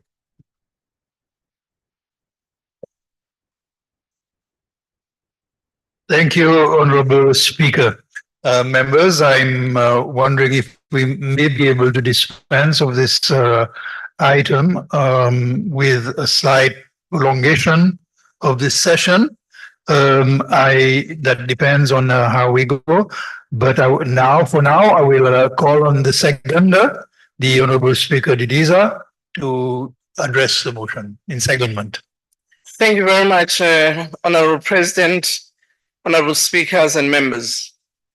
Mr. President, in seconding the motion, let me begin by commending the mover, Speaker Mdenda, for eloquently articulating the achievements registered over the past 2 years and also outlining the issues deliberated on by the Executive Committee, which will now be taken by the new Executive Committee after this plenary session.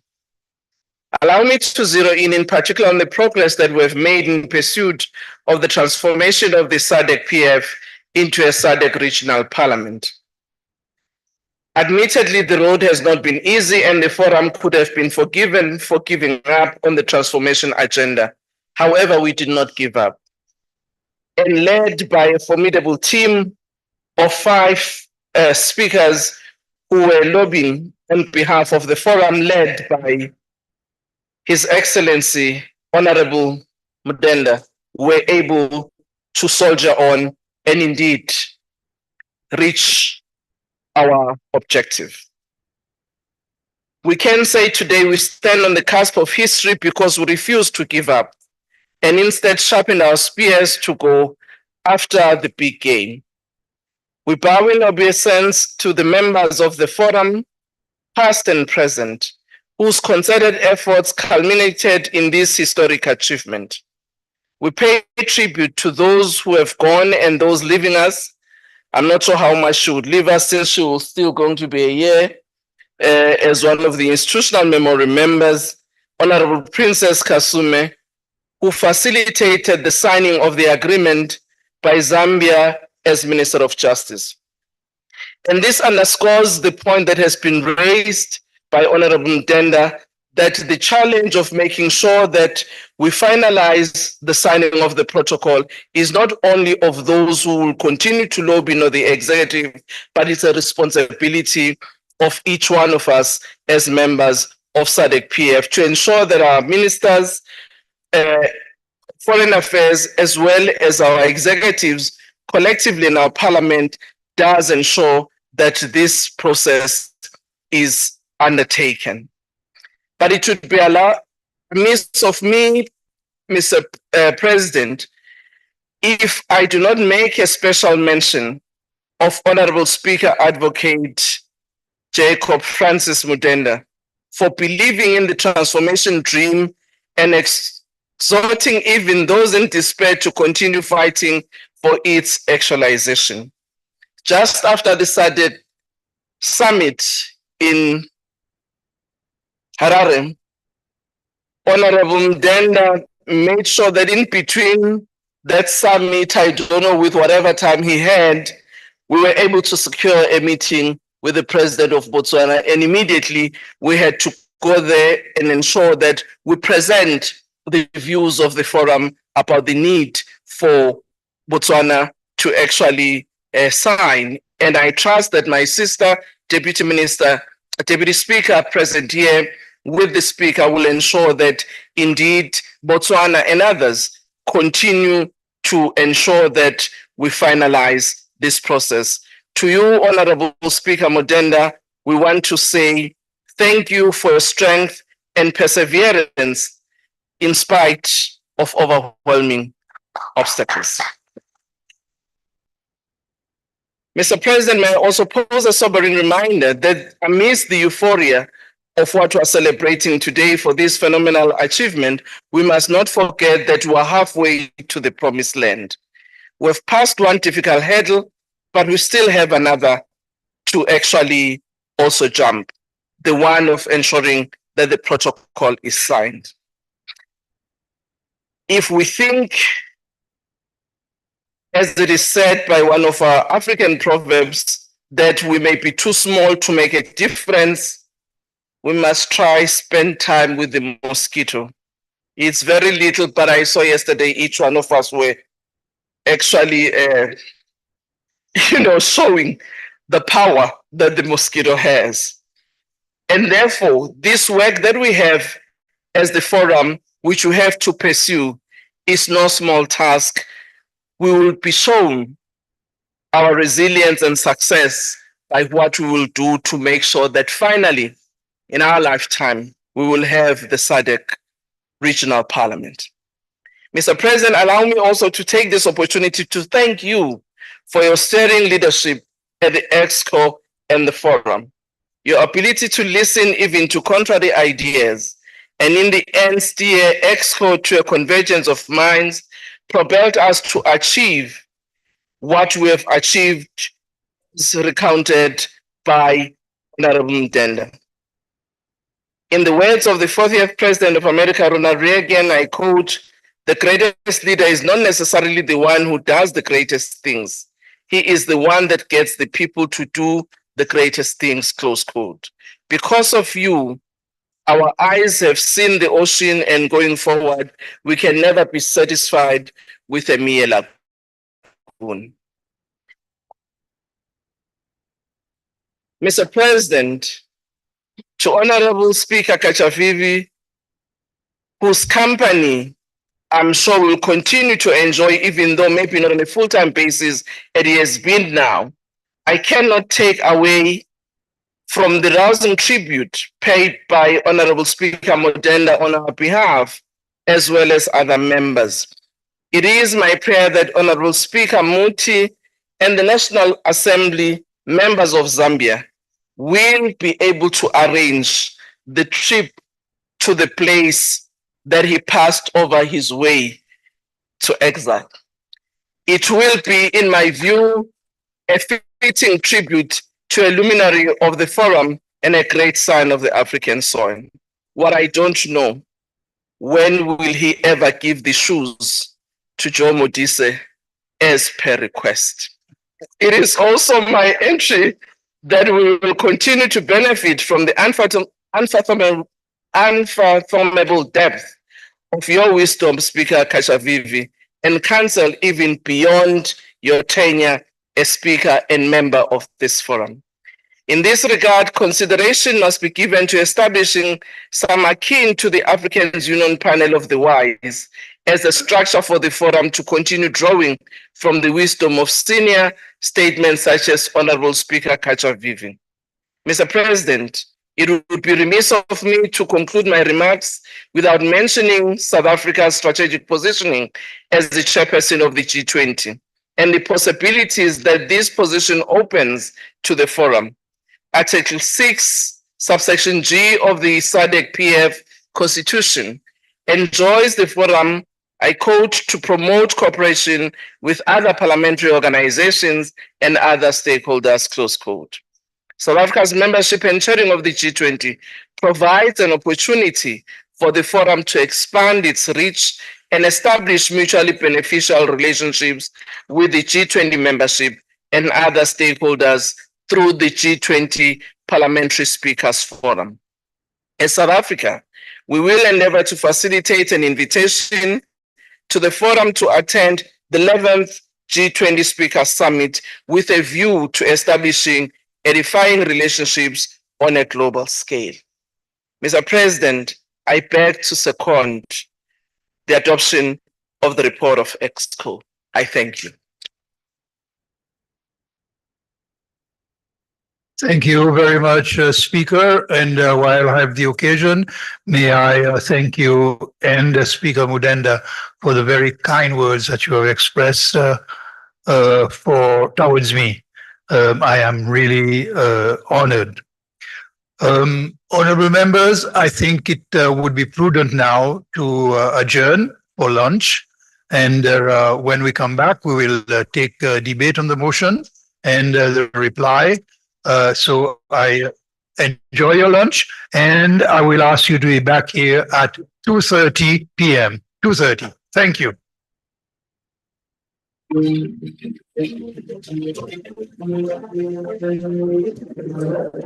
And so delegates have broken up for lunch. Business resumes at 14:30 hours.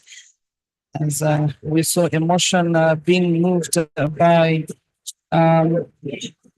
Honorable Speaker of the National Assembly of Zimbabwe, Honorable Jacob Mutenga, who is a member of the Executive Committee, and this motion has been seconded by Ms. Diviza. She's also a member of the Executive Committee, and the motion is just urging members to adopt the report of the Executive Committee on policy and administration on matters being adopted by the 56th Plenary Assembly.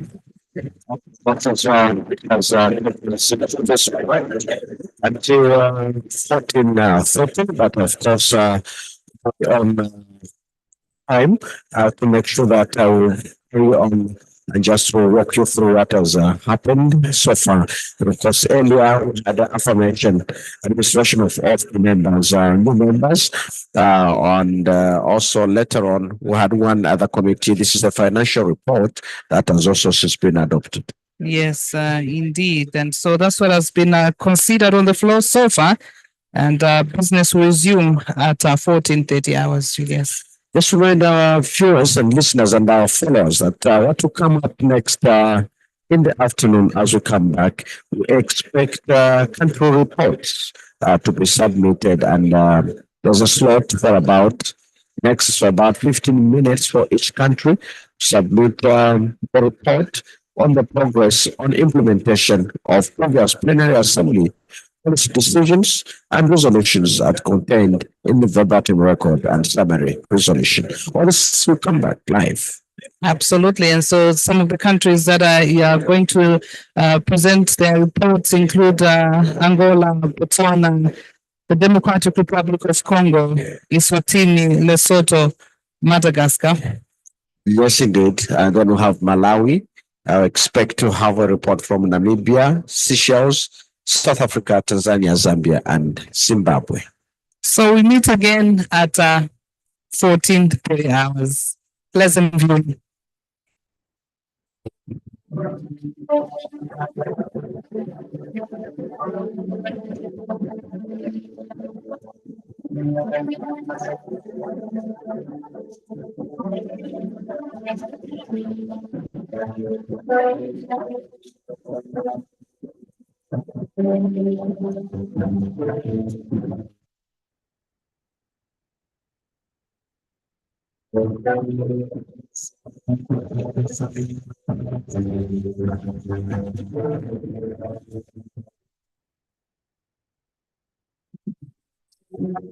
My eParliament mobile application. First, download the app on either Play Store or App Store and install. After installation, open the app.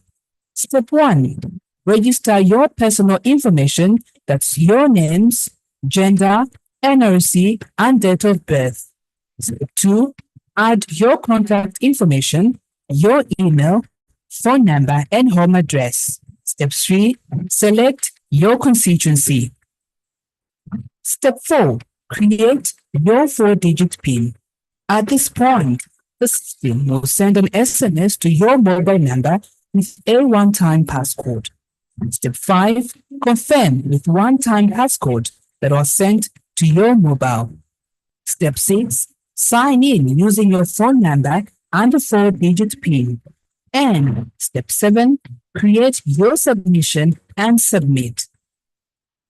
My e-Parliament, bringing Parliament closer to you.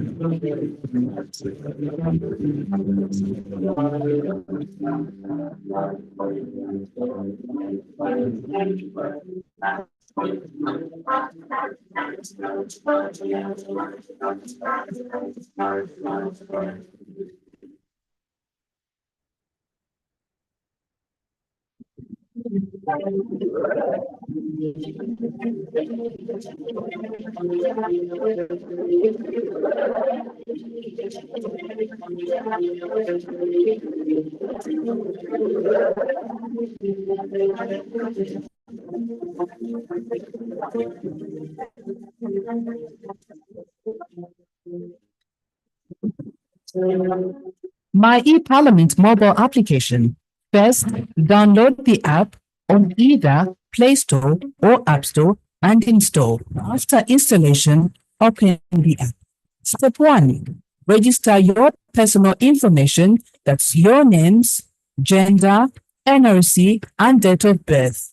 Step 2, add your contact information, your email, phone number, and home address. Step 3, select your constituency. Step 4, create your 4-digit PIN. At this point, the system will send an SMS to your mobile number with a one-time passcode. Step 5, confirm with one-time passcode that was sent to your mobile. Step 6, sign in using your phone number and a 4-digit PIN. And step 7, create your submission and submit. My e-Parliament, bringing Parliament closer to you.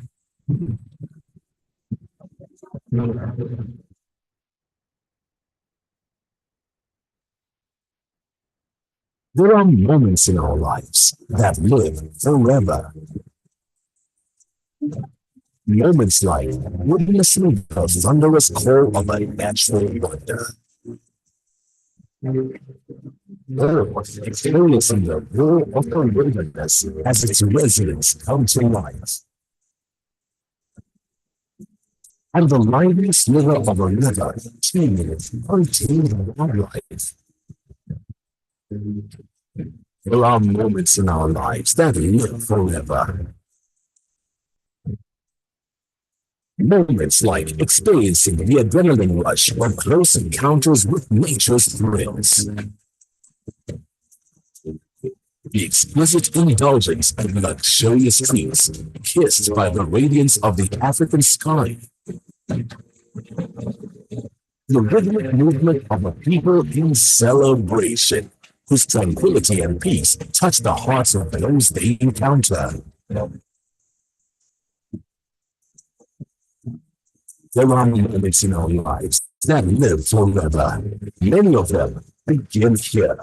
Zambia, one destination, a million adventures. Zambia, let's explore.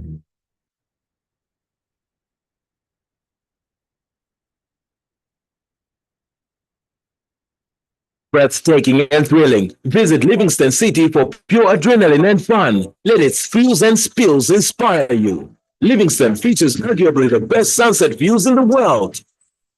Memorable game viewing adventures in the small but well-stocked Motiotunya National Park, where you can see the rare white rhino. Experience the best of Zambia's rich culture and history at the Livingstone Museum, or through visual and performing arts, food and folklore at the bonfire by night. And to crown them all, the awesome, majestic, mighty Victoria Falls, one of the 7 natural wonders of the world, known in local language as Motiotunya, the smoke that thunders. A visit to Livingstone is incomplete if it does not include this world-famous icon. Some call it Zambia, but we call it home. One Zambia, one destination, limitless exploring. Zambia, let's explore.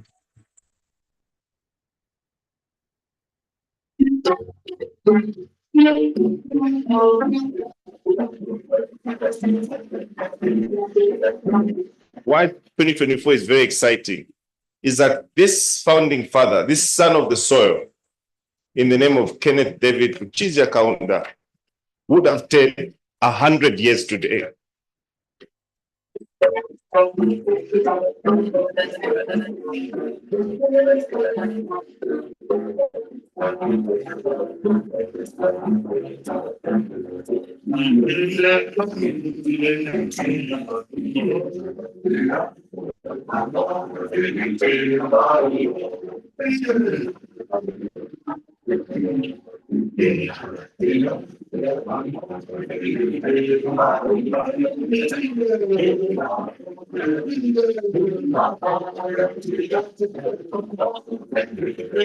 Once again, allow me to repeat our thankfulness to His Excellency the President, to you and to the government of our Republic for the commitment to Dr. Kaunda's legacy. And may the renaming of the KK, Longacres Mode to KK, serve as a befitting tribute to his exemplary life and enduring legacy of One Zambia, One Nation. And today we call it One Zambia, One Nation, One People.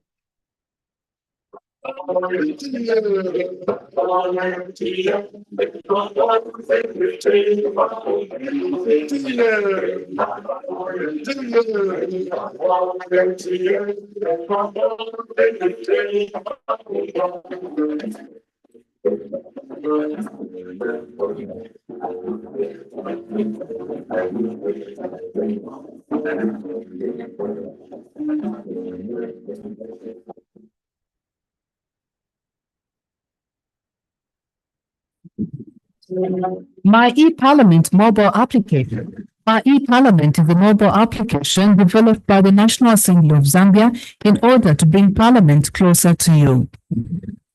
You can download and install My e-Parliament through App Store or Play Store. Once installed, you can raise your concerns, provide your input, opinion, and feedback on various projects or decisions being made in your constituency. In Parliament mobile application, you can listen to Parliament Radio. You have access to parliamentary documents such as bills and acts which are considered in Parliament. You also have access to National Assembly social media platforms such as Facebook, Instagram, and Twitter. You can also watch parliamentary debates live on our YouTube channel. Download My e-Parliament. E-Parliament, bringing Parliament closer to you.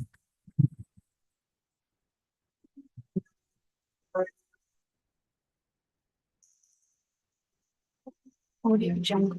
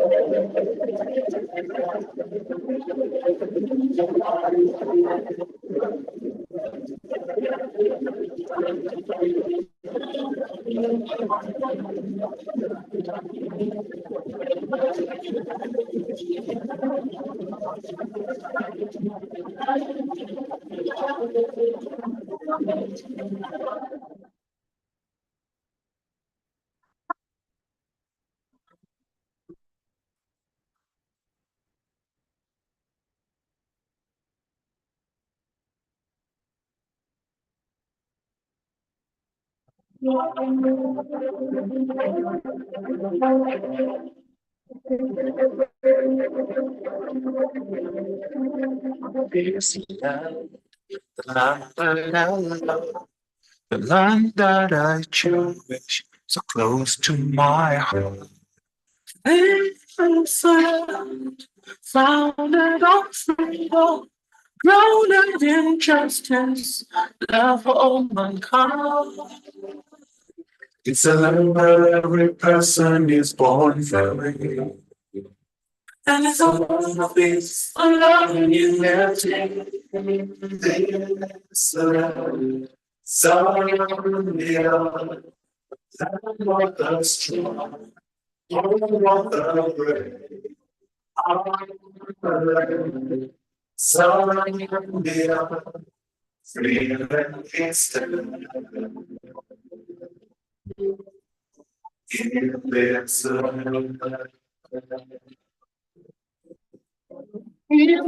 land. Beauty all around, there's no problem. Love your mother, love for her child. Nobody gonna take a piece of it. They're gonna take what is free for together.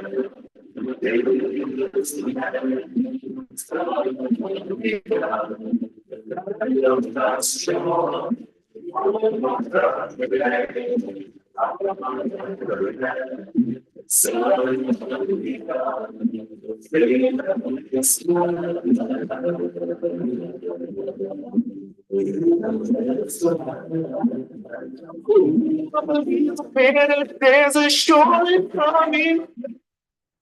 I believe we can make it through the night. If we're brighter side, we'll trust in God. There's a little other. You must master your brother. Together we get stronger. So don't nothing.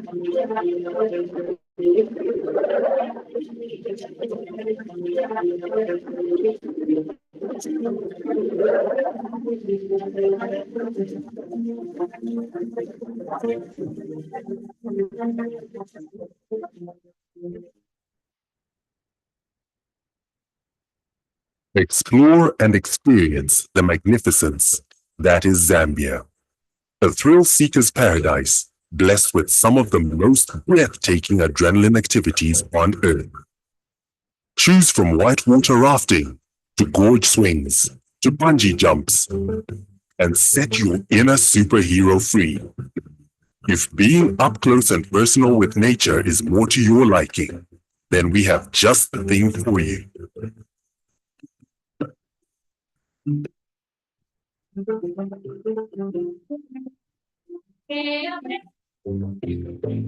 Get to interact with the big five in their natural habitat.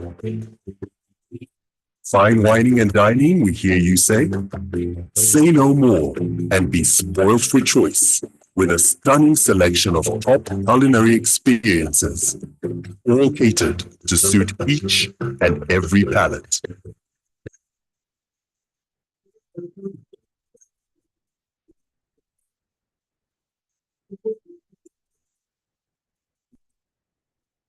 And then there's the nightlife. Grab a drink. Surrender yourself to the ebbs and crescendos of an irresistible beat. Say cheers and get ready to dance the night away. All in the company of the friendliest people you will ever meet. Immerse yourself in the rich culture, movements, colors, pulse, rhythms, and energy that make up the unique fabric of Zambian society. Be sure to acquire a piece of exceptional Zambian craftsmanship and artistry to remind you of your stay.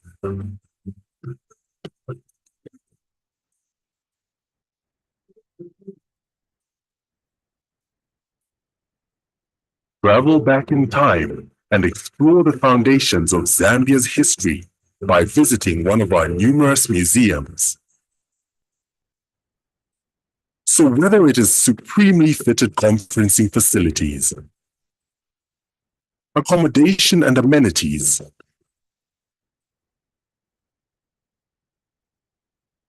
wondrous water bodies,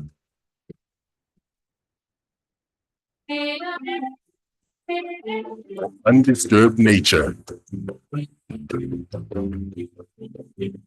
this is your best destination. Zambia, let's explore.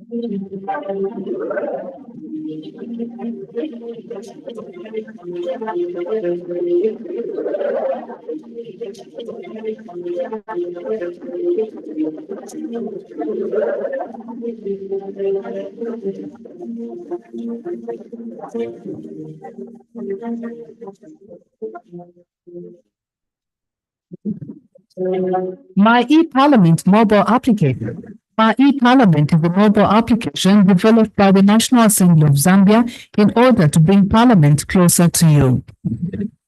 You can download and install My Parliament from App Store or Play Store. Once installed, you can raise your concerns, provide your input, opinion, and feedback on various projects or decisions being made in your constituency.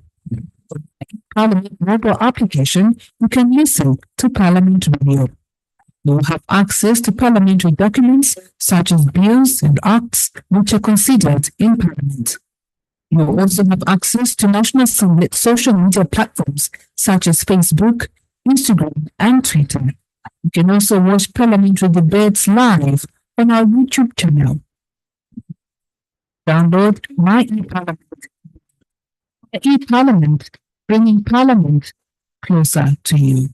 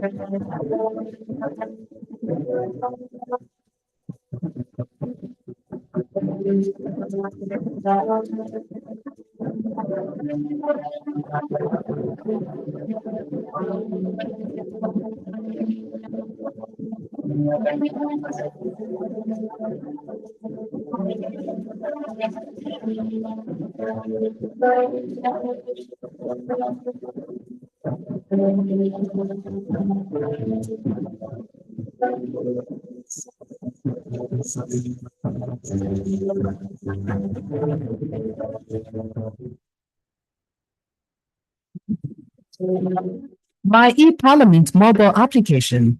First, download the app on either Play Store or App Store and install. After installation, open the app.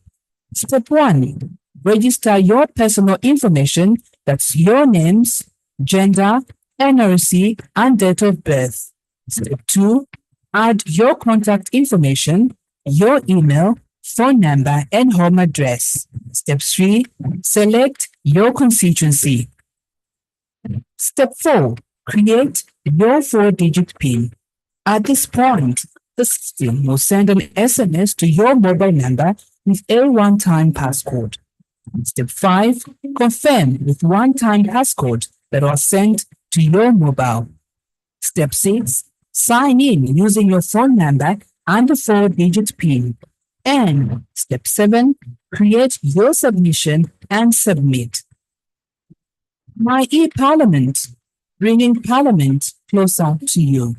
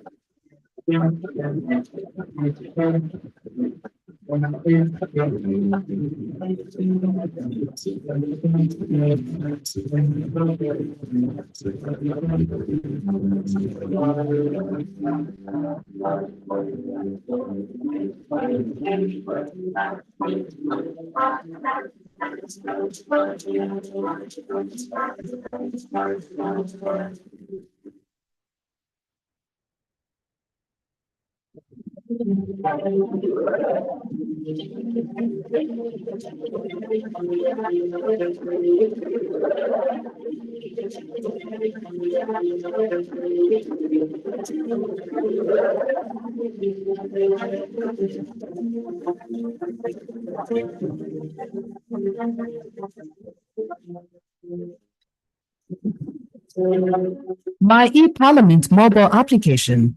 First, download the app on either Play Store or App Store and install. After installation, open the app. Step 1. Register your personal information, that's your names, gender, NRC, and date of birth. Step 2. Add your contact information, your email, phone number, and home address. Step 3, select your constituency. Step 4, create your 4-digit PIN. At this point, the system will send an SMS to your mobile number with a one-time passcode. Step 5, confirm with one-time passcode that was sent to your mobile. Step 6, sign in using your phone number and the 4-digit PIN. And step 7, create your submission and submit. My e-Parliament, bringing Parliament closer to you.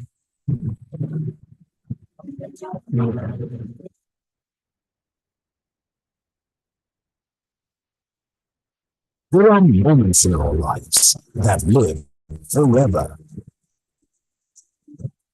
Moments like witnessing the thunderous call of a natural wonder, or experiencing the roar of the wilderness as its residents come to life, and the lively sliver of a river teeming with untamed wildlife. There are moments in our lives that live forever. Moments like experiencing the adrenaline rush of close encounters with nature's thrills. The exquisite indulgence of luxurious trees, kissed by the radiance of the African sky. The rhythmic movement of a people in celebration, whose tranquility and peace touch the hearts of those they encounter. There are moments in our lives that live forever. Many of them begin here. Zambia, one destination, a million adventures. Zambia, let's explore.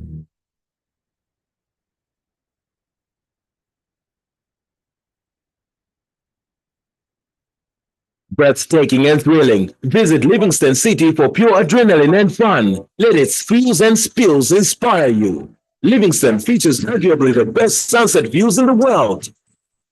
Memorable game viewing adventures in the small but well-stocked Motiotini National Park, where you can see the rare white rhino.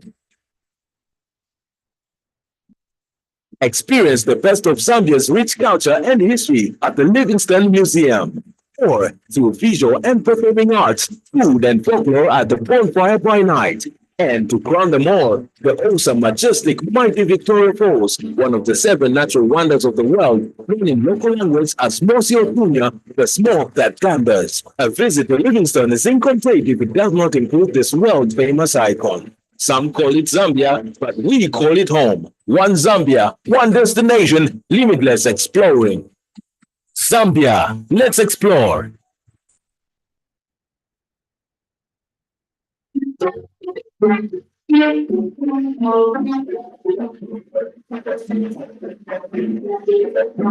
Why 2024 is very exciting is that this founding father, this son of the soil, in the name of Kenneth David Kuchizia Kaunda, would have stayed 100 years today.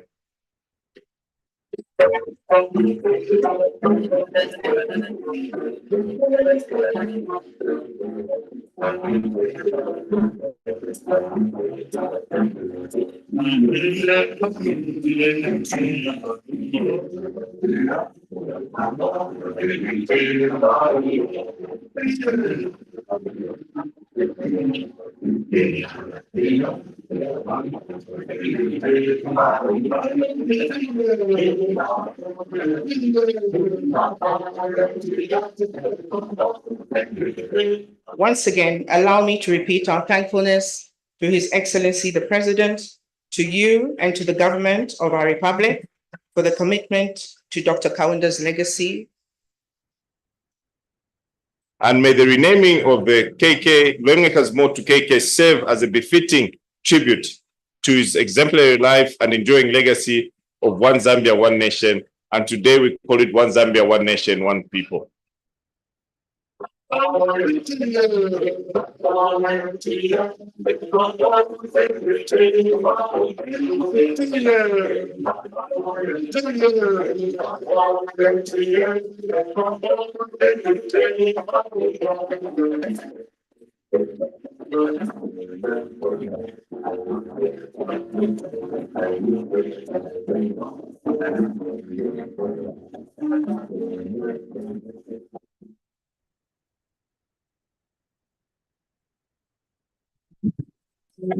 My e-Parliament mobile application. My e-Parliament is a mobile application developed by the National Assembly of Zambia in order to bring Parliament closer to you. You can download and install My e-Parliament from App Store or Play Store. Once installed, you can raise your concerns, provide your input, opinion, and feedback on various projects or decisions being made in your constituency. Parliament mobile application, you can listen to Parliament Radio. You'll have access to parliamentary documents such as bills and acts which are considered in Parliament. You'll also have access to National Assembly social media platforms such as Facebook, Instagram, and Twitter. You can also watch parliamentary debates live on our YouTube channel. Download My e-Parliament. E-Parliament, bringing Parliament closer to you.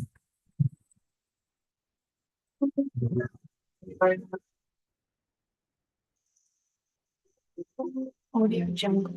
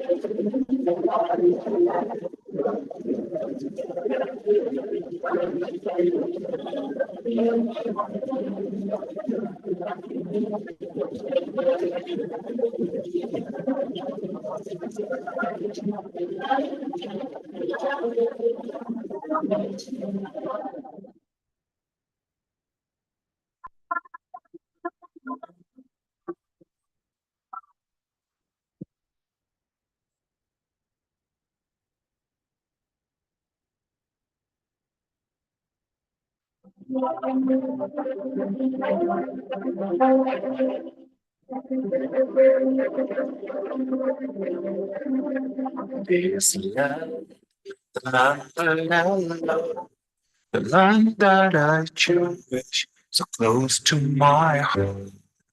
This is a land founded on freedom, grounded in justice, love for all mankind.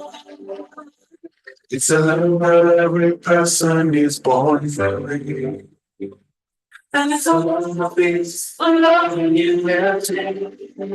It's a land, Zambia, land of the strong, home of the brave. Zambia, freedom is the land. It's a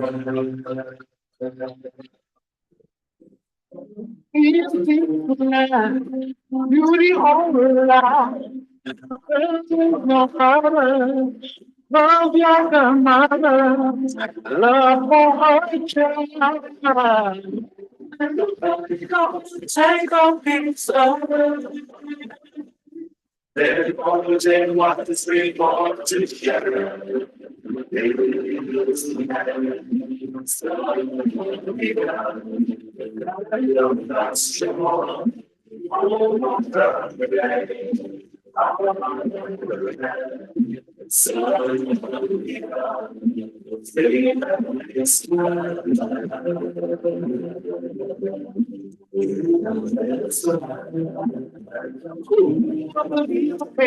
There's a short coming. I believe we can make it through the night. If we live by the side, we'll trust in God. And to like each other, you must answer your brother. Together we get stronger. So don't nothing,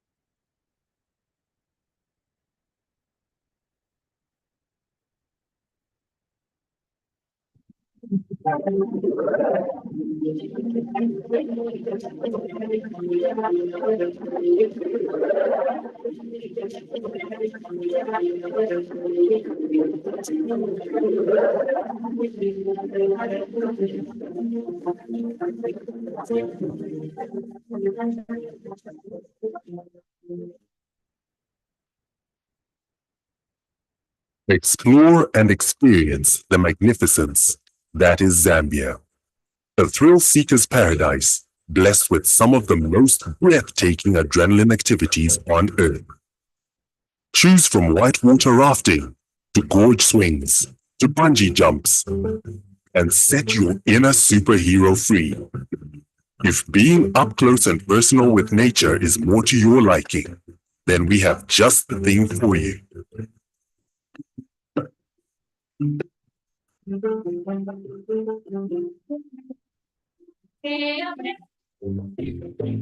Get to interact with the big five in their natural habitat. Fine whining and dining, we hear you say? Say no more and be spoiled for choice with a stunning selection of top culinary experiences, all catered to suit each and every palate.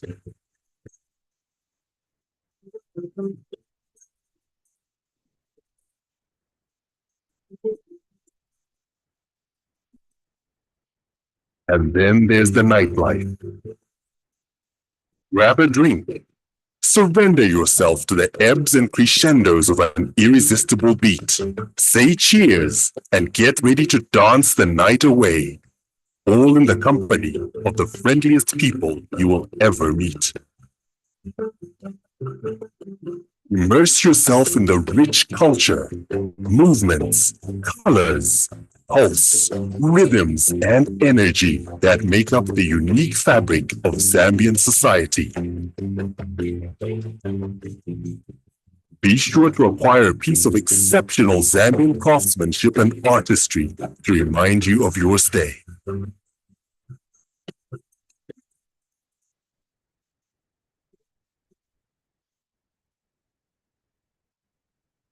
Travel back in time and explore the foundations of Zambia's history by visiting one of our numerous museums.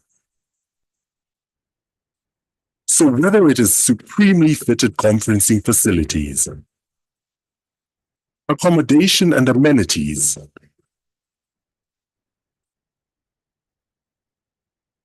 wondrous water bodies,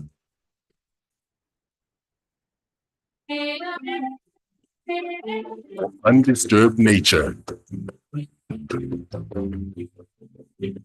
this is your best destination. Zambia.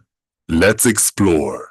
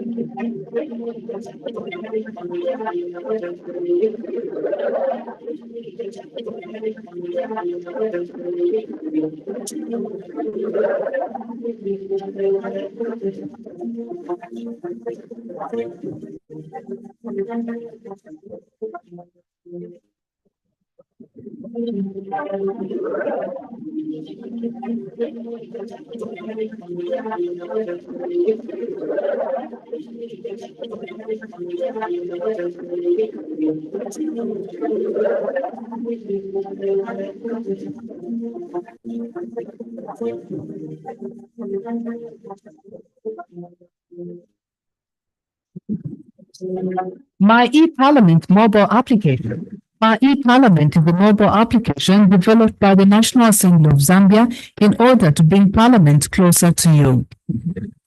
You can download and install My e-Parliament from App Store or Play Store. Once installed, you can raise your concerns, provide your input, opinion, and feedback on various projects or decisions being made in your constituency. On the Parliament mobile application, you can listen to Parliament Radio. You will have access to parliamentary documents such as bills and acts which are considered in Parliament. You will also have access to National Assembly social media platforms such as Facebook, Instagram, and Twitter. You can also watch parliamentary debates live on our YouTube channel. Download My e-Parliament. My e-Parliament closer to you.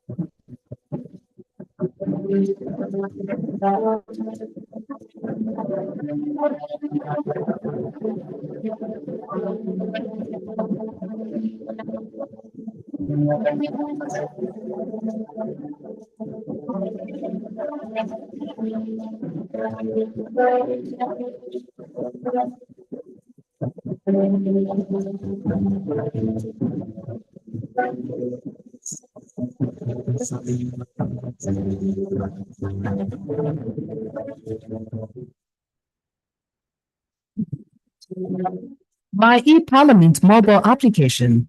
First, download the app on either Play Store or App Store and install. After installation, open the app. Step 1. Register your personal information, that's your names, gender, NRC, and date of birth. Step 2. Add your contact information, your email, phone number, and home address. Step 3. Select your constituency. Step 4. Create your 4-digit PIN. At this point, the system will send an SMS to your mobile number with a one-time passcode. Step 5. Confirm with one-time passcode that was sent to your mobile. Step 6. Sign in using your phone number and the 4-digit PIN. And Step 7. Create your submission and submit. My e-Parliament, bringing Parliament closer to you.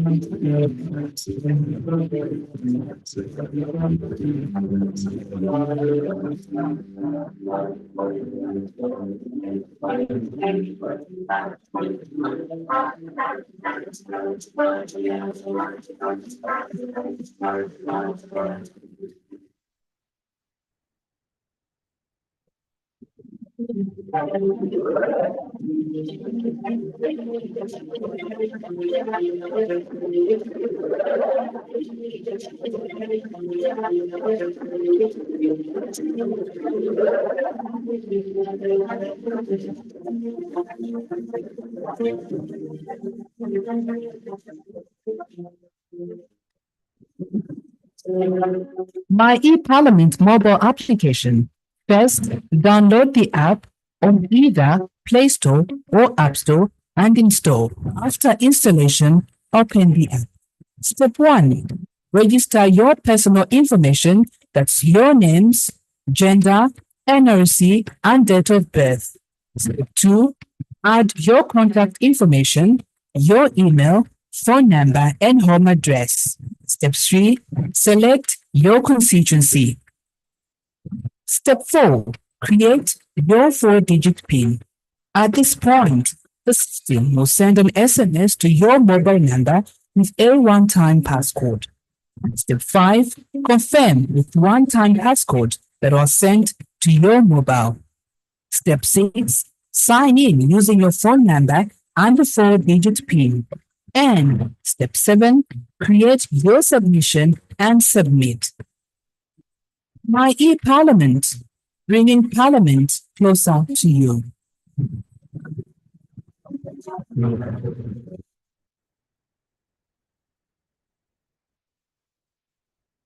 There are moments in our lives that live forever. Moments like witnessing the thunderous call of a natural wonder. Experiencing the river of the wilderness as its residents come to life. And the mightiest river of the river, teeming with untamed wildlife. There are moments in our lives that live forever. Moments like experiencing the adrenaline rush or close encounters with nature's thrills. The explicit indulgence of luxurious trees, kissed by the radiance of the African sky. The rhythmic movement of the people in celebration, whose tranquility and peace touch the hearts of those they encounter. There are moments in our lives that live forever. Many of them begin here. Zambia, one destination, a million adventures. Zambia, let's explore.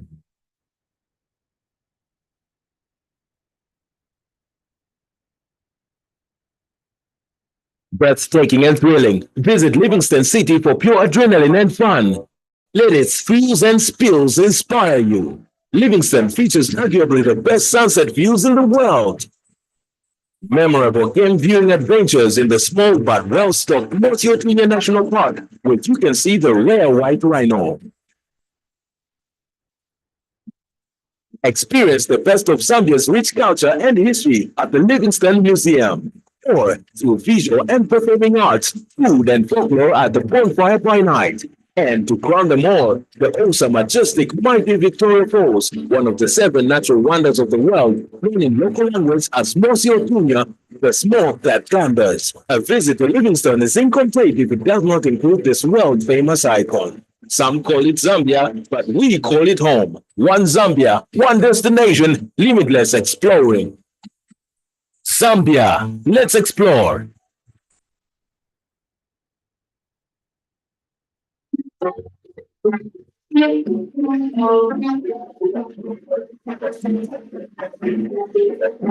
Why 2024 is very exciting is that this founding father, this son of the soil, in the name of Kenneth David Kuchizia Kaunda, would have stayed 100 years today.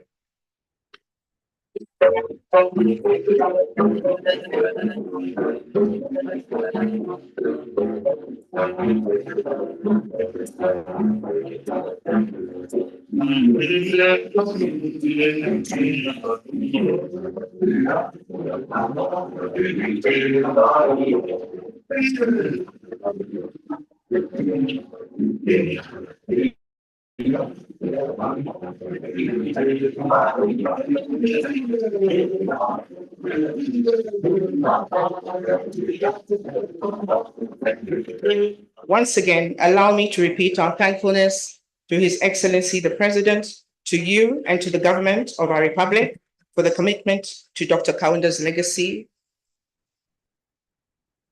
And may the renaming of the KK, Longeka's More to KK, serve as a befitting tribute to his exemplary life and enduring legacy of One Zambia, One Nation. And today we call it One Zambia, One Nation, One People.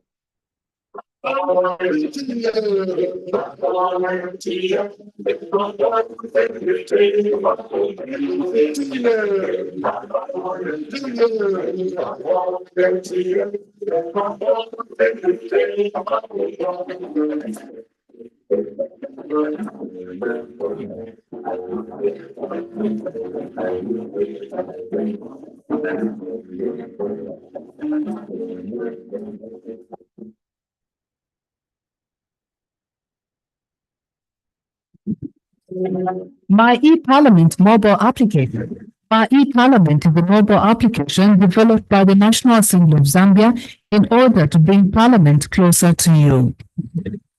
You can download and install My e-Parliament from App Store or Play Store.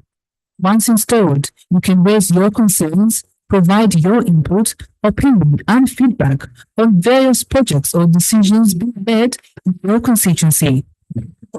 Parliament mobile application, you can listen to Parliament Radio.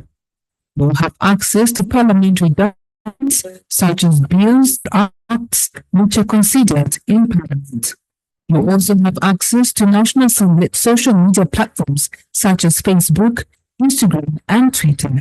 You can also watch parliamentary debates live on our YouTube channel. Download My e-Parliament. My e-Parliament, bringing Parliament closer to you.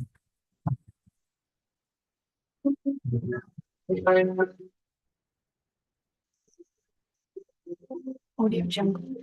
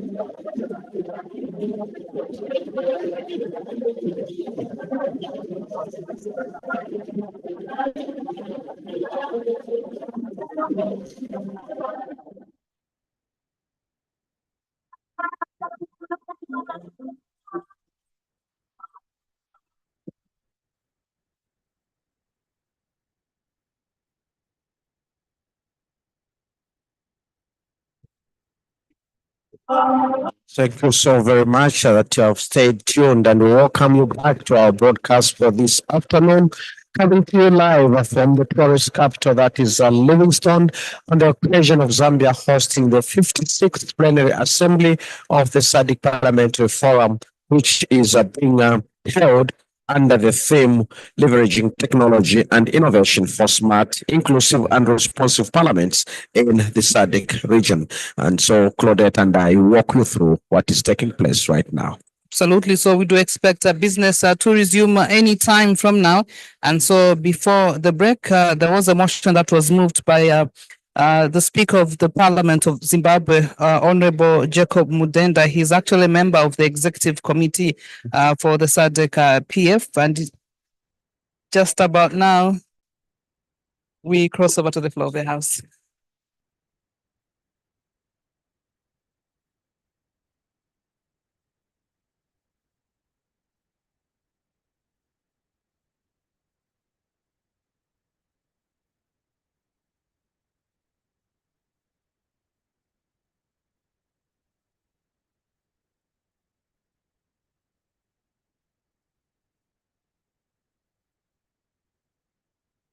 Good afternoon, honorable members.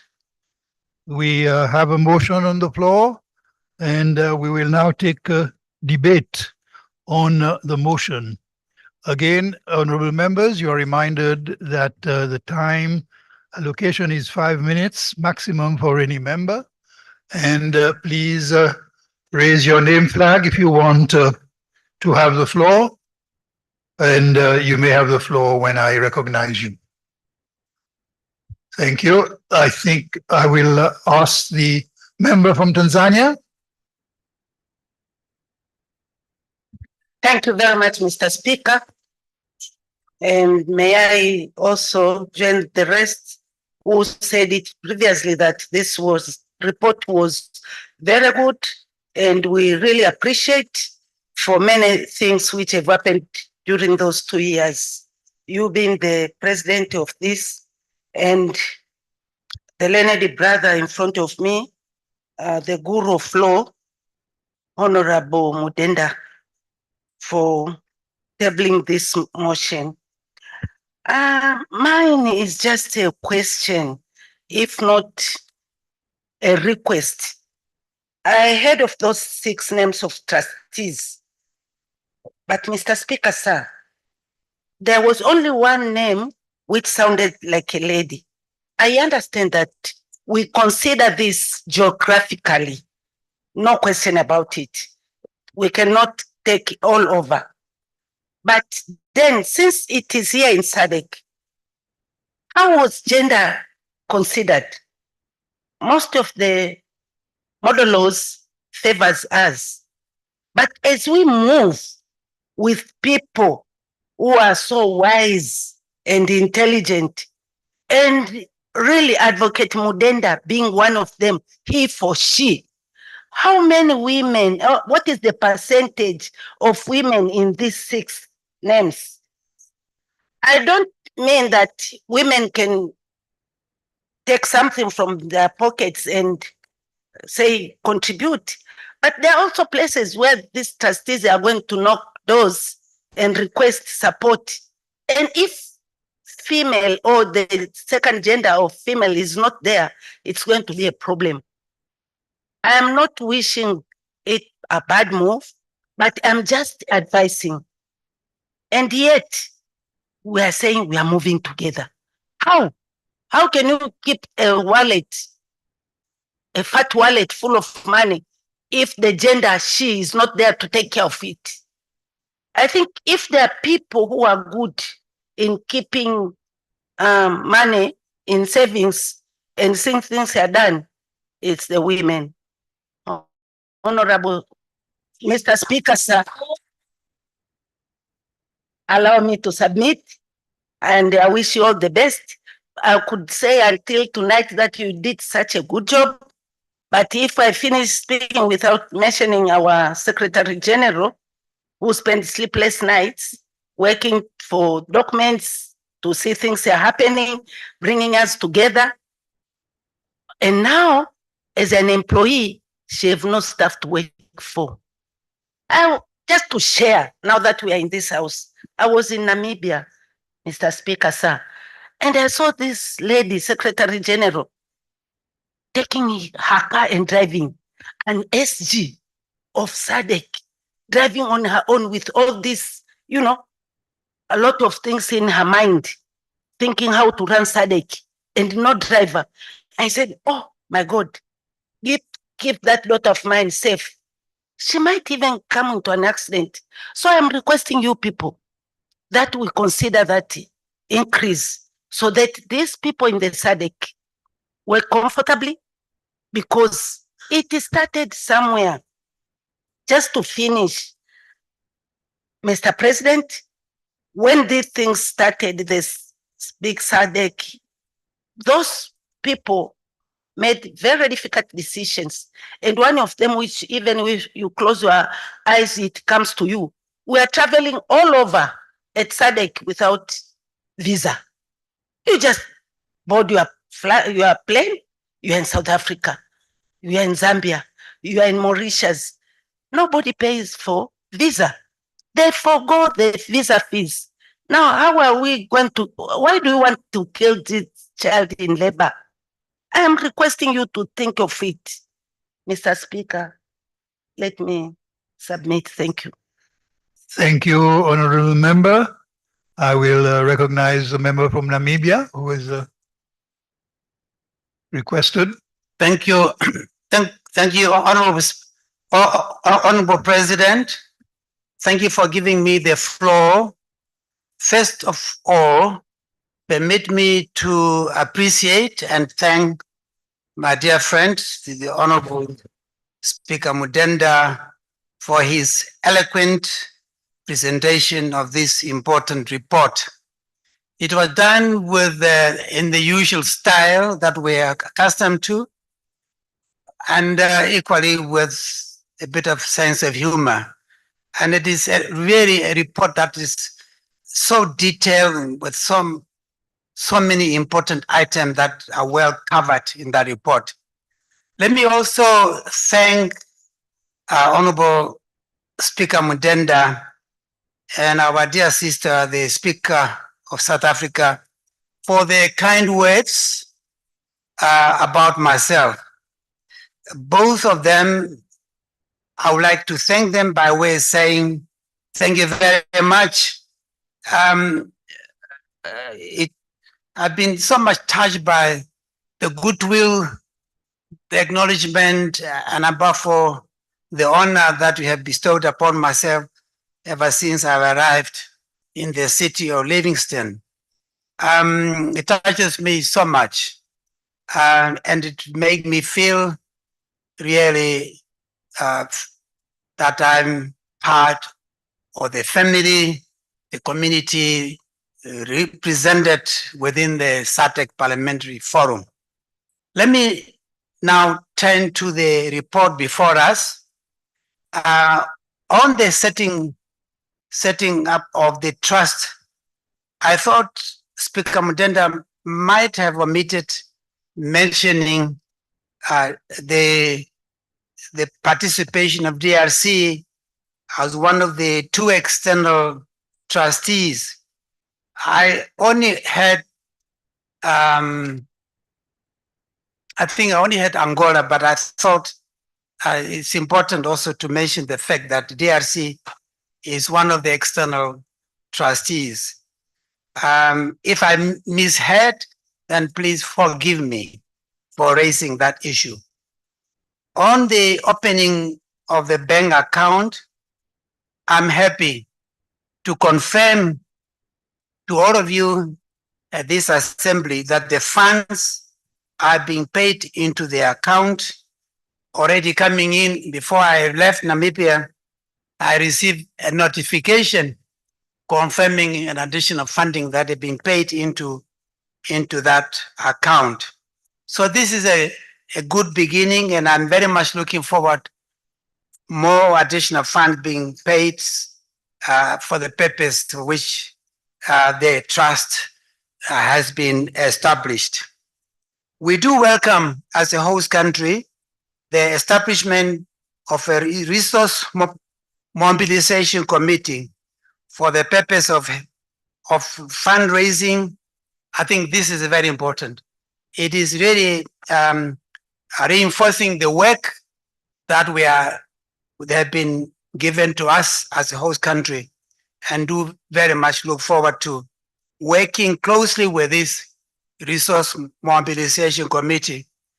And I think we are very anxious to get off the ground because time is the essence. We want to be able to ensure that we achieve the objectives for which the trust has been established.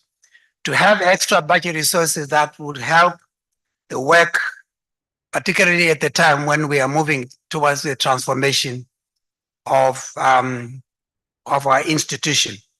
That's said and done. Thank you very much. Thank you. Thank you, Honorable Speaker.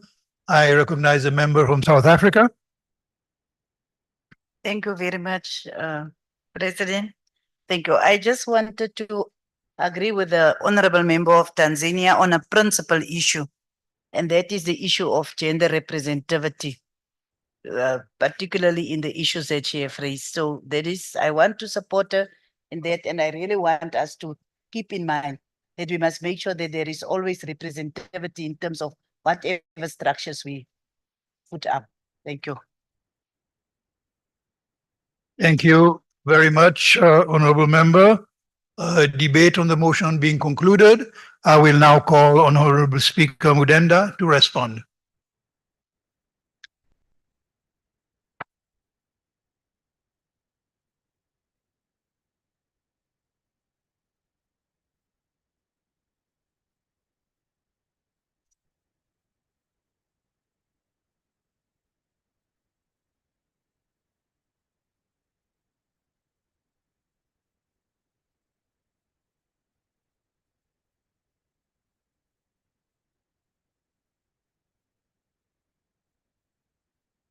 Honorable Mudenda, you have the floor to respond. Debate is concluded. You have the floor.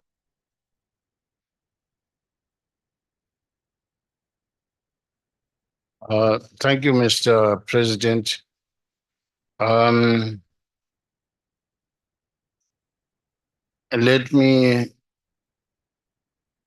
me thank the honorable members for their implicit support, because there were many issues raised.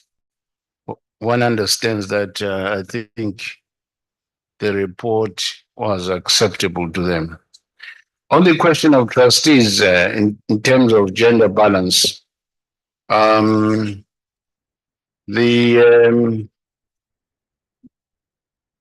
there was a trustee lady from Angola, but unfortunately, perhaps because of other commitments, she was not available to attend the meetings. And we got then from Angola,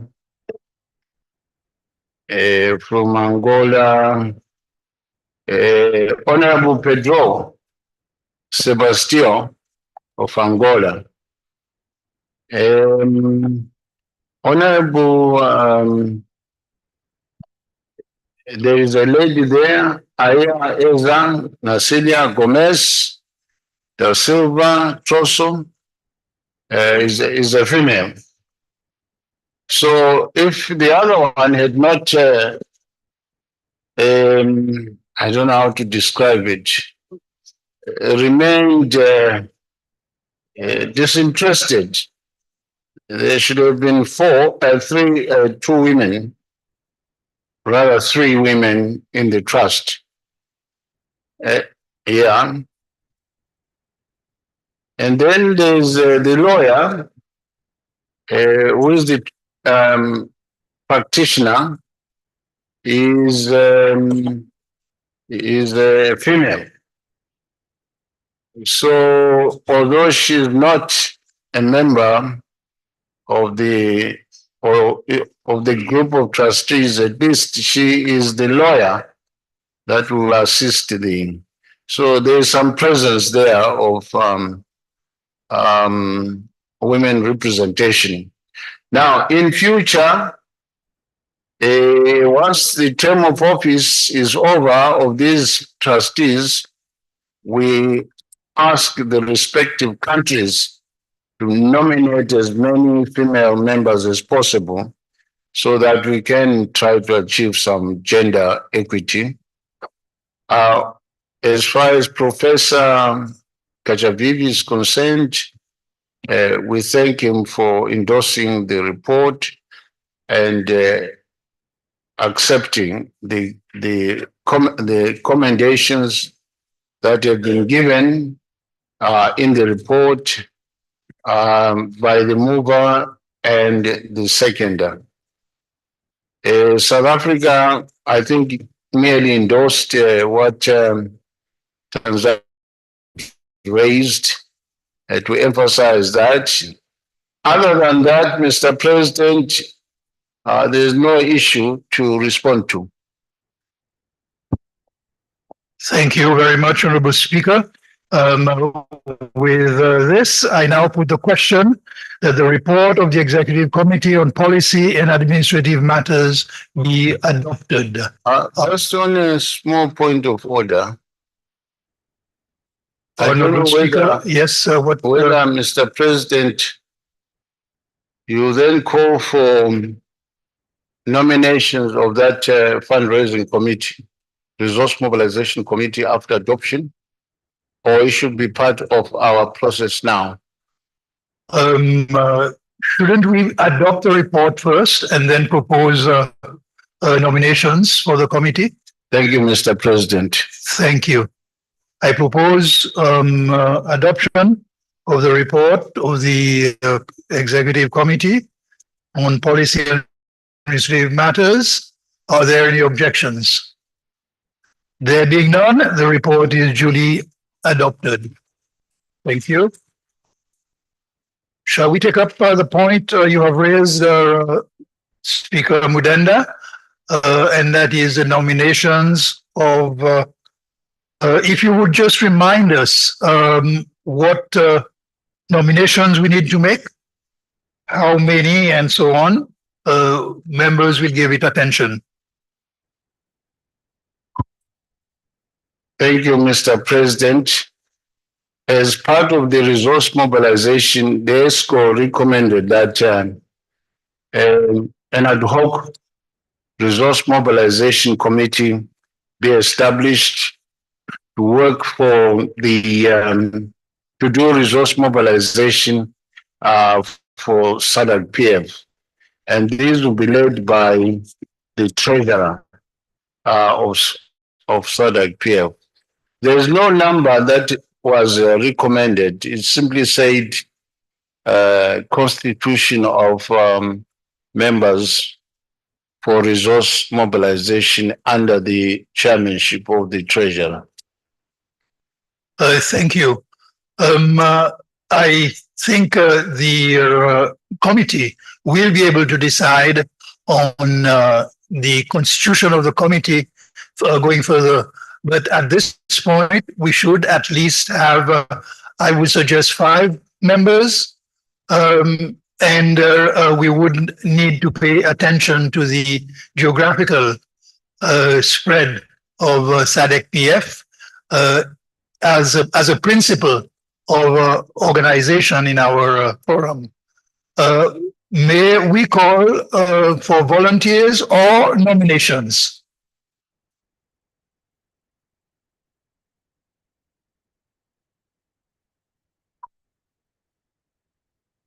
Would we call for a nomination from the eastern side of Africa?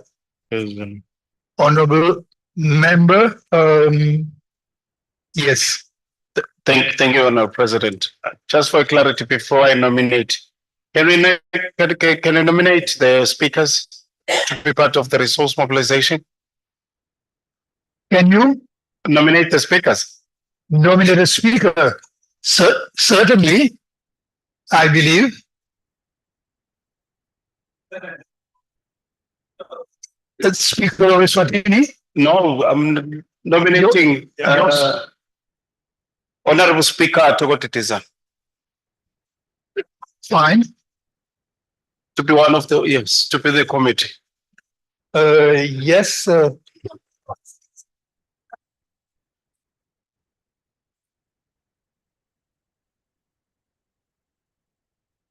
So it's the Honorable Speaker of Botswana that has been nominated. No, I'm nominating the Honorable Speaker Togotitiza, South Africa. The Honorable of South Africa. Okay, I thought you were pointing to the member, the speaker in front of you. The Honorable Speaker of South Africa has been nominated. The member from Eswatini. I second the nomination for Speaker Togotitiza. Where do I? Thank you.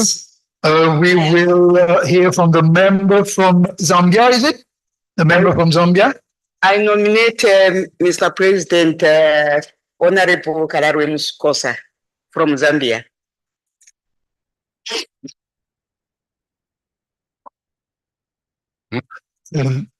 We didn't hear. Why are they waiting? We didn't hear.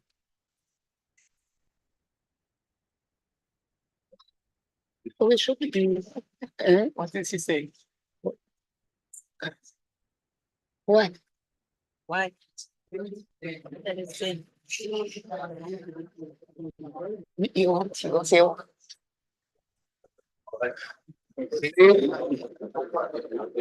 I also member from Zambia to repeat the nomination because I did not understand clearly. I don't know, Mr. President, if I'm audible. I'm not.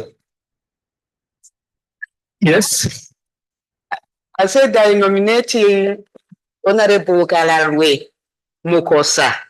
Which one?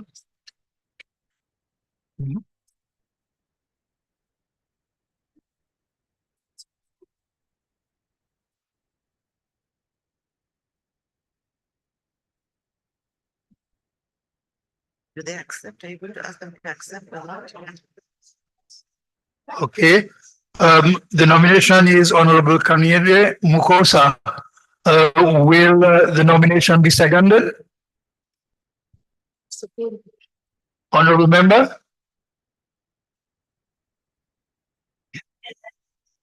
The motion is seconded. I believe we will accept the nominations. If the members being nominated do not wish to accept, then they would say so at the moment. Honorable Speaker of Zambia.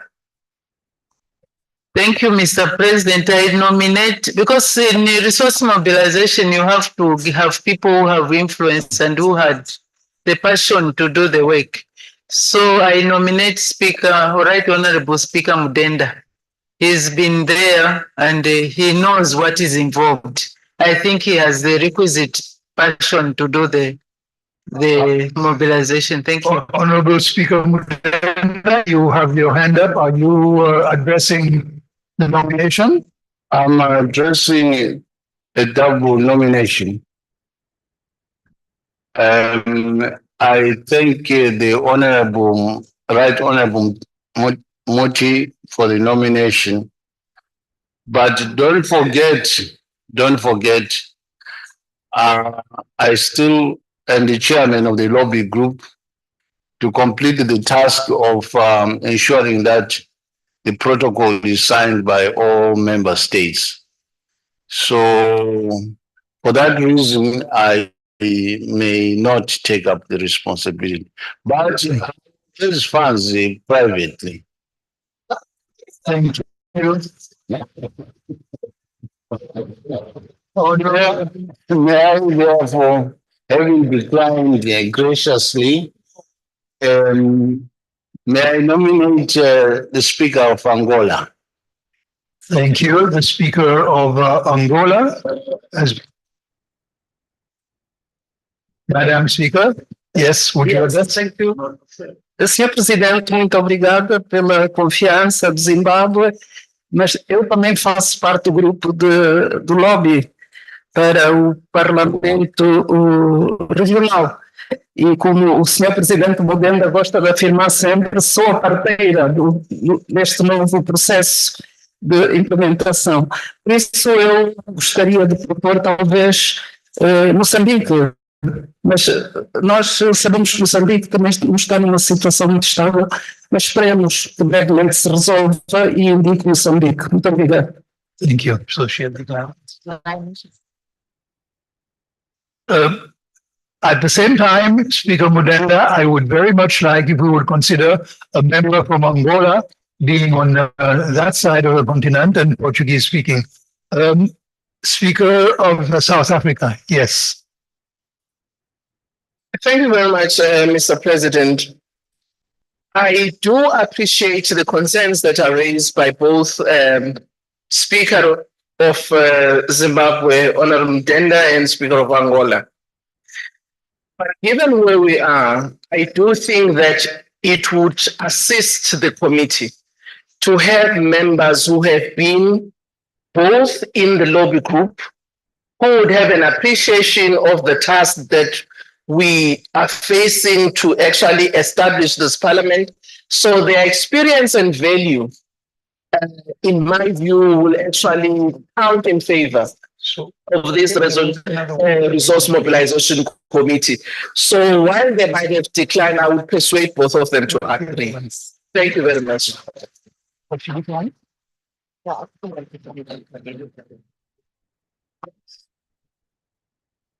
Thank you. As to the proposal for a member from Mozambique, I don't think we can take that because Mozambique is not in attendance. It would just be inviting a complication. So I would like the the members to consider a member from Angola, if not the speaker. Do I have further nominations? Mr. President. Yes.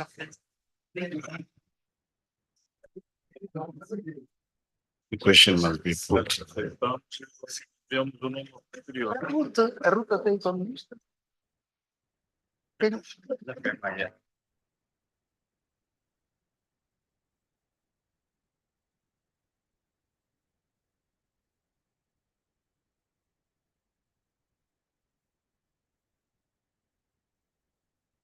We'll hear from the speaker from Namibia.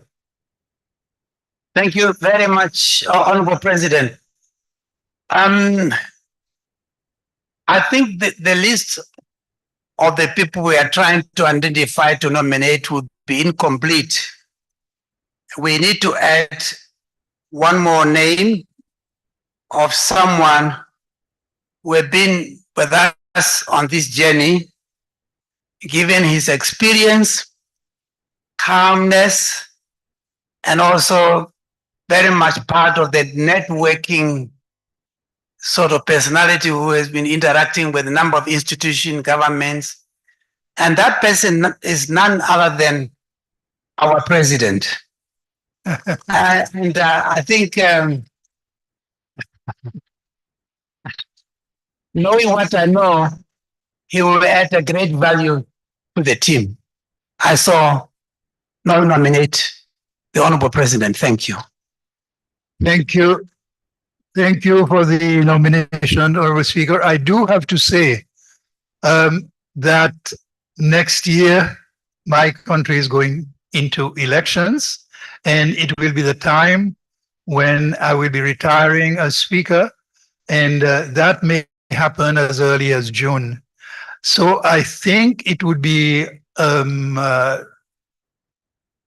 misdirection for me to undertake an obligation like this because it will only be for a short time and I will not be able to go forward with it. We need one more nomination, I think. Thank you, Speaker. Yes. Thank you, Honorable President. Sorry. Well, point of order. On a point Yes. of order. Point of order, Honorable Mudenda. Yes, the Speaker of South Africa made a proposal. We were not asked, the two of us, whether we consider the Mhm. the nomination or not. Sorry, Speaker, would you retreat?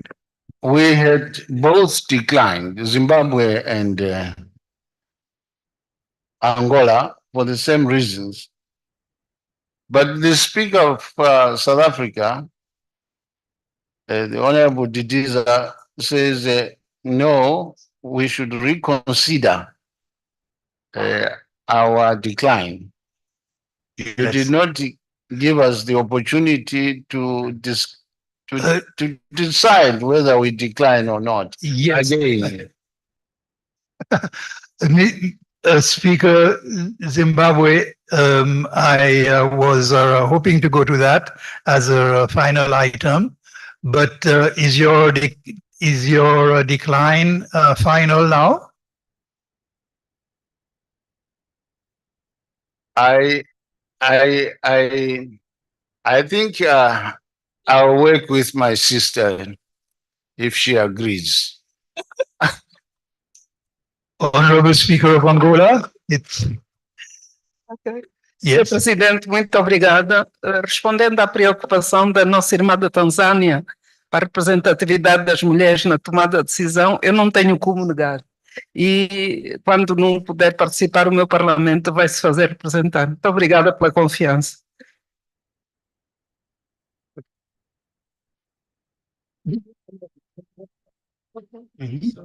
Your Seychelles is not there. Yes. Was it Eswatini at the beginning? I think Yes, Satini is the treasurer. that was the speaker. The speaker is Satini. Yes, okay. Okay. What did she say? She's She's accepted now. okay. So, Speaker Mudenda, you have given your commitment to follow our colleague speaker from Angola. So I take it that now you are accepting. Right. Yes.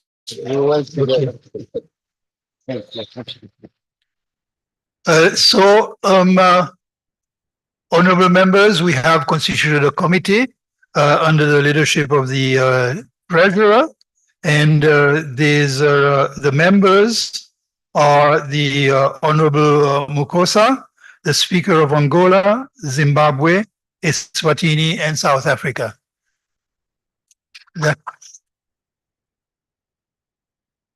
Thank you very much. Your task to these very capable and proven leaders of Sadc PF. Thank you. The resolution, the appointment is approved by acclamation. Thank you. Ladies and gentlemen, honorable members, we will move to the next item on our agenda for today, and that is the country reports. Before we take the country reports, may I just address the delegation of Madagascar, which is online.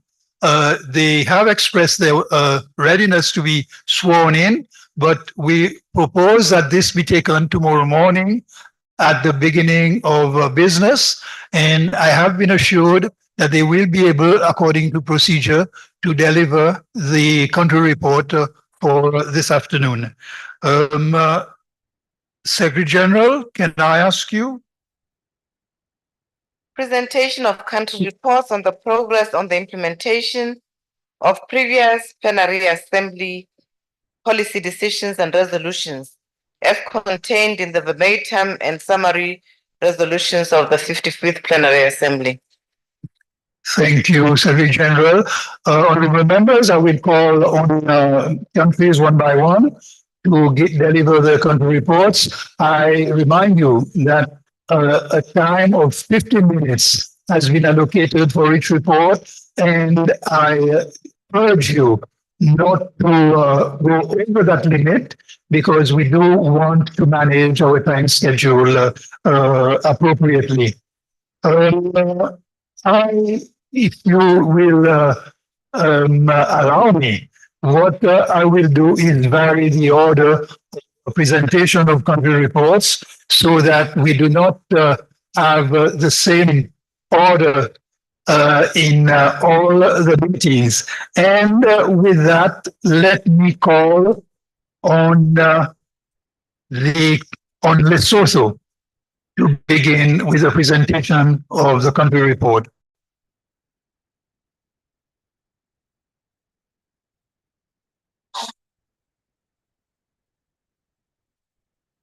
The speaker.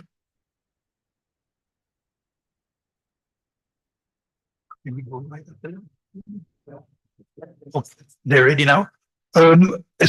Honorable members, as the Secretary General have just advised me that Madagascar is waiting online to present the country report.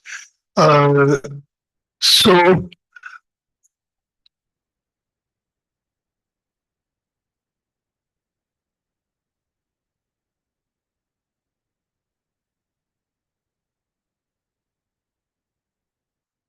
I'm sorry about the confusion. Let us go back to Lesotho. Lesotho, we are ready for your country report.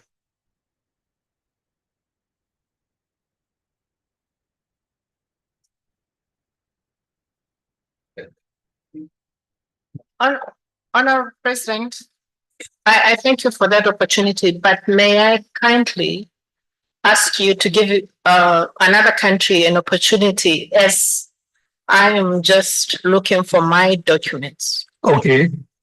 We will leave. Is Malawi ready to present the country report? Malawi, please, you have the floor.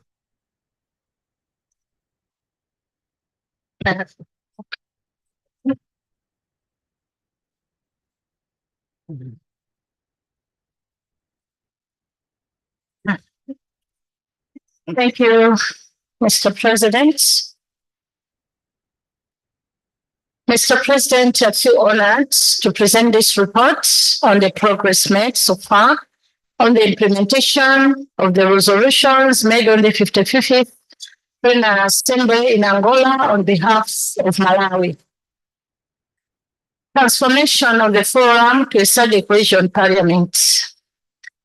Malawi signed the agreement to amend the Sadc Treaty to establish the Sadc Parliament, and Malawi was one of the first countries to sign the agreement to transform the forum into a parliament, and is therefore an advanced stage in its consultations with relevant authorities, including the ministries of Foreign Affairs and Justice, on the draft protocol on the establishment of the Sadc Parliament. Addressing the impact of inflation on the budget of the forum, the increase in mandatory member contributions. Malawi appreciates the Sadc has been created to operate as a platform for national parliamentarians to congregate, to discuss regional issues, and to develop model rules that may promote harmonization of the registration and policy in the region. It is indeed essential that Sadc continues its operations without any impediments. However, Malawi is a small open economy in the sub-Saharan Africa with a GNI per capita of 1,820 USD. The suggested 20% increase in the mandatory member contributions would be better if the percentage increase could be done in phases for a period of time. We got the 20% reference from the document that was submitted by the Sadc Secretariat, but according to the Treasurer's report, we have just learned that it is 50%. Either way, Malawi will appreciate if the increment is done once off, but gradually. 3, secondment of the senior parliamentary staff to the programs and parliamentary business and languages departments.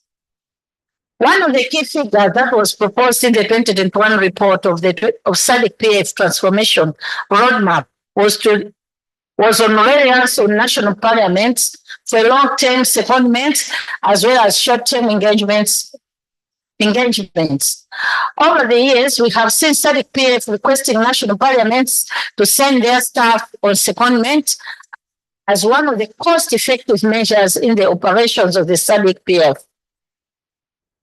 In 2022, the Malawi Parliament sent one of the senior staff members on secondment, Mr. Joseph Manzi, who is the Director of Parliamentary Business and Programs. Malawi bears all costs pertaining to the secondment and does not currently have any plans for other secondments. Number 4, election of observation. Since last year in 2023 up to now, we have seen over 5 countries going into elections. The conduct of democratic elections by countries in the region is a manifestation of strengthened democracy, which calls for a need to conduct election observations by Sadc PF. Hence, the need for fee contribution by national parliaments to conduct the same. The Parliament of Malawi feels that the proposal of $6,000 per election towards logistical and support costs under the election observation mission could be paid annually and not per election, as the Sadc election calendar could be factored in the national budget. Malawi is still in the consultative stage with relevant authorities on the consideration of the election observation mission fee in its next financial budget of 2025 and 2026. Designation of focal person to monitor the domestication of model rows. The Malawi Parliament is currently using the desk officers to follow up with the government decisions on the domestication of the model laws adopted by the Sadc PF to promote sustainability. Malawi is going into election in September 2025, hence the use of member of parliament in monitoring of the domestic laws lacks continuity. In the next cohort, nevertheless, Parliament will use a combination of members and desk officers to facilitate the monitoring process. 6. Implementation of the 2023-2026 SRHR and governance project. Malawi is pleased to report that the official launch of the project and signing of the agreement to implement the project took place on the 6th March 2024. The launch was presided over by the Deputy Speaker of Parliament, Honorable Madalitso Kazombo MP, the Secretary General of Sadc PF, Ms. Biemo Sekoma, and the Clerk of Parliament, Mrs. Fiona Kalimba. On 5th March, Sadc PF Secretary General had engagement meeting such as courtesy call to the office of the Speaker, engagement with chairpersons of parliamentary committees, parliament staff, members of the technical working group, and CSOs that deals with SRHR. The meetings were done to mobilize and sensitize the institution of Parliament of Malawi and its stakeholders on the new phase of the SRHR project. The project was formally launched before a quorum of MPs, stakeholders, drawn from the line ministries, UN agencies, CSOs that are involved in the SRHR advocates and parliament staff. On recruitment of the researcher, Parliament of Malawi has a hardworking and dedicated SRHR officer who was recruited in 2020 to assist in the implementation of the project. On the budget,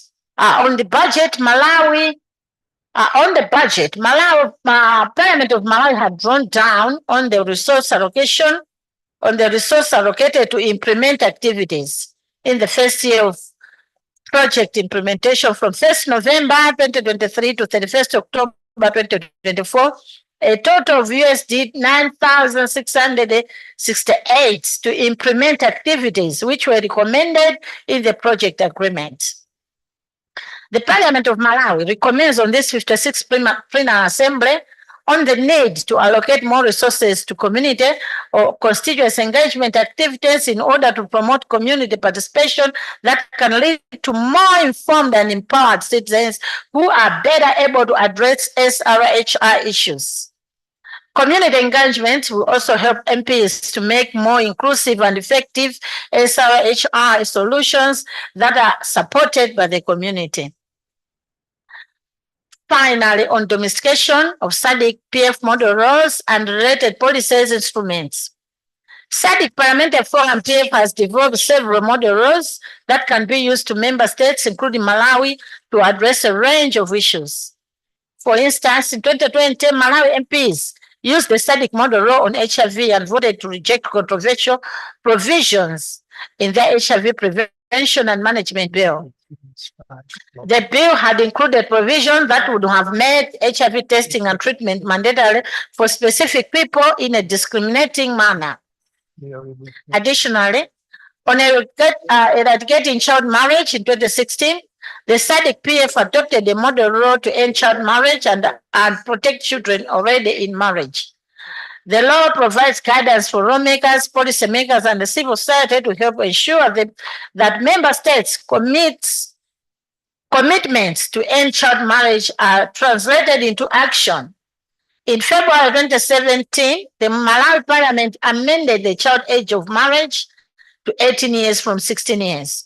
In October 2024, the Minister of Gender and Community Social Affairs launched a national strategy to end child marriage. Furthermore, on public financial management, Malawi had the 22 Public Finance Management Act.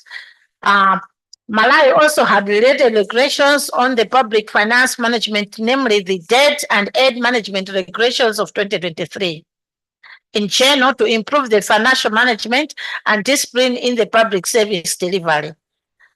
Malawi has a public finance management system which includes the Malawi Public Finance Management PFM strategy for 2023-2028, uses the Integrated Financial Management Information System, IFMIS, to enhance transparency and accountability and to produce timely reports, and the Public Finance Management Act, Act 4 of 2022, to provide as the legal and institutional framework for public finance management. On the Sadc PF model law on gender-based violence, apart from the Constitution, Malawi has the 2013 Gender Equality Act that promotes gender equality and equal opportunities for men and women, has the Domestic Violence Act, the Sexual Offense Act, and the National Gender Policy, among others. Mr. President and honorable members, I thank you for granting me this opportunity to present this country report, and I thank you all for your attention, and I submit, sir. Thank you. Thank you, honorable member, for the Malawi country report. May I call on Tanzania? Honorables. Thank you, Honorable President. I will present the Tanzania report on the status of implementation of the resolution passed on 55th Plenary Assembly in Angola. Mr. President, regarding the resolution that member parliaments to enact and amend national laws that encourage investment in renewable energy technologies, including solar, wind, biomass, and hydropower, to align with global climate objective. Mr. President, in 2022, Parliament of Tanzania enacted the Investment Act, administered by the Tanzania Investment Center, which provides a favorable regulatory environment for clean energy investment and allowing foreign investors to participate in renewable energy projects. The legal framework governing renewable energy investment in Tanzania is robust and multifaceted, comprising laws, regulations, and institutional mechanism aimed at promoting sustainable environment development, and environmental consideration are paramount in renewable energy projects, necessitating adherence to environmental impact assessment mandated by the Environmental Management Act. Mr. President, regarding the resolution that member state of the Sadc region to support legislation that promote the development of renewable energy infrastructure, ensuring that the investment are directed toward the innovative and scalable energy solution that can be adopted at both national and regional levels. Mr. President, on this regard,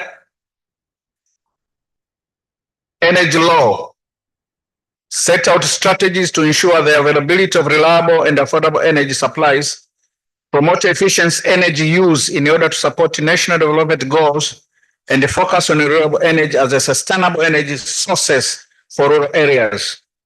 The government of Tanzania offers incentive to investor in renewable energy through the Tanzania Investment Center, TIC, Export Processing Zone, EPZS, and other fiscal laws. The Tanzania Investment Center offers investors a certificate of incentive and a strategic investor status for projects worth not less than $20 million. And the investment enjoys additional fiscal and non-fiscal incentive. And this is done through the Rural Energy Fund, where the government has put in place a funding mechanism and the procedure for the provision of grants and subsidies to develop our rural energy project. Mr. President, regarding member parliaments to promote the integration of Sadc strategy on financial inclusion and small and medium enterprise SMEs, access to finance 2023 to 2028, and its implementation by Sadc member states.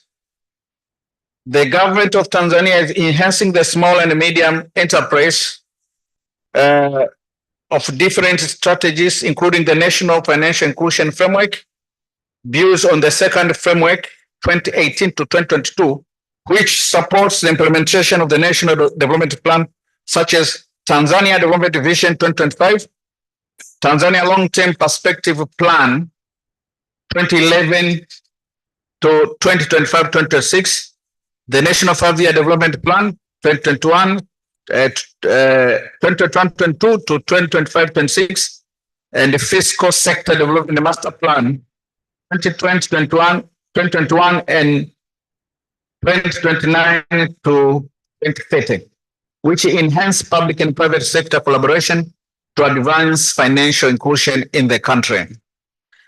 And furthermore, Mr. President, this financial inclusion 2023 came up with potential financial educators, government support on financial inclusion initiative, broader usage of mobile money services, instant payment system, TIPS, credit reference bureau, CRB, complaints handling mechanism, financial consumer protection framework, research houses to conduct researches and studies on financial inclusion, personal financial management program, financial resilience product and services, affordable and the appropriate investment products. Honorable President, regarding the resolution that member state to deliver financial education through diverse channels such as radio, social media, newspaper, and the road show to suit different groups. For example, using social media to reach young people in countries with wide internet access, and the road show to effectively engage women in rural area with no access to mass media. In this regard, the National Financial Education Framework is one of several initiatives which are being implemented under the National Financial Inclusion Council. And in Tanzania, the council has employed different means to deliver financial education, both in urban and in rural area, which includes mass media financial institution branches, which is goes with brochure, in-branch audiovisual, training, ATMs, and mobile phone. In schools such as VETA, the first priority is given to extracurriculum clubs, and second priority mainstreaming curriculum channel as radio, TV, print, and IT mobile phones. And again, self-education through media such as newspaper, radio, television, and the internet, of course. Member training, workshop, audio, visual, and in the rural, much emphasis is put on village road shows, mobile phone, and group meetings. Honorable President, regarding the resolution that parliaments should create a conducive legislative environment that encourage the private sector to actively contribute to promoting the financial inclusion of women by enacting supportive policies and removing regulatory barriers. In this regard, National Legal Framework on Financial Inclusion, which comprises the National Microfinance Act and its regulation, has been put in place. Bank of Tanzania Act, the Consumer Protection, and the Anti-Money Laundering and Process of Crime Act, the Capital Market and Security Act was amended to include a provision on financial products and services, such as loans, credit facility, and insurance accessible and affordable to individual and business, regardless of their weight and size. Honorable President, regarding the resolution that member states should take key action to improve the financial inclusion of women entrepreneurs, including gender perspective planning and budgeting, such as providing tax relief or subsidies to encourage the growth of women-led ventures and gender-responsive procurement by mainstreaming gender in procurement, empowering women enterprises, sourcing strategically, subcontracting and managing, and improving performance through benchmarking and capacity building. In this sphere, the Tanzania government implemented several strategies to improve the financial inclusion of women entrepreneurs. And this strategy were designed to create an enabling business environment, develop infrastructure, strengthen financial and non-financial services, and establish supportive institutions for SME development, small and medium enterprises. Such intervention includes promoting gender-inclusive financial policies, tailoring financial products and services to women needs, and enhancing women capability through the implementation of financial literacy programs with significant social and economic benefits, which including increased economic growth, reduced poverty, and improved gender equality. And this, to a large extent, is done through capacity building programs for women to improve their financial capability and the ownership of assets, promote entrepreneurship and innovation, job creation and poverty reduction, hence ensuring increased welfare to the women. Honorable member, may I interrupt you? I noticed that you are at item 9 of 38. Yeah. I believe you will run out of time, so I invite you to summarize as you go along, please, so that we can have the... And be assured that your report is tabled for members and they can read it in whole. Thank you. Okay.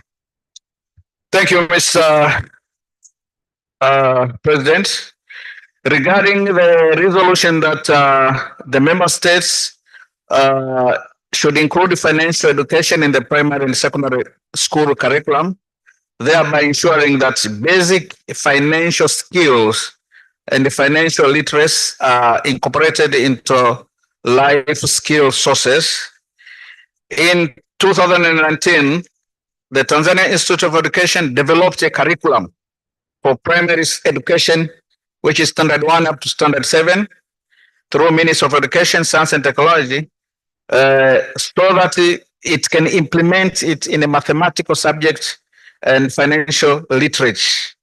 And for this, the Ministry of Education has been able to identify and cultivating the habits of saving money culture, especially to the young students so that they can use their money careful and safely, and they can do saving and make it a culture through a bank or mobile money services. And lastly, as Honorable President, you pointed out, my report has got 38 points, and this is the ninth. And as you pointed out, that the report is in the link, so that every person can access it. So for the benefit of time, after pointed out that point, I would like to thank you for your attention, and for the rest of the reports, it's available on the link given by the Secretariat. Thank you. Thank you. Thank you very much, Honorable Member.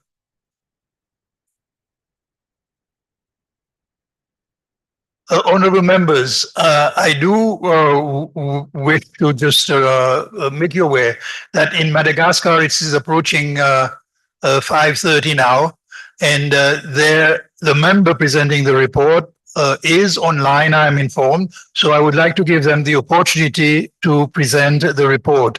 And I call on the Honorable N. Avimanga Gabriel Savatsara for the presentation of the report, if we can make the collect. Thank you. The member is online. You have the floor. Merci, honorable président. Donc, me voici pour présenter le rapport de Madagascar à la 6e Assemblée plénière du Forum. Donc, par rapport à la transformation du Forum Parlement régional de la Sadc, des rencontres parlementaires et avec des ministères, notamment le ministère des Affaires étrangères et le ministère de la Justice, vont se tenir bientôt afin d'informer ces derniers sur l'intérêt et l'avantage pour Madagascar quant à la transformation de ce forum en Parlement régional et sur l'état d'avancement de la signature de l'accord en fait qui vise à modifier le traité de la Sadc. L'Assemblée nationale malgache va redoubler d'efforts pour convaincre le chef de l'exécutif de signer le protocole de transformation du forum. Et maintenant que l'Assemblée nationale malgache a déposé sa candidature pour la présidence du forum parlementaire de la Sadc pour le prochain mandat, et surtout dans l'espoir d'obtenir le poste, nous pensons que l'Assemblée nationale sera mieux outillée pour collaborer avec le gouvernement et le convaincre dans le processus de transformation du forum en Parlement régional. Et aussi, la présidence malgache de la Sadc en 2025 sera également un meilleur argument pour nous afin de convaincre le chef de l'exécutif malgache pour la signature de l'accord visant à modifier le traité de la Sadc afin de créer le Parlement régional tel que formule. Sur la prise en compte de l'impact de l'inflation sur le budget du forum et l'augmentation des contributions obligatoires des membres, Madagascar accepte le principe de majoration tel qu'il a été déjà expliqué. Troisièmement, sur le détachement des hauts fonctionnaires parlementaires auprès du département du programme des affaires parlementaires et des langues, le Parlement de Madagascar approuve pleinement le détachement des membres du personnel parlementaire de haut niveau pour occuper des postes et des fonctions au sein du département des programmes, des affaires parlementaires et des langues, en prenant en considération les candidatures soumises par le personnel pour divers postes au sein du FP-SADC depuis l'année 2022. Quatrièmement, sur l'observation des élections, il sera nécessaire de restreindre au strict minimum le nombre de délégués du FP-SADC qui pourrait être constitué de 2 parlementaires qui sera supporté par le forum. Et par conséquent, la participation devrait s'effectuer par rotation. Cinquièmement, sur la désignation d'une personne de contact chargée de la surveillance de la transposition des lois types dans le droit interne. Il paraît pour le Parlement malgache, en fait, essentiel de désigner une personne de contact, et cela afin d'inciter le Parlement national à identifier clairement les lois types qui seront susceptibles d'apporter des avantages au pays. Et sixièmement, sur la mise en œuvre du projet DSR et gouvernance en 2023, compte tenu de la récente élection législative à Madagascar, l'accord de mise en œuvre n'a pas pu être signé par le nouveau président de l'Assemblée nationale. Et par contre, la chercheuse du projet SDSR et de gouvernance a été recrutée en 2022 et continue encore à travailler avec l'accord du secrétaire général. Sur le point 4, concernant le nombre d'activités déjà mises en œuvre, sur les capacités building workshop, il y a eu 4 et 18 députés qui ont été formés. Sur le round table meeting, il y en a eu 3 qui ont été faits et 44 députés ont participé.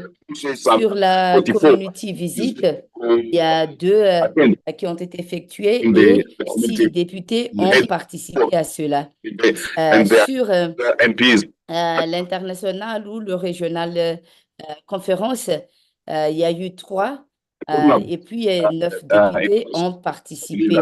Et sur le National Working Group Meeting, il y a eu une seule Working Group Meeting qui ont été faits et puis 5 députés ont participé à cela.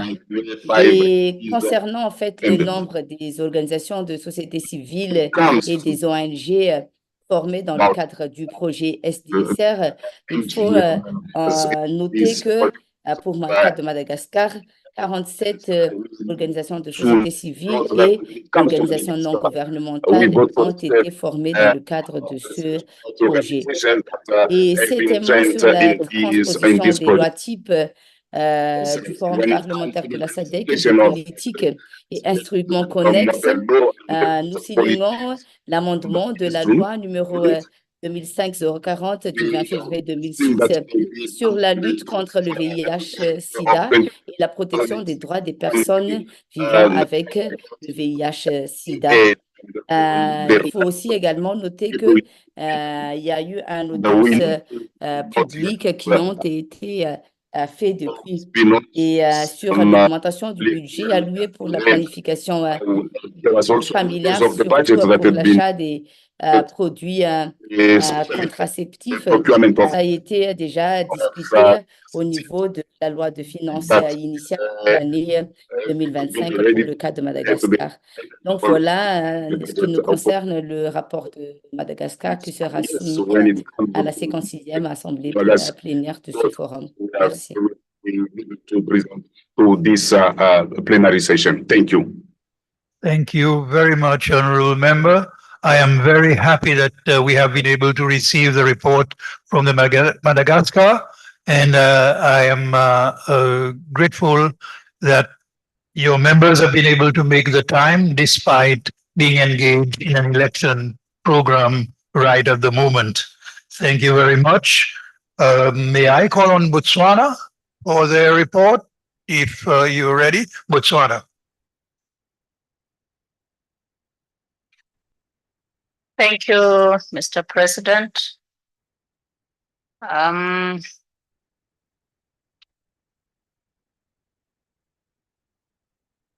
me go straight into it.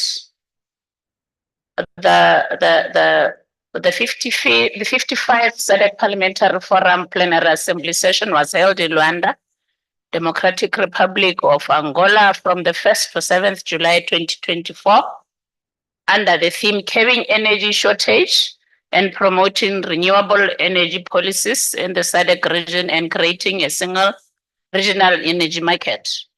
At the end of the plenary, resolutions were passed for member of parliaments to track implementation of progress made in the various key topics that were discussed. Botswana recognized that these resolutions serve as a roadmap for the parliamentary commitment and action, affirming the need for multifaceted efforts that encompass gender inclusivity, cross-border cooperation, sustainable practice, capacity building. By addressing these issues, SADC member states can work collectively to ensure that the region addresses energy shortage and promote renewable energy policies that will ultimately ensure energy sufficiency to drive the economic activities in the region. At this time of worldwide energy deficit, excuse me, there's a need for parliamentarians to leverage their constitutional mandate as MPs to set the machinery of energy reform into motion. Attaining energy security is today a puzzle which consists of various interconnected pieces, notably the implementation of low carbon policies, the adoption of enabling laws that unveil go green measures, the provision of fiscal incentives for wind and for solar power equipment, to mention a few. Number one, resolution on the role of parliaments in promoting renewable energy policies in the SADC region and creating a single regional energy market. Mr. President, to understand how Botswana as a country is performing with regard to renewable energy development and energy access more broadly, parliamentarians must ask parliamentary questions. Research should also help contextualize these questions to account for national or regional specifics, but the following model questions may help. To what extent are we meeting the population's energy needs? What percentages of the population remain without secure energy access? Is intermittency an issue? If so, what on scale and on what extent is this deterring economic development and investment? What do projections indicate with regards to future energy demands? Will we be able to meet growing energy needs with our current generation capacity? How much energy capacity do we expect to need, and what strategies are in place to secure this? What percentages of current energy creation is generated through renewable energy? Botswana has got a national energy policy from 2020 to 2040, which guide the development and management of the energy sector. The vision of the policy is to create an energy system that will ensure secure and reliable supply of modern energy services for all the sectors of the economy and to significantly reduce energy-related atmospheric emission by the year 2040. Currently installed electricity generation capacity in the country is 892 megawatts. This is made of coal-fired power station, accounting to 732 megawatts, and the balance of 160 megawatts is from emergency diesel power plants. There are, however, programs for promoting renewable energy and reducing greenhouse emissions, namely implementation of Integrated Resource Plan IRP 2020 to 2040, biogas project, biodiesel production, off-grid solar program, rooftop solar program. The rooftop solar program is being implemented by the government to create an environment in which end users can generate their own electricity and sell any excess they may have to the Botswana Power Corporation. The program is an alternative suitable mechanism to facilitate private sector participation and increase the update of solar energy. In this regard, Botswana Energy Regulating Authority was established through an act of parliament to provide an efficient regulatory framework. One of its responsibilities is to ensure that tariffs in the regulated sector are fixed in an effective and transparent manner. To resolution on enhancing the role of Parliament in empowering women for economic prosperity in the Sadc region and removing barriers to financial inclusion of women. Studies by the World Bank have shown that when women participate fully in the economy, GDP growth accelerates and poverty levels decrease. However, in the Sadc region, women face systematic barriers that restrict the economic activities. For example, women in rural areas often lack access to formal banking services due to infrastructural limitation, cultural constraints.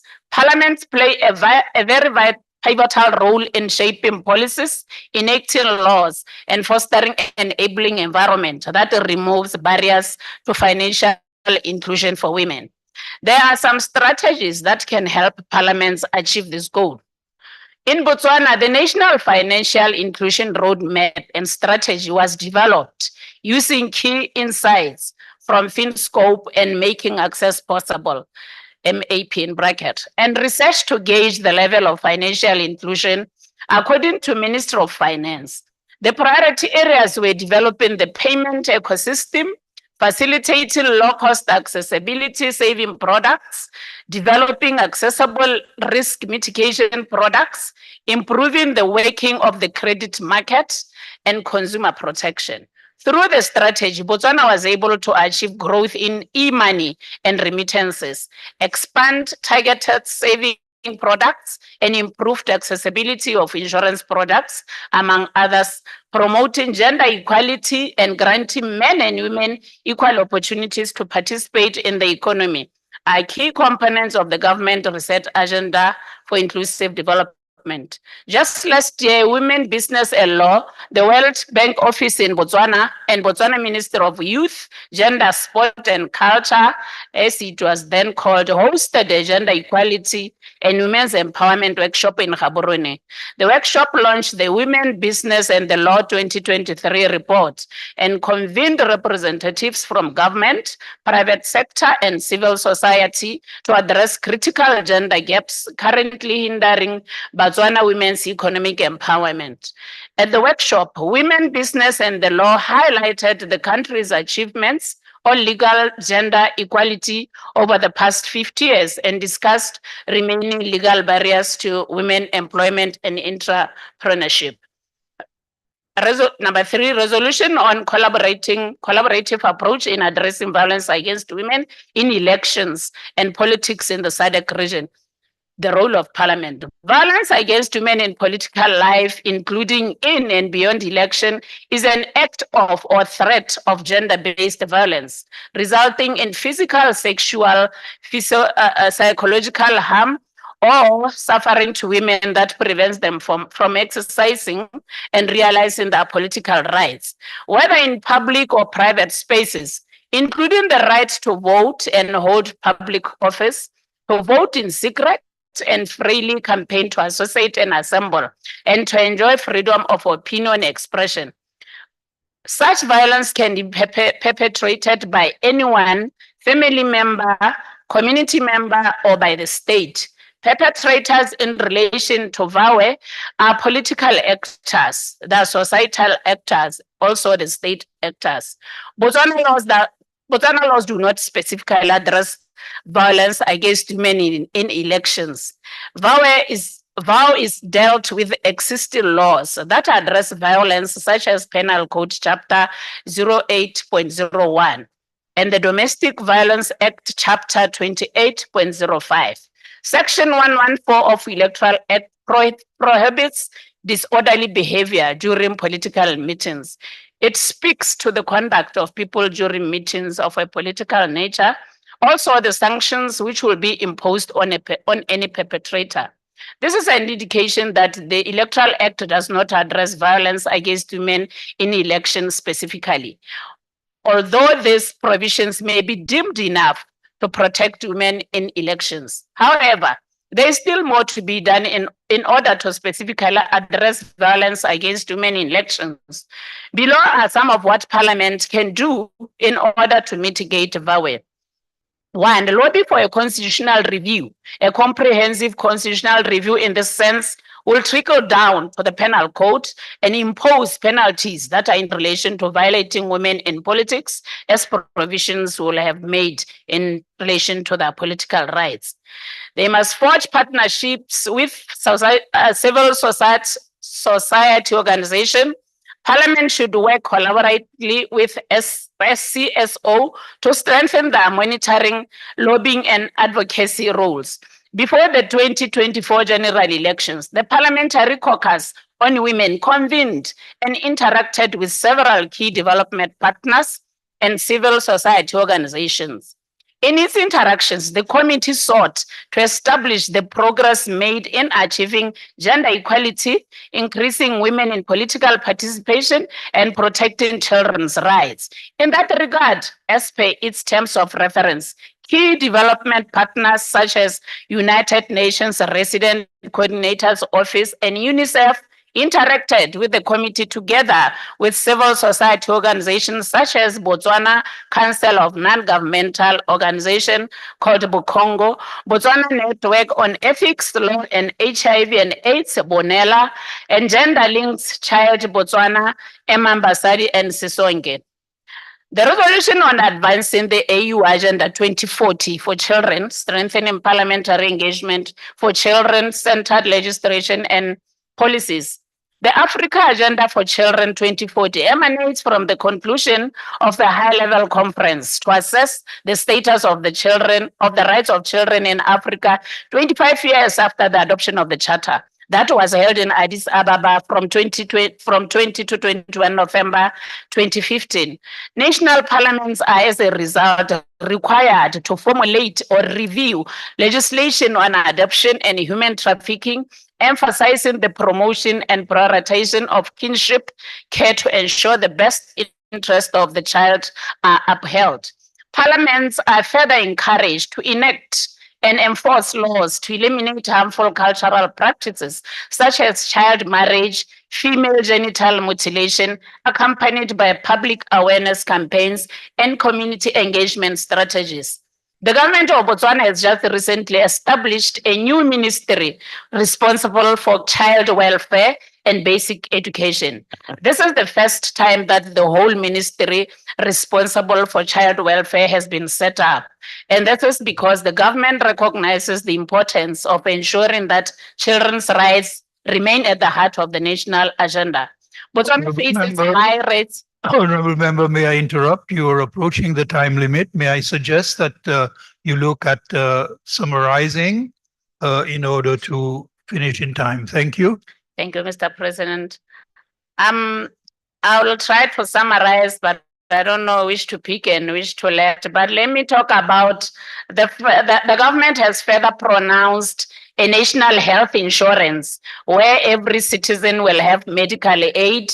This will extend also to children and further buttress on children's rights to receive medical care. I must hasten to state that over the years, HIV, AIDS-related mortality and the newborn infections have reduced significantly, leading to elimination of mother-to-child transmission, which earned Botswana a silver tire from the World Health Organization.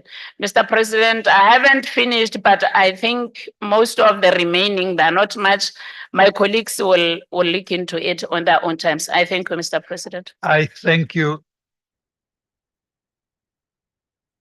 I thank you, honorable member, and I assure you that the members will be able to access your report. May I now call on Zambia, if you're ready? Thank you. You have the floor. Thank you, Mr. Speaker. Oh, yeah, yes, Mr. President. Thank you, Mr. President. I take it that we are still working with 15 minutes, and so I'll try to live within that time frame. Mr. President, I want also to take this opportunity to first of all announce that the books that have been long awaited for the Vice President are here, and members are free to get copies and follow the lead of Speaker Mudenda, who has gotten 20 copies. So members, you are free.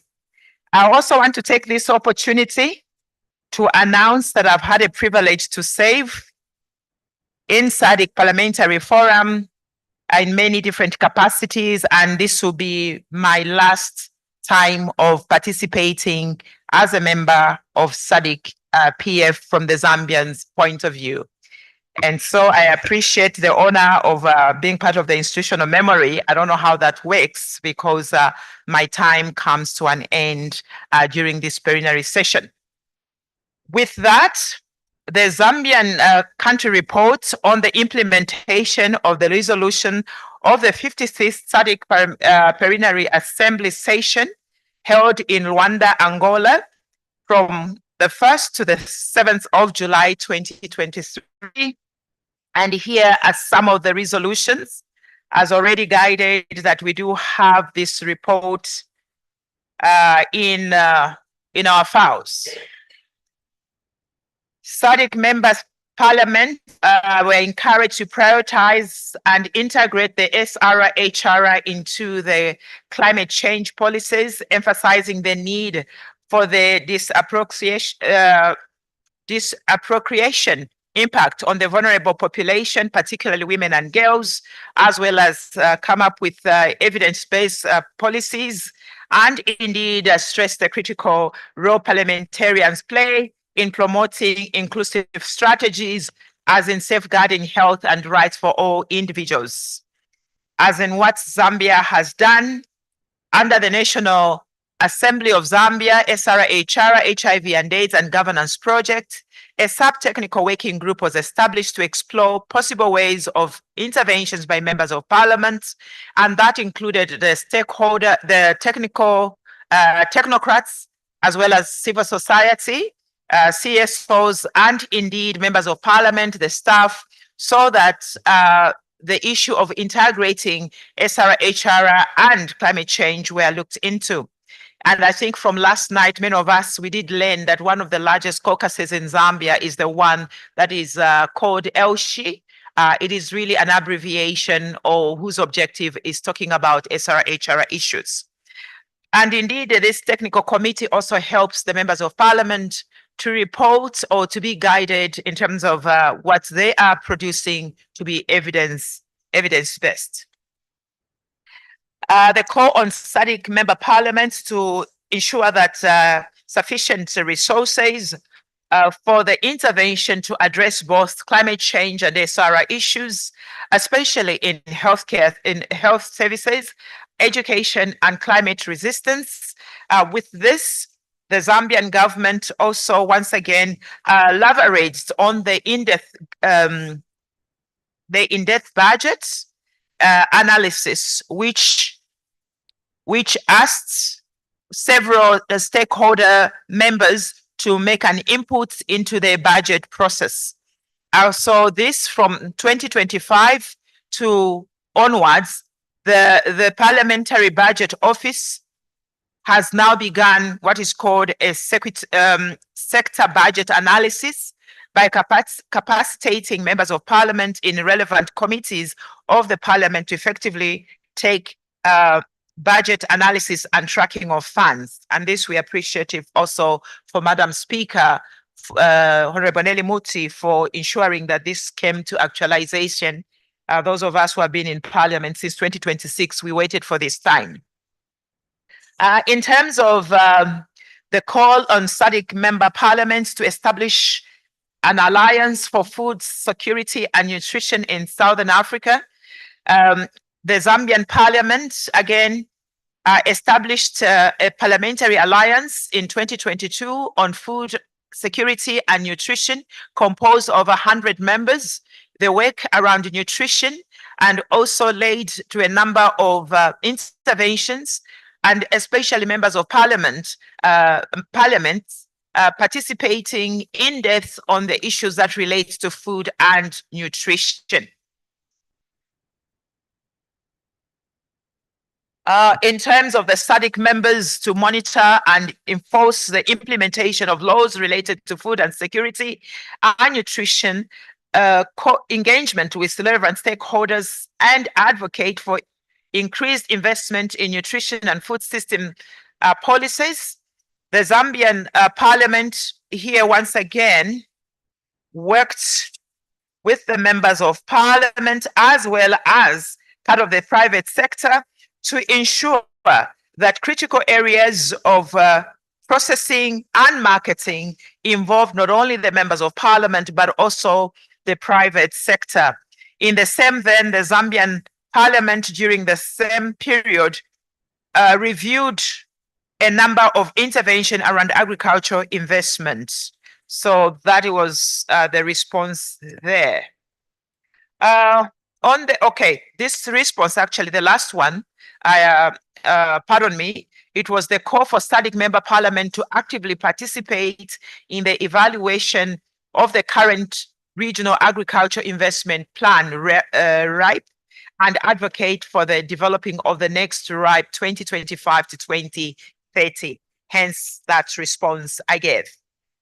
On the issue of Sadc parliaments to prioritize and strengthen political leadership and commitment at all levels to achieve the comprehensive Africa Agriculture Development Program, CAAPD, the Zambian Parliament will explore further on ways and means on how to enhance the laws around this very much advocacy, especially also where members of Parliament can indicate where they can perform well, especially as it relates to their committees, the different committees that we have.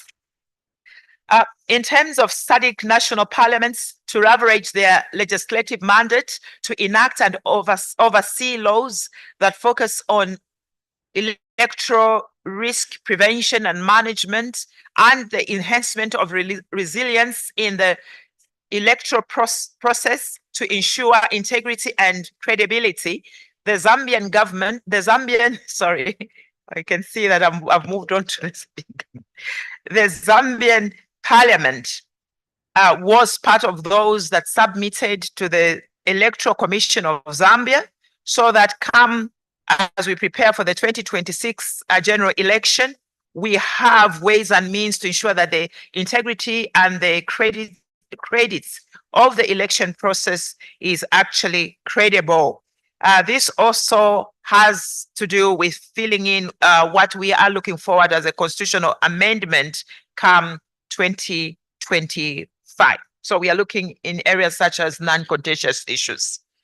As it relates to national parliaments to expedite the domestication and the implementation of international and regional child rights instruments, the Zambian Parliament passed the Child Code Act number 12 of 2022. In essence, it is a consolidation of various laws that concern the welfare of children, a tailor-made legal framework designed to ensure that children's rights are upheld, respected, and protected. Fully implemented, represented a significant step towards creating a society free from injustice of our children that they mainly are first. In terms of national parliaments to support legislation and policies aimed at achieving universal access to quality education, particularly for the marginalized and vulnerable children, I would be remiss if I didn't speak of the free education policy that Zambia has introduced under the able leadership of President Hakainde Hichilema, which was well articulated by her honor, the Vice President. In terms of Parliament, this also the same Children's Code Act of 2022, number 12, codified various children's rights, including the right to social protection, social services, rights to health, parental care, and definitely education. In terms of national parliaments to enact and enforce laws to eliminate harmful practices such as child marriage and female genital mutilation, accompanied by public awareness campaigns and community engagement strategies.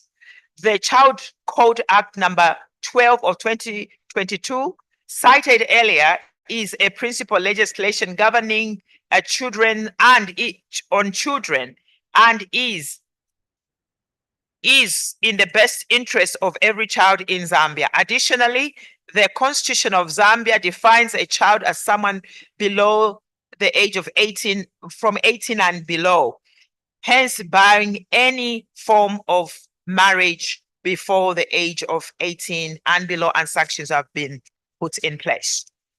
In terms of national parliaments to formulate and monitor the implementation of specific measures to protect and rehabilitate children affected by armed conflict, including safe return to education and normalcy, and prevent the recruitment of them once again in armed forces, the National Assembly of Zambia, through the Parliamentary Committee, the SRHR caucus, which is called ELSHI, the Parliamentary Children Caucus, and the Zambian Women Parliamentary Caucus, has monitored the implementation of the Child Code Act, in particular, the focus on implementation on specific measures to protect and rehabilitate children affected by armed conflicts, even though this in Zambia has not been personally experienced.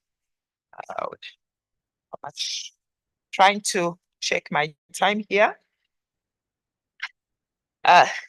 In terms of member states to pass new laws to change electoral reforms and political party laws at national and local level, to criminalize violence against women in elections and politics and enforce laws, the Parliament have worked closely in monitoring the work of the Electoral Reforms Technical Committee and has participated in some public hearing and consultative meetings. The matter of low number participation and violence against women during elections and during politics has created a very live debate and continues to be a conversation for the country. In terms of the SADC member states, enhance awareness raising and norm changing through training and sensitization of parliaments, policymakers, judiciary, law enforcement, and police on the cost of gender-based violence on women in public office and the need to ensure their security. In the recognition of the challenge, there is the gender-based act where which will be actually coming to Parliament and has provided evidence and identified workable solutions. As I come to a conclusion, in terms of the member state to provide victims of gender-based violence with support, protection, access to justice, and as well as ensuring emergency assistance and safe measures for victims, the National Assembly, through the SADC PFSRHR, HIV and AIDS Governance Project, continues to lobby for provisions of the law that support safe homes and gender-based violence fast-track courts to facilitate for the victims of gender-based violence, and this has been implemented. Lastly, but not the least, member states to create complaint mechanism and respond to protocols, as well as established enforced effective sanctions for victims of gender-based violence. The Zambian Parliament are waiting to see if this is part of the outcomes of the reforms submitted during the public hearings. With that, Mr. President, I submit on behalf of the people of Zambia. I submit. Thank you. Thank you, Honorable Member, for the report from Zambia. Honorable members, I think it would be remiss of me not to allow you a health break.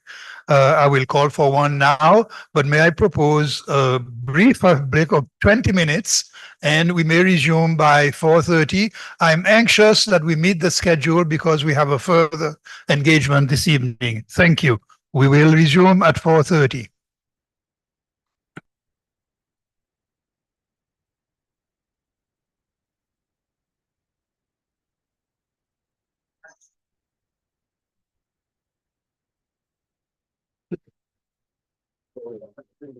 Continued giving country reports with regards to the progress on the implementation of the resolution of the 55th Plenary Assembly.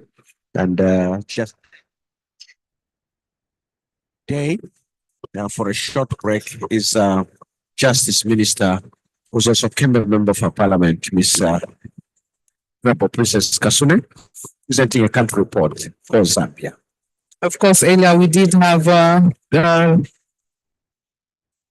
country reports from Botswana, Madagascar, which was online, Malawi, Tanzania, and of course Zambia. So after the break, we expect Angola, the Democratic Republic of Congo, Eswatini, Lesotho, Namibia, Seychelles, and South Africa, and lastly Zimbabwe to give their reports.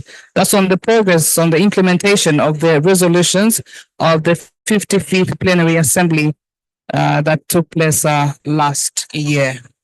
Right, you're watching live coverage of the 56th Plenary Assembly of the Sadc Parliamentary Forum, coming to you live from Radisson Blu Hotel in Livingstone, under the theme leveraging technology and innovation for smart, inclusive, and responsive parliaments in the Sadc region.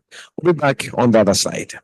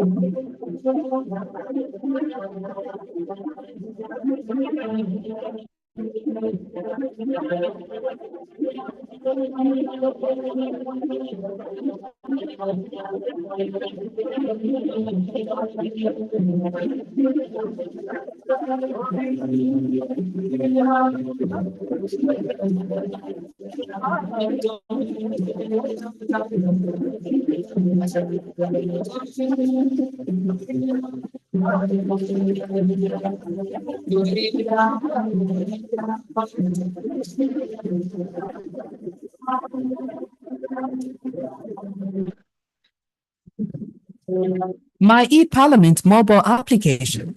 My e-Parliament is a mobile application developed by the National Assembly of Zambia in order to bring Parliament closer to you. You can download and install My e-Parliament from App Store or Play Store. Once installed, you can raise your concerns, provide your input, opinion, and feedback on various projects or decisions being made in your constituency. On My e-Parliament mobile application, you can listen to Parliament Radio.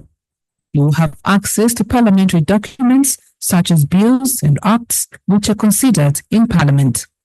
You will also have access to National Assembly social media platforms such as Facebook, Instagram, and Twitter.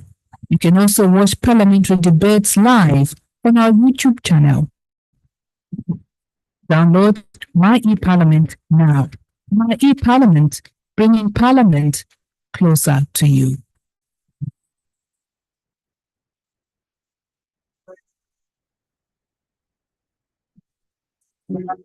My e-Parliament mobile application. First, download the app on either Play Store or App Store and install. After installation, open the app.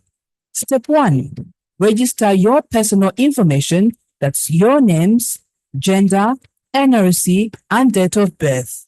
Step 2. Add your contact information, your email, phone number, and home address. Step 3. Select your constituency. Step 4. Create your 4-digit PIN. At this point, the system will send an SMS to your mobile number with a one-time passcode. Step 5. Confirm with one-time passcode that was sent to your mobile. Step 6. Sign in using your phone number and the 4-digit PIN. And step 7.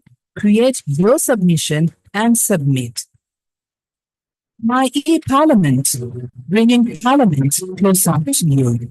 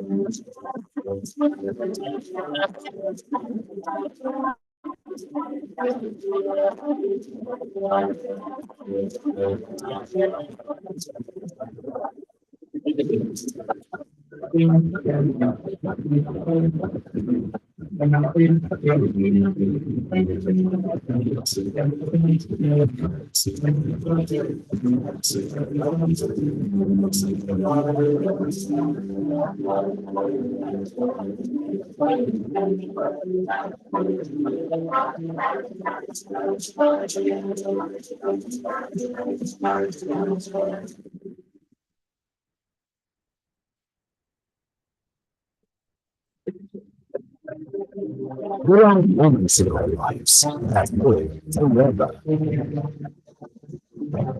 Moments like witnessing us under the spell of an absolute weather.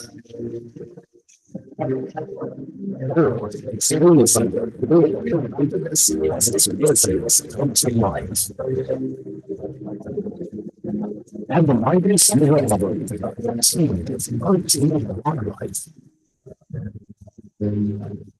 long roads in our lives that we live forever.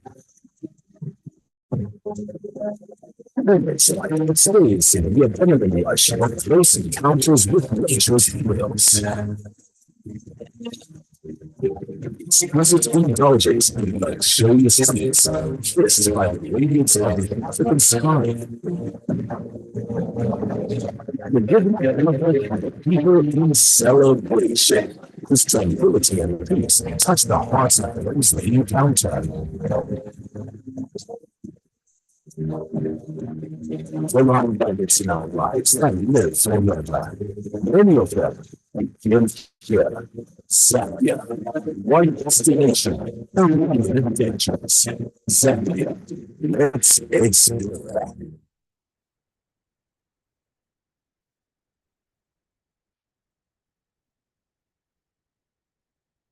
Exploiting and thrilling. Visit Livingston City for pure adrenaline and fun. Let its feels and spills inspire you. Livingston features arguably the best sunset views in the world. Memorable film viewing adventures in the spoiled but well-stocked Meteor National Park, where you can see the rare white rhino.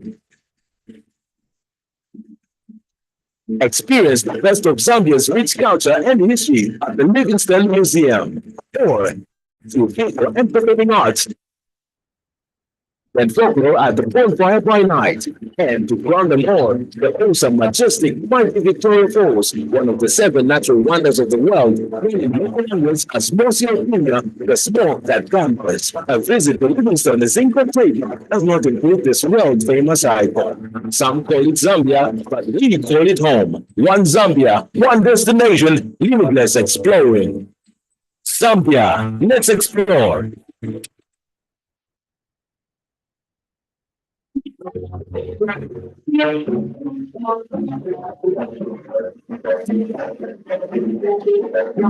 Why 2024 is very exciting is that this founding father, this son of the soil, in the name of Kenneth David Kuchizya Kaunda, would have taken 100 years today.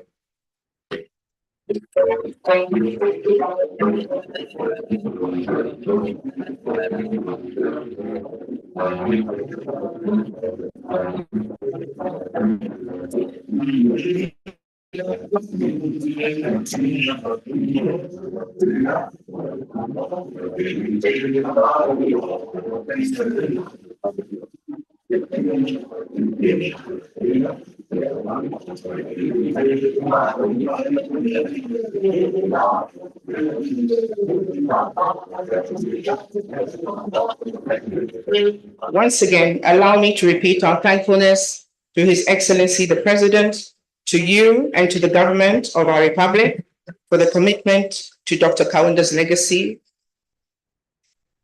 And may the renaming of the KK, Longeka's motto KK, serve as a befitting tribute to his exemplary life and enduring legacy of One Zambia, One Nation. And today we call it One Zambia, One Nation, One People.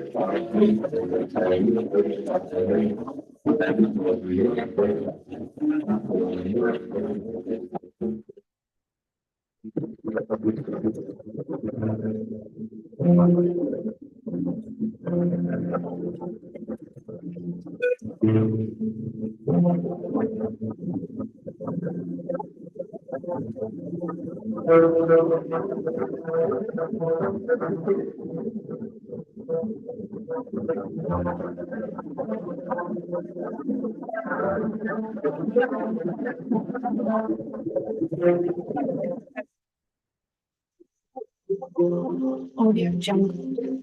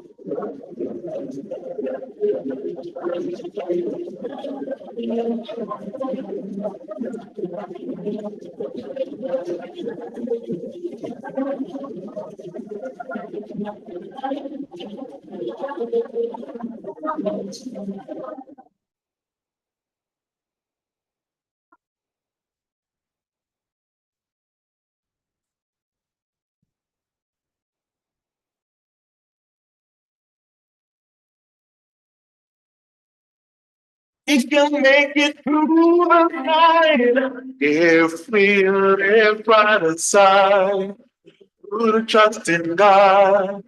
Learn to love each other. You must answer your own breath. Together we get stronger. But don't nothing, nothing, nothing, slow.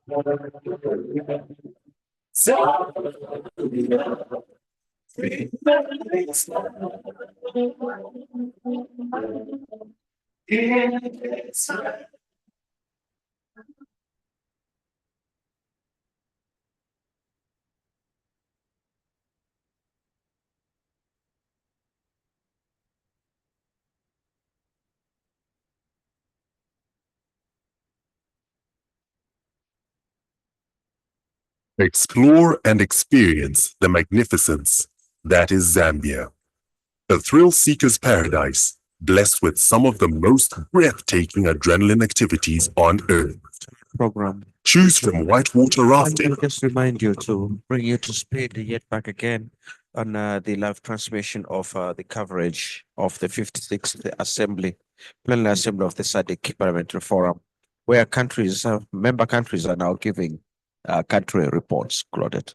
Exactly, on the progress of the implementation of the resolutions of the 55th Plenary Assembly, which took place last year. So far, the countries that have presented their report include Botswana, Madagascar, Malawi, Tanzania, and Zambia.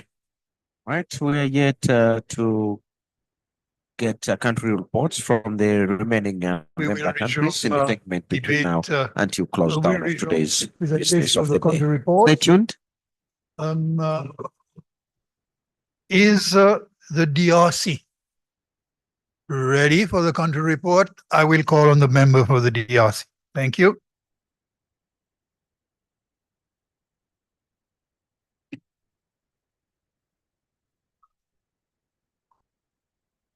Honorable Président, voici la présentation de la République démocratique du Congo à la 56e Assemblée plénière du Forum parlementaire de la Sadc sur le rapport pays relatif à l'état d'avancement de la mise en œuvre des décisions de la 55e Assemblée plénière. Faisant suite aux recommandations telles que figurant dans le compte rendu in extenso de la 55e Assemblée plénière du FP Sadc, tenue à Luanda, en Angola, du 1er au 7 juillet 2024, et eu égard aux dispositions pratiques du secrétariat général de cette organisation sous-régionale, le rapport pays que je soumets aujourd'hui devant cette auguste assemblée comporte 7 points à savoir. Le premier, la transformation du forum en un parlement régional de la Sadc. 2, la prise en compte de l'impact de l'inflation sur le budget du forum. Augmentation des contributions obligatoires des membres. 3, le détachement des hauts fonctionnaires auprès du département des programmes et des affaires parlementaires et des langues. 4, et l'observation des élections. 5, la désignation d'une personne de contact chargée de la surveillance et de la transposition des lois types dans le droit interne. 6, la mise en œuvre du projet SDSR et gouvernance 2023-2026.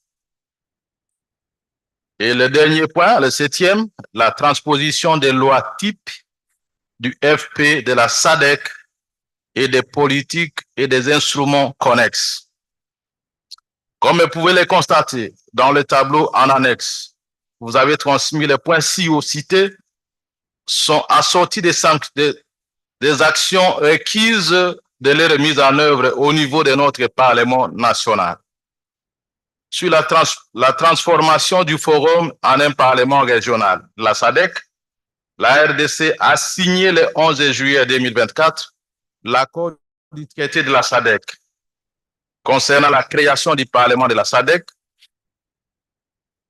cette signature faite par la RDC a ramené le nombre de signataires à 12 membres, quorum requis pour l'entrée en vigueur du traité. 2. Concernant la prise en compte de l'impact de l'inflation sur le budget du forum, augmentation des contributions obligatoires des membres. Also given the inflation situations in the DRC as a reference in the DRC, the Parliament of the DRC wishes that the amount of these contributions should not be modified while waiting a future. Son amélioration. 3. En rapport avec le détachement des hauts fonctionnaires auprès du département des programmes des affaires parlementaires et des langues, le Parlement national avait été bien informé des vacances des postes dans le département, mais n'a pas été prêt à envoyer les siens pour concourir à ces postes. Toutefois, il ne manquerait pas à le faire à la prochaine fois. 4. Au sujet de l'observation des élections, au-delà des vagues électorales qui ont été programmées dans la sous-région, le Parlement national de la RDC n'a pas pu envoyer ses observateurs. 5. Pour ce qui est de la désignation d'une personne de contact chargée de la surveillance de la transposition des lois types dans le droit interne, venant à peine de se reconstituer, les actions sont entreprises pour procéder à la désignation d'un parlementaire pour cette cause. 6. En rapport avec la mise en œuvre du projet SDSR et gouvernance 2023-2026, plusieurs actions ont été accomplies, notamment la signature de la signature of the agreement which allowed the implementation of this project since the 17th of July 2024 with the setting up of the working group. Concernant la reconduction, when we talk about the research concerning this project of one director of the project, we have the reopening of the account of the parliament, which was only open in August for the funding of this project. In this regard, given the largeness of the countries, for this project to have a very significant impact, I believe that we need already to enact the laws to try to sensitize the population in the remote areas of the country. And here we are talking about the domestication of the Sadc PF model laws and related policies and instruments. In this regard, it's important to note what follows when it comes to this provision of the model law has been adopted into one of the provisions of the model law that has been mentioned, HIV, and has been adopted into the domestic law on HIV/AIDS. We know that even a child of aged less than 18 years who is 14 can be tested without parental consent. Another law on this electoral law, which says that a political party that could give more than 50 women candidates on the electoral list is exempt from having to pay candidature fees. And in that also we need to enact the law to protect and the victims of gender-based violence, and we need to secure the humanity and also the establishment of the National Fund for the reparation of the victims. which is called the Plenary. This is an example to be given. En conclusion, In conclusion, permettez-moi de saisir please allow me to grab this opportunity to express our deep gratitude to Sadc as a region, in particular to this Sadc Parliamentary Forum for your solidarity in favor of the government and the people of the DRC, and your continuous commitment to support to try to establish peace and security and the sustainable development in my country. I submit. Thank you. Thank you. Thank you, Honorable Member. May I remind the Honorable Members to review their presentations and to see where they may summarize in order to keep within the time limit. And thank you, members who have done so. Member from Lesotho, are you prepared to take the floor? I give you the floor.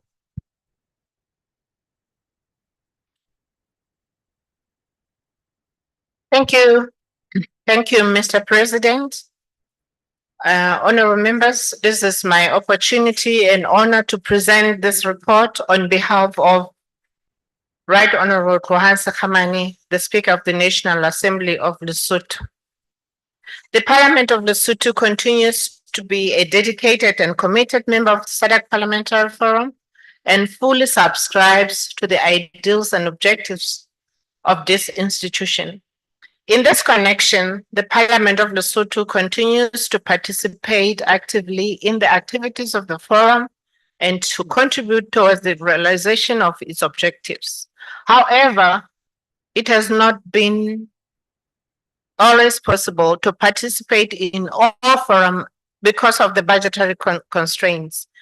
It is our fervent hope that the ongoing parliamentary reforms will address existing capacity gaps and challenges. This report represents the position of the Parliament of Lesotho on live matters and resolutions on the forum in line with the guidance letter of the Secretary General on the 26th September 2024 on transformation of forum to a Sadc regional parliament. The government of Lesotho is yet to submit its commitments to the Sadc Secretariat on protocol on the Sadc Parliament, and the Speaker of the National Assembly will continue to engage the Right Honorable the Prime Minister on this matter. Addressing the impact of inflation on the budget of the forum. Increase on mandatory member contributions. The Plenary Assembly has, on numerous occasions, disapproved the recommendation to increase the mandatory member contributions due to financial limitations prevailing in the member parliaments. Consequently, the forum is now at a crossroad where a choice has to be made whether to accept the proposal to increase the subscriptions for the sustenance of the organization or let it drown. The Parliament of Lesotho supports the sustenance of the forum and therefore supports the increase of the mandatory subscriptions. On secondment of senior parliamentary staff to the Programs and Parliamentary Business and Languages Department, Section 65 of the Constitution of Lesotho prescribes that offices of the clerks to both houses of parliament and their staff are offices in the public service. Accordingly, the staff that services parliament is employed by the Public Service Commission and seconded to parliament by the public service. The staff complement is negotiated with the public service, and the current one is so thin that even some important parliamentary duties get compromised. Sub-Regulation 16 of the Public Service Regulation 2008 provides for the terms under which secondment may occur. This provision, read together with the provisions of the Public Service Act, do not allow our parliament to second staff to the forum with full pay. An officer on secondment is removed from the government payroll for 3 years with the expectation that the officer's remuneration will be paid by the institution to which he or she has been seconded. Efforts are underway to change this situation. With the 10 amendment to the Constitution, which is before the Senate, that is the upper house of the Parliament, proposing to establish the establishment of Parliament Service and Parliament Service Commission. The coming into effect of this constitutional amendment will enable the Parliament to recruit its own staff with its own terms and conditions of service. Only then will the Parliament of Lesotho be in a position to work with the Sadc PF on secondment mechanisms for the benefit of the two institutions. Election observation. The Sadc PF aims to promote human rights, gender equality, good governance, democracy, and transparency. Therefore, in pursuance of this objective, election observation should be one of the core mandates of the forum. Election observation facilitates credible electoral processes and election outcomes. It is through election observation that countries get a fair assessment of their weaknesses and strengths throughout the election cycle and subsequently be commended for good practices and advised on areas for improvement in the conduct of elections. Because of budgetary constraints, the Parliament of Lesotho last participated in the Forum Election Observation Mission in 2012 with the Eswatini, then Swaziland election of 2012. Funds permitting, our Parliament will continue to send the required minimum of 2 MPs, Member of Parliament, to Forum Commissions. It is our considered view that factoring elections budget in the annual member contributions may lead to non-payment, particularly for the years that the region will have more than one election. As such, the Parliament of Lesotho commits to factor in its annual budget participation of 2 MPs in at least one observation mission per year. Designation of focal person to monitor the domestication of model laws. As mentioned, the Parliament of Lesotho has a serious shortage of staff and has to date not been able to designate a focal person to monitor the domestication of model laws. Efforts are underway to address this challenge. With the ongoing process of enhancing the legal and research departments, we will soon be in a position to make the designation. The Office of the Clerk will communicate the name of the officer who will temporarily be assigned to perform this function while this process unfolds. Implementation of the 2023-2026 Sexual Reproductive Health and Rights and Governance Project. The Parliament of Lesotho, in collaboration with Sadc PF, signed the agreement to implement the SRHR and Governance Project on Wednesday, 14th February 2024. The SRHR researcher who had been appointed in the 10th Parliament was reappointed in October 2023. To date, the Parliament of Lesotho has expended $15,928 on the following activities. Constitution of the National Working Group, which comprises 4 members of Parliament, 8 parliamentary staff, and 14 members representing the civil society organizations, line ministries, and development partners that constitute all the six thematic areas of the project. Roundtable discussion on SRHR related bills, which was attended by 30 MPs, 8 staff members, and 15 members from CSOs and line ministries. Roundtable discussion on budget analysis, attended by 30 MPs and 15 members of staff. public hearings. The project supported the ministry public hearings on protection and administration of custom at initiation school bill, which was a community outreach bill targeting owners of initiation schools. Around 100 owners in 3 districts were reached, and it is anticipated that the bill will soon be presented before Parliament. Domestication of Sadc PF model laws and related policies instruments. Sadc model laws on eradicating child marriage and protecting children already in marriage. Children's Protection Warfare Amendment Bill 2023. The National Assembly is on the verge of passing the Children's Protection and Warfare Amendment Bill. The bill guarantees some basic rights to children, such as the right to education and access to health services and proper upbringing under capable parents and guardians.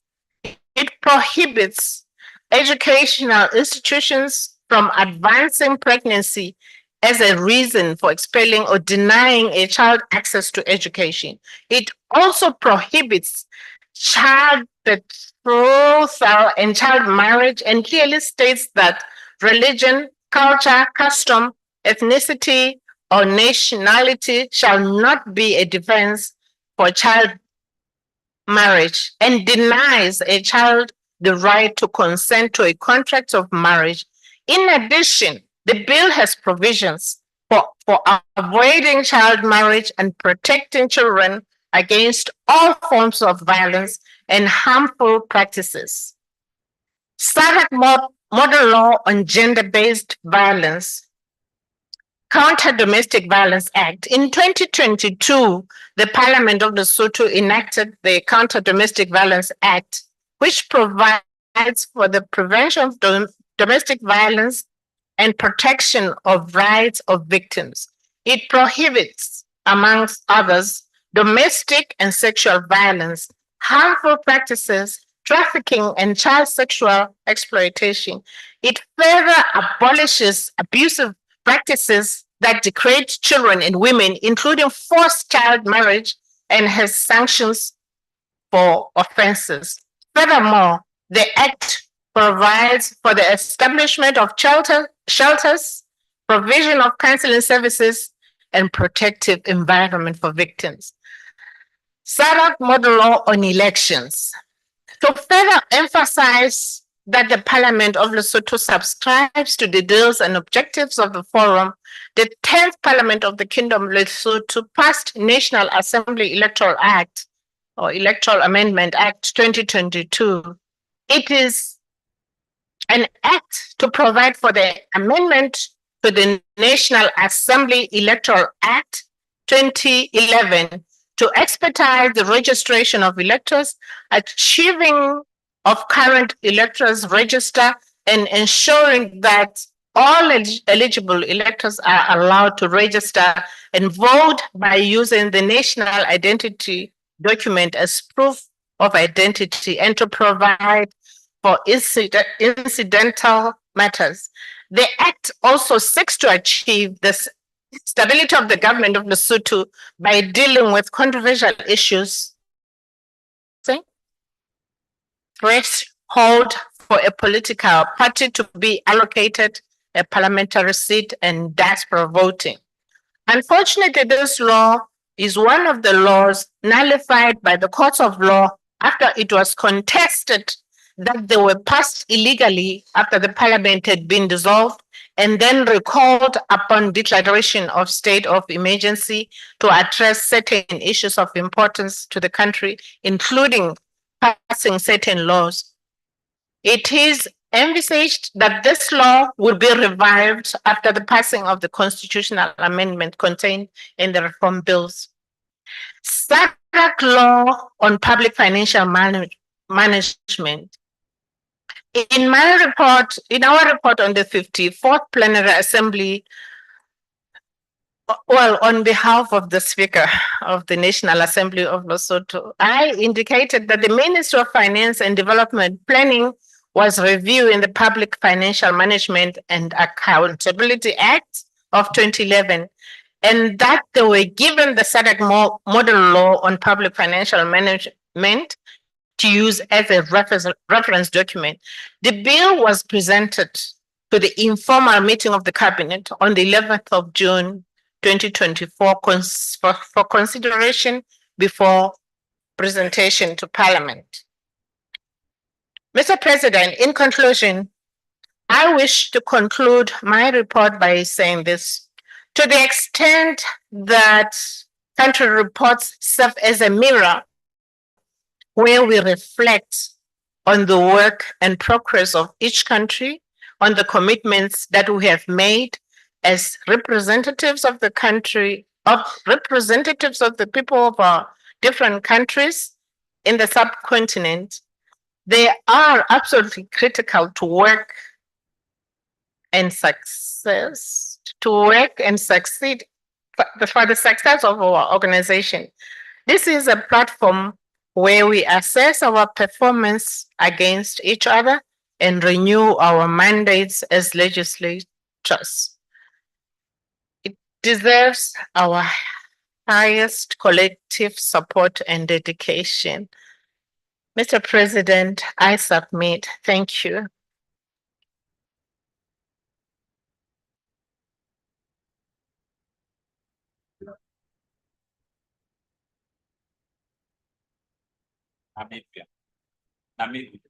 Namibia.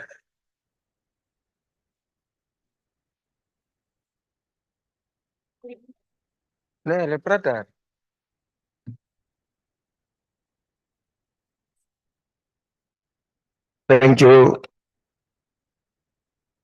Honorable President. In pursuit of fulfilling your 15 minutes, I'm delighted and privileged to move country report of our country, Namibia, under the following 7 topics. On the transformation of the forum to a Sadc regional parliament.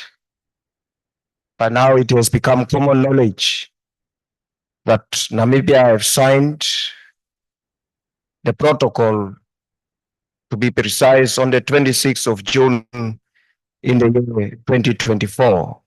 And therefore, as of now, is part of the signatory countries for the establishment of the Sadc, or for the transformation of the parliamentary forum into a Sadc regional parliament.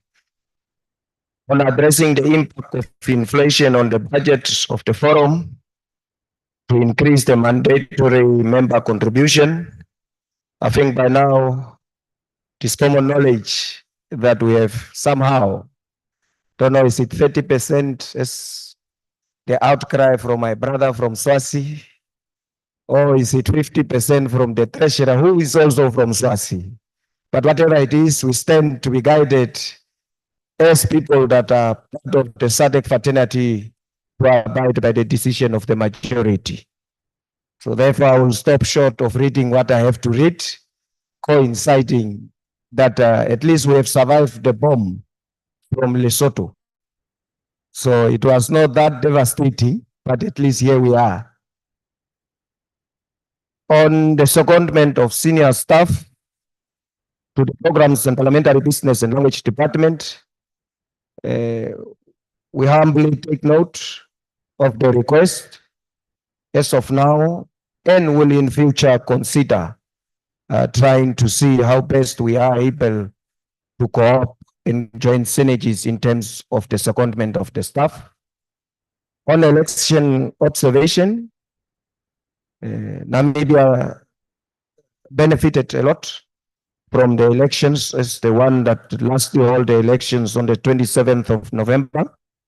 However, we are also delighted to report that we have taken part or facilitated election observer missions in 2 countries, or staff members, 2 in Botswana and 2 in Mauritius respectively. And subsequently to that, we have also contributed the mandatory monetary expenses that goes along as per request of the Sadc Observer Mission. And to that end also, we have acceded to the request of Sadc PF to pay the mandatory contribution as requested 1 year ahead. So up to now, we are fully paid up members even for the financial year 2025-2026. On the designation of a focal person to monitor the domestication of model laws, we are, to that fact, in process of identifying the focal person within our National Assembly. That will be the legal and mandatory process. That will be the legal person. We are just busy with the legal mandatory process. And once that process has been fully concluded, we will be subsequently informing Sadc PF as the duly nominated person that will deal with that will be the focal person in terms of the monitoring of the domestication of the model laws. On the implementation of the 2023 to 2026 SRHR and governance project, we have signed, Namibia as a country have signed the agreement on the 18th of January this year. 4 staff members who are in the office of the Speaker were subsequently appointed and have assumed duty as SRHR researchers on the 3rd of September 2024. The implementation of activities only started this in the year, of which 2 projects have commenced. The following activities has already been implemented. That is the orientation of the newly appointed researchers, the first National Working Group meeting that took place on the 8th of October 2024, the 3-day planning workshop for members of the National Working Group, which took place from the 6th to the 8th of November 2024, and the virtual working session that took place on the 21st of November 2024. The 5th activity was the poster development of SRHR project. A number of staff that were trained were 5. The number of MPs that were trained was 1, the chairperson of the National Working Group, and the number of the civil society trained under this project were 8. On the domestication of the Sadc modern laws and related policies, we are pursuant to previous resolution made by the plenary. Domestication efforts are for us ongoing, and our parliament has implemented to sensitize and share knowledge on the Sadc parliamentary follows as follows. On the legislative aspect, we have legislative efforts inspired by the modern laws, include the Public Finance and Management Bill, which bill is certainly with the drafters and is envisaged to be laid upon the table during the first quarter of next year. On public hearings, we had extensive consultation on the petition on the legislation of on the legislation and non-legislation of abortion by the Parliamentary Standing Committee on Gender, Equality, Social Development and Family Affairs, which were conducted in all 14 regions with the financial assistance from Sadc PF, the SRHR HIV and AIDS Governance Project, civil society organizations, and United Nations partners from the National Working Group and the National Assembly. The public hearings also extended on petitions regarding the sexual gender-based violence and family were also held by the Committee on Gender, Equality, Social Development and Family Affairs. This also were inspired at the pretense of the modern law on GBV, gender-based domestic violence. On the budget-related outcomes, the National Assembly approved the establishment of the Standing Committee on Budget and Finance that will help in the general responsibleness of the monitoring of the budget of government, ministries and agencies, and specifically also the SR, HIV and AIDS governance project, and the other related outcomes, the gender-sensitive budgeting, and the adherence of the objective as promulgated during the budget implementation. This is, in short, our submissions from Namibia. Thank you, honorable members.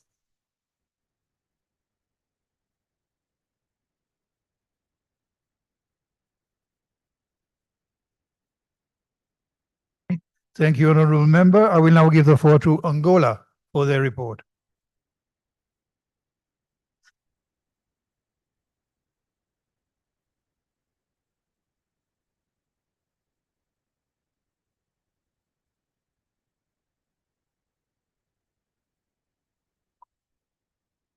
Senhor Presidente do Fórum Parlamentar da Sadc, o relatório que vimos apresentar visa trazer ao vosso conhecimento as ações mais importantes e marcantes desenvolvidas pelo nosso país para a implementação das resoluções aprovadas na 55ª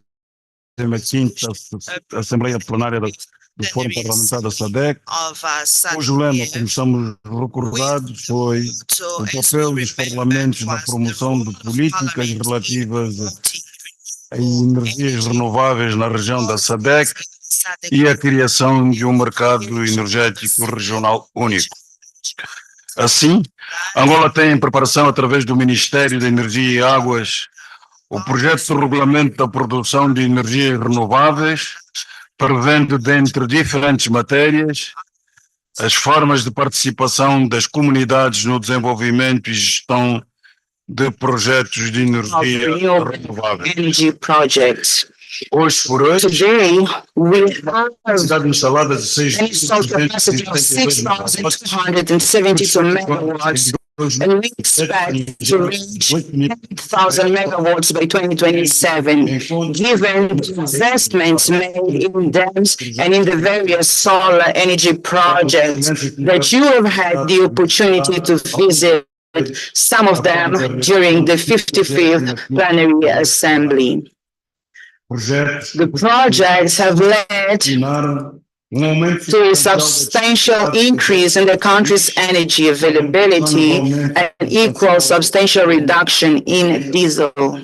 At the same time as our efforts to produce more and better energy, we are investing considerably in the transport, distribution, and modernization. And by 2025, we hope to have completed the interconnection between the central and southern regions of the country, increasing the energy capacity of some provinces. As we know, the state cannot and should not take on all the nuances in this area. Therefore, we're creating conditions so that the private sector can also participate and even more so invest in the field of transport of energy, and we therefore promoting legislative reforms that will create a different environment, one that is more conducive to the format of the private initiative, so that we can bring this good to the people with quantity, quality, and speed they need. Electrification projects are underway in towns throughout the country, with more than 250,000 new home connections expected, not to mention the structuring of investment for the electrification of other 126 towns through the country. At the end of all these efforts throughout the country, more than 4.5 million inhabitants will benefit.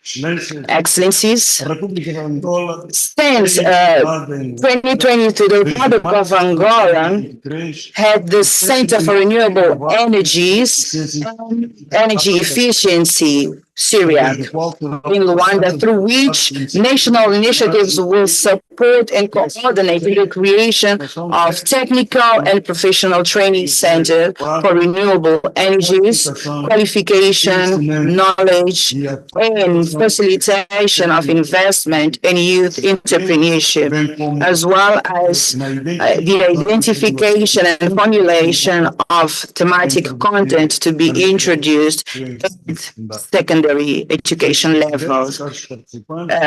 President, dear participants, in order to improve the approach to the phenomenon of financial inclusion of women and youth, the Republic of Angola is implementing the national employment agenda as a means of improving and supporting the coordination of various public and private initiatives, the so-called National Employment Fund. With regards to the Gender Equality and Women's Empowerment Program, the Social Action, Family and Women's Promotion sector signed a protocol with the National Bank of Angola in the fields of education and financial inclusion for families, and to date has sensitized more than 30,273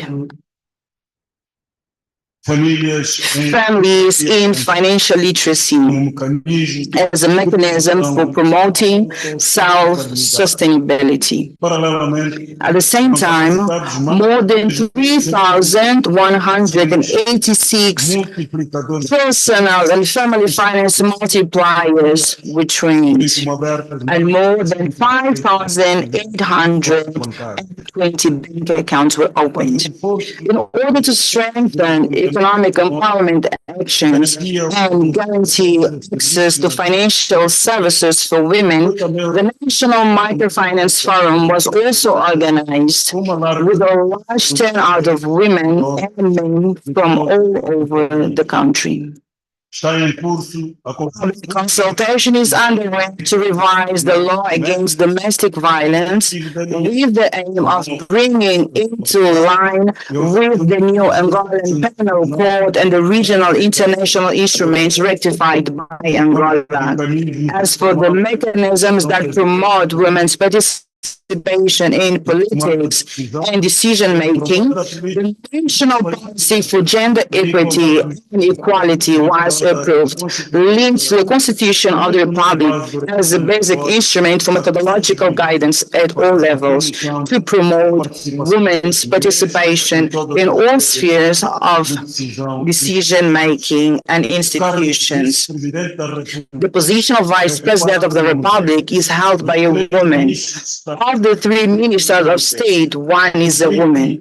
Of the 23 ministerial departments, 7 are headed by women. Of the 49 secretaries of state, 11 are headed by women. Of the 18 provinces, 6 are headed by women, while 11 are vice governors in these provinces.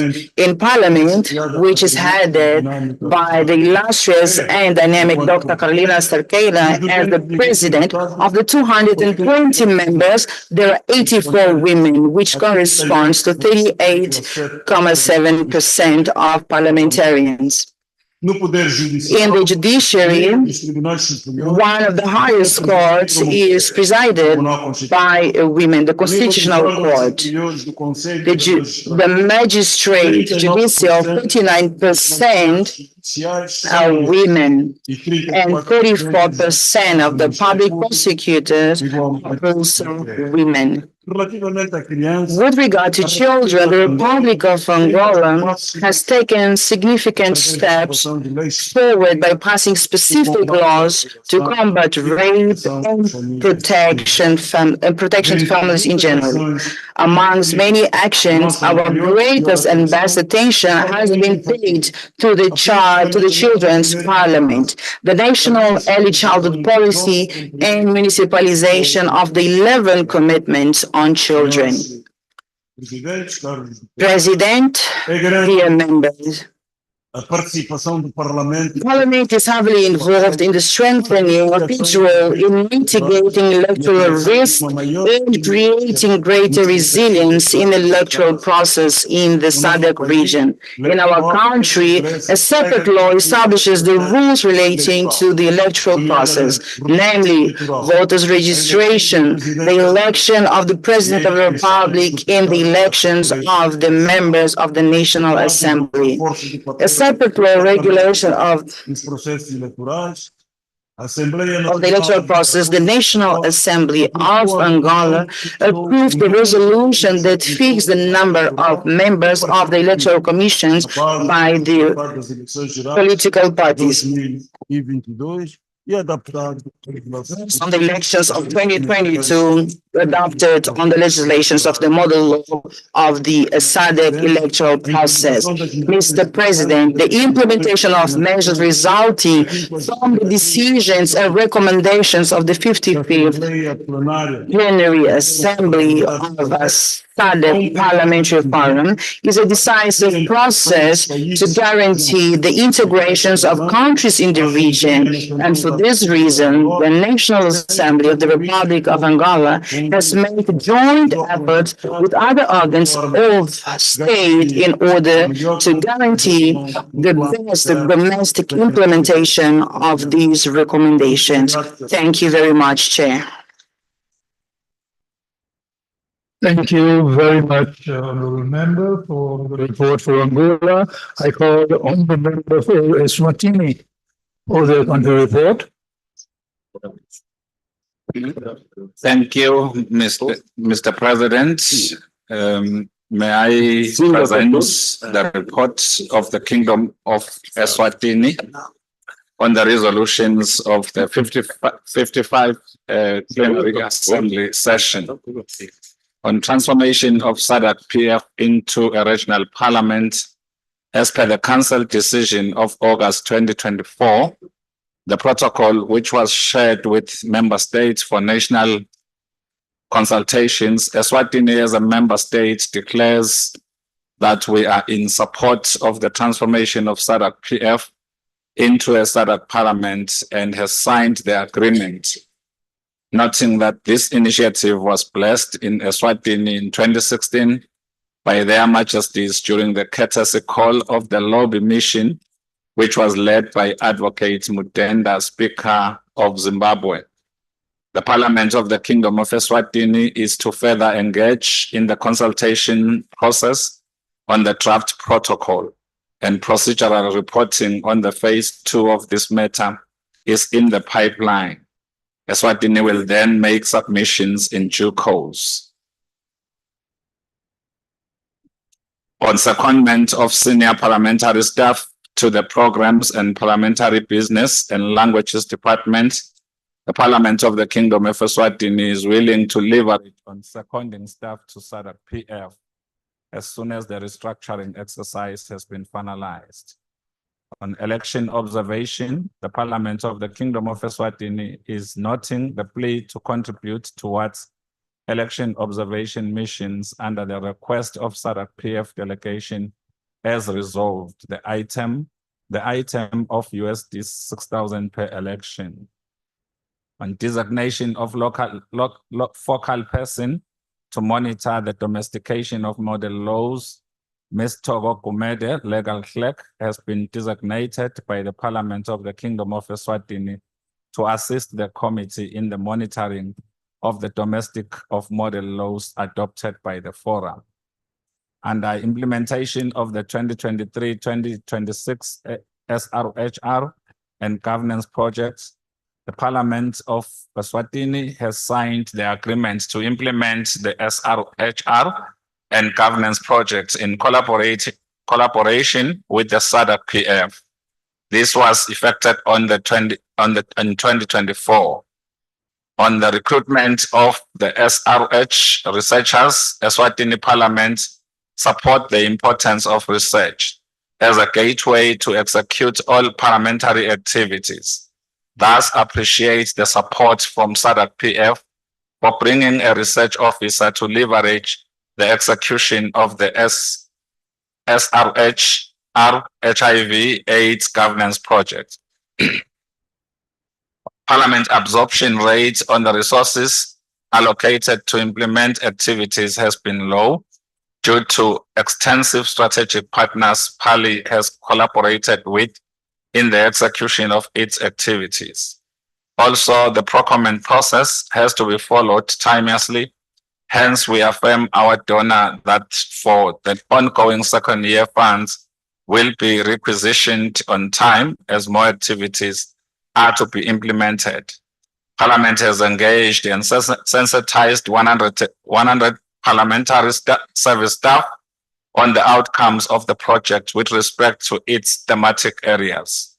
103 parliamentarians, including both the House of Assembly and Senate, has been trained on the project with respect to integrating climate change as a thematic area and the importance of mainstreaming human rights and governance to all focus areas with the support of UNFPA, UNDP.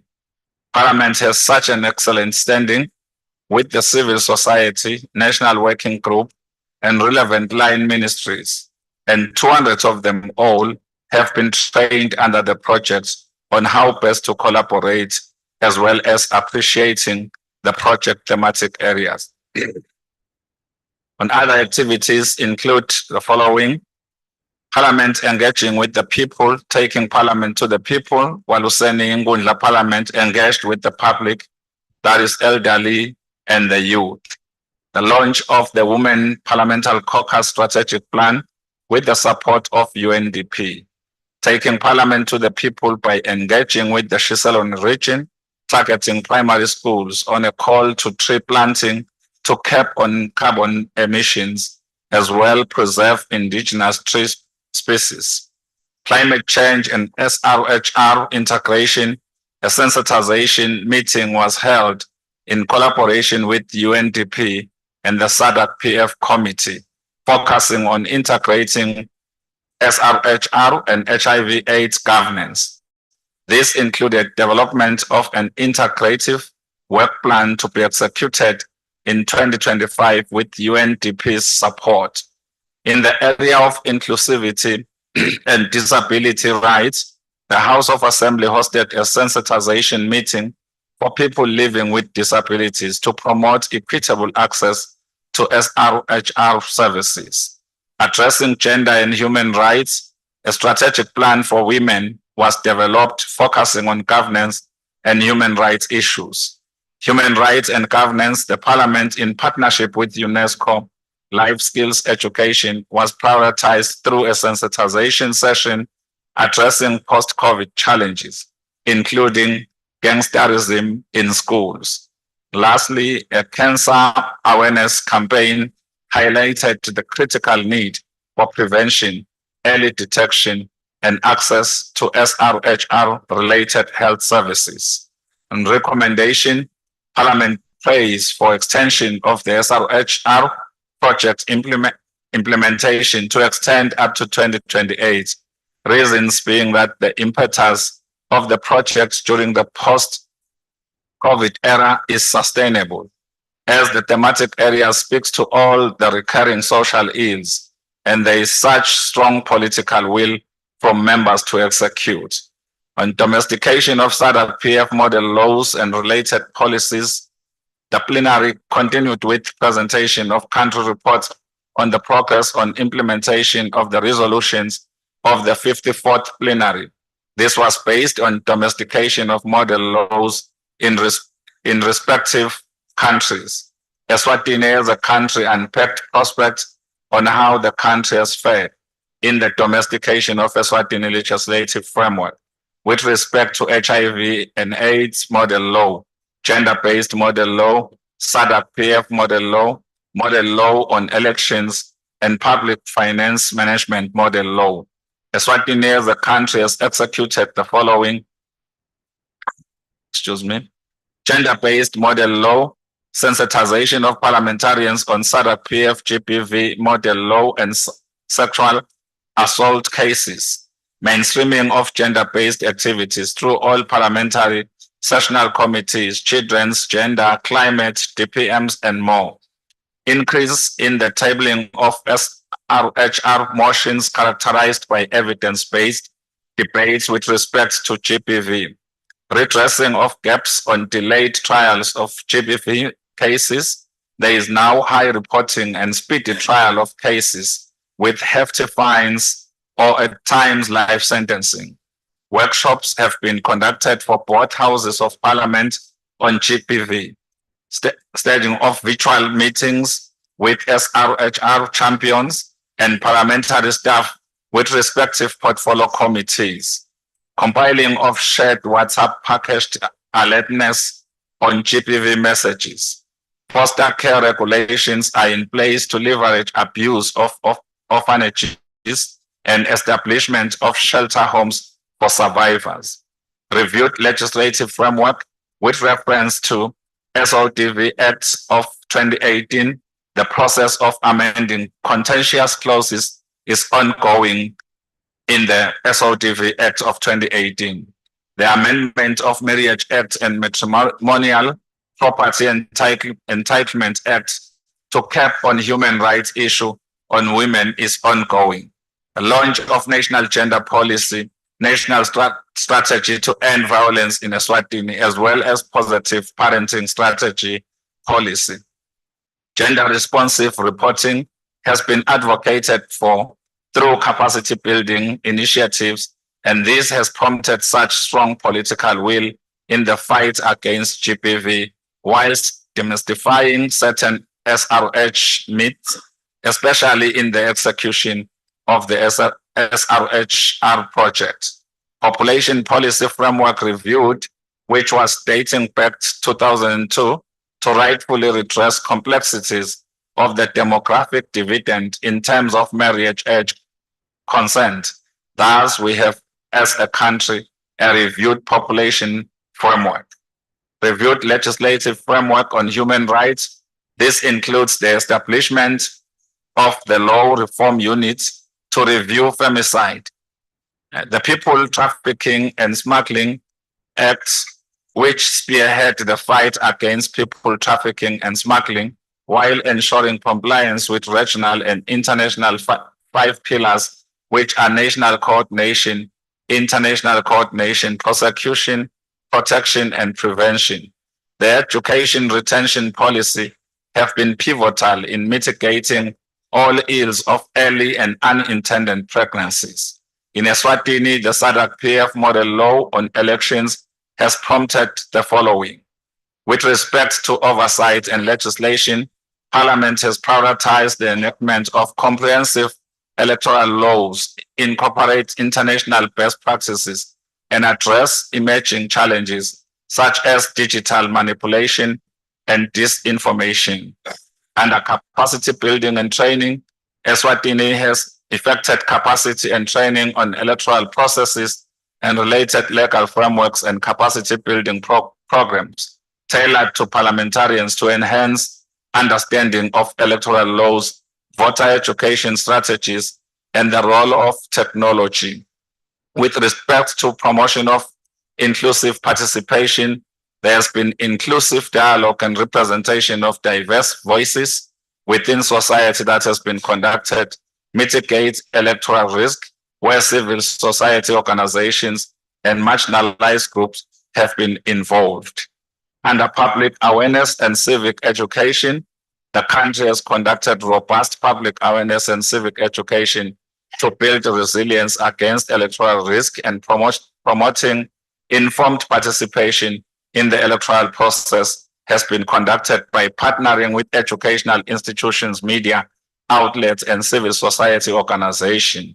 On women election, the country has considered electoral reforms measures that reduce barriers for women and minority candidates by eliminating discriminatory voter registration requirements and enhancing access to voting even for the marginalized groups and the physically disabled.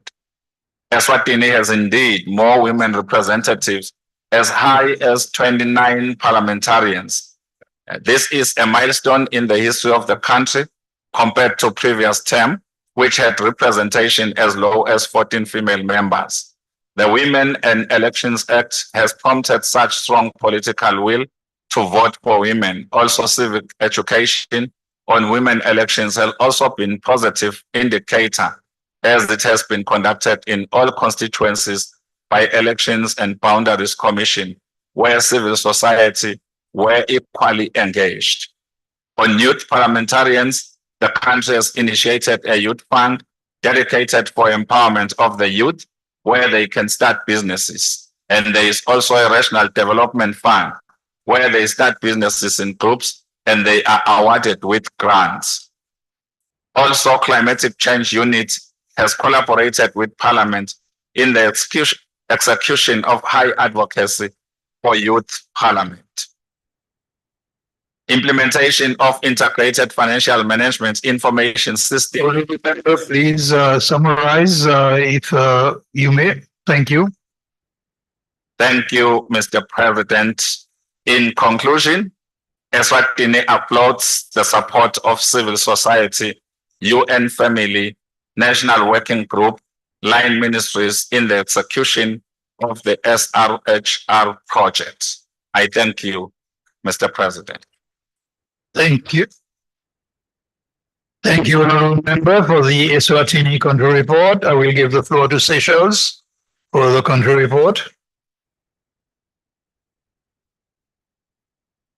Thank you, Mr. President. This report reflects Seychelles' achievement, ongoing effort, and challenges in addressing the resolution adopted by the Forum. Seychelles remains steadfast in its commitment to fostering regional cooperation, upholding democratic principles, and contributing to the shared goals of the SADC-PF through collaborative effort involving key institutions, civil society, and the National Assembly. We continue to align our national initiative with the objective of the Forum. Transformation of the Forum to a SADC regional parliament.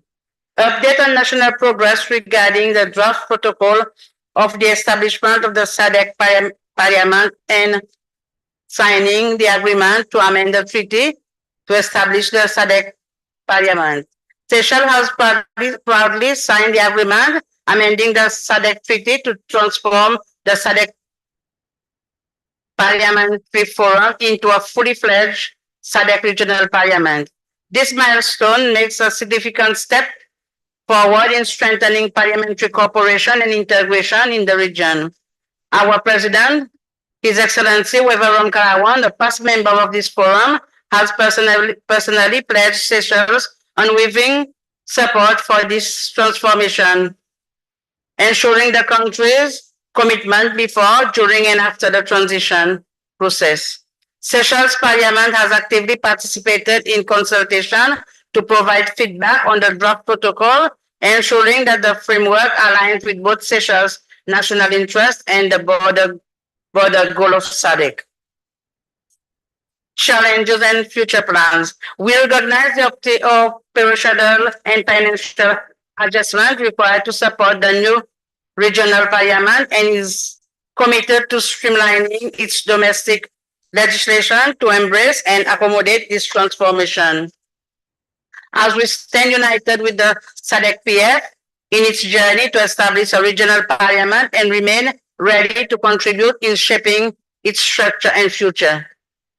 Addressing the impact of inflation on the budget of the Forum, increasing mandatory members' contribution. Seychelles remains focused on its commitment to the Forum and has finalized all its payments for SADC-PF subscription, including fee for 2024 to 2025, ensuring that the National Assembly supports the Forum in fulfilling its mandate. And we also participate actively in the decision-making processes of the Forum and through its parliamentary diplomatic undertaking in its lobbies for monetary viability of the Forum. Through prudent fiscal policies, Seychelles is stabilizing its economic, which will enable us to meet our obligation as we continue to address the potential impact of future global economic instability on its financial commitment. Strengthening fiscal resilience remains a priority for our country. Seychelles commits to remain a reliable contributor to the SADC PF budget, and we will work to sustain its financial commitment in the years ahead. Secondment of senior parliamentary staff to the program and parliamentary business and languages. Despite its smallest in terms of human resources, the National Assembly Service of Seychelles has assisted the SADC PF Secretariat in the past through the secondment of HR staff to the Human Resources Subcommittee of the Forum. The National Assembly Service revised its organizational structure this year, adopting a more strategic approach to enhance efficiency and service delivery.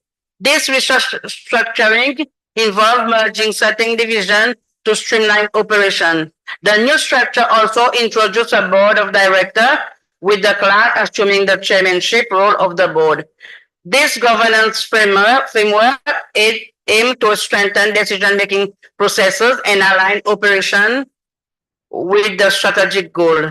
As we continue to explore the possibility of seconding experienced staff members to the forum, particularly in area of program and parliamentary businesses. Challenges faced are limited human resources within the National Assembly Service pose challenge for regional contribution in the future. But Seychelles is keen to propose a staff exchange program amongst SADC member parliament to foster professional development and knowledge sharing, and remain committed in supporting the SADC PF and may consider seconding staff in the future. Election observation. Contribution towards supporting election logistics and sponsorship for MP for election observation mission.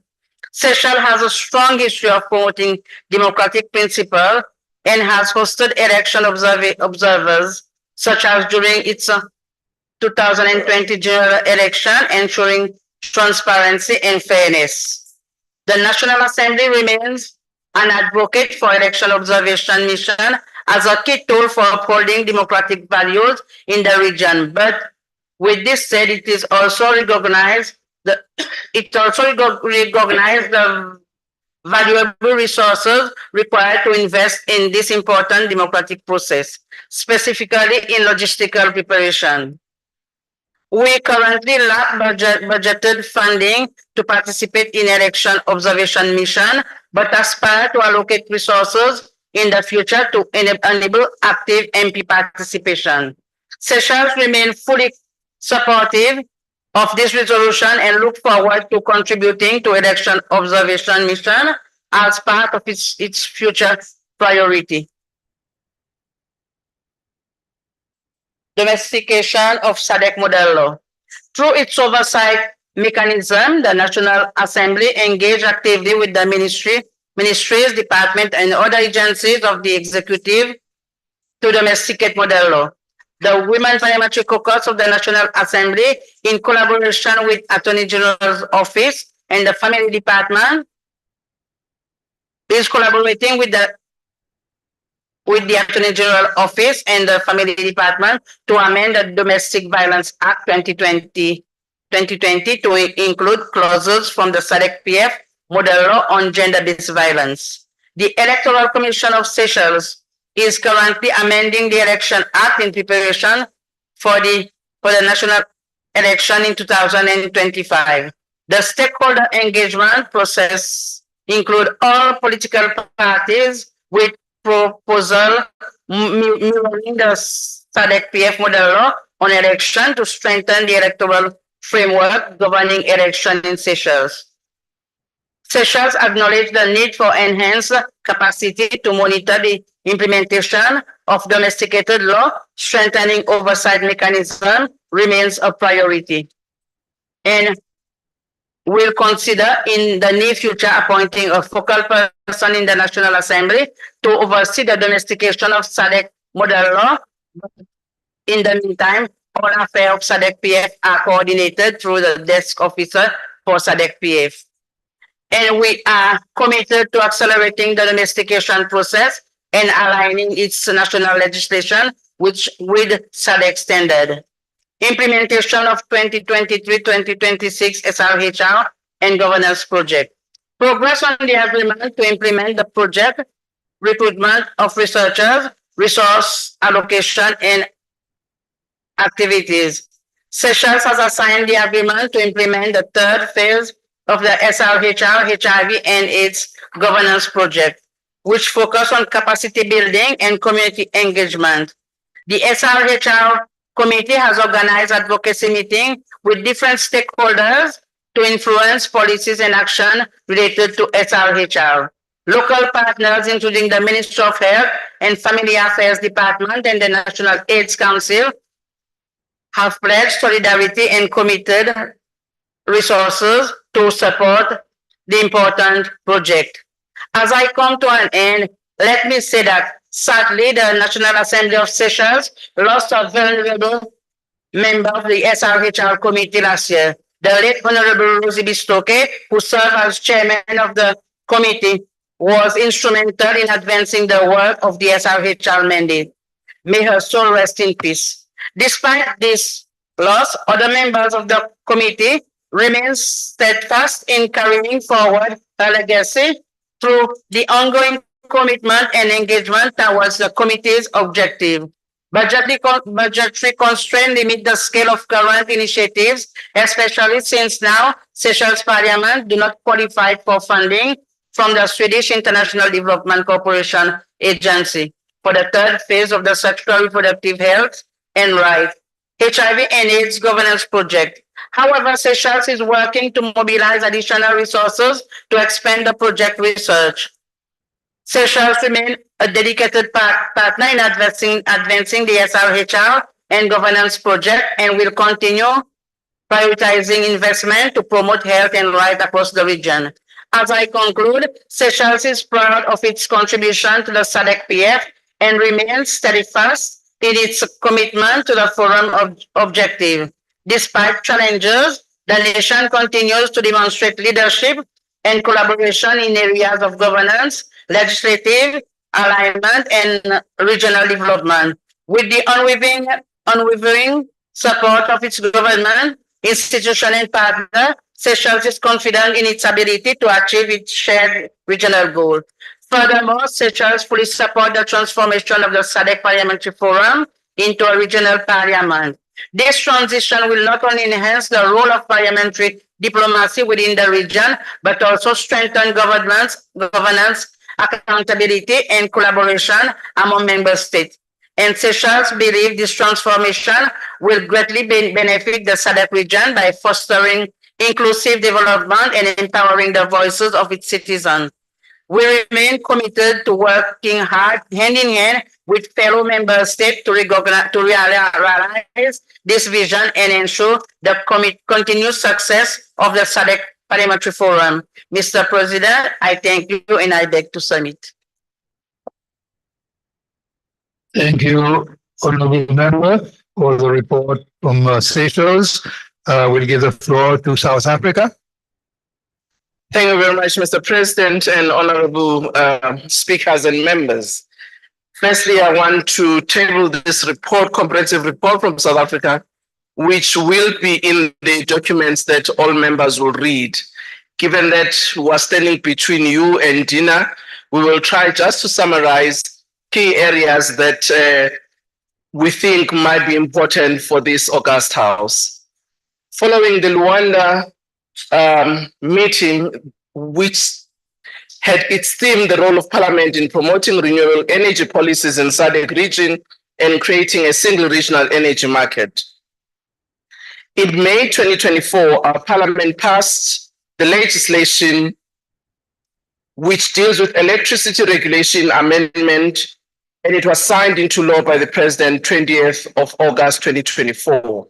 The bill provides for additional electricity generation capacity, infrastructure, and provides for an open market platform that allows for competitive electricity trading and creation of a single regional energy market. Furthermore, our committees of Parliament strengthen their oversight on renewable energy issues. For instance, on the 23rd August 2024, the National Assembly Portfolio Committee on Electricity and Energy held discussions and received a briefing on the renewal of the integrated energy plan and integrated resources. Between August and November this year, our portfolio committee on electricity and energy received briefings and deliberated on the following key issues.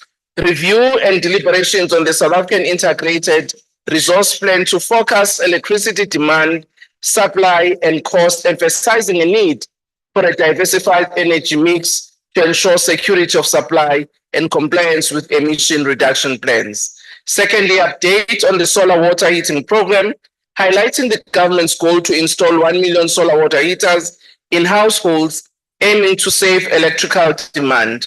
Additionally, the Department of Energy is revising the program rollout methodology following the closure of the previous delivery model. Fourthly, briefing on the progress of the Renewable Energy Independent Power Producer Program and the Risk Mitigation Independent Power Producer Procurement Program was received as part of South Africa's government efforts to invest in renewable energy.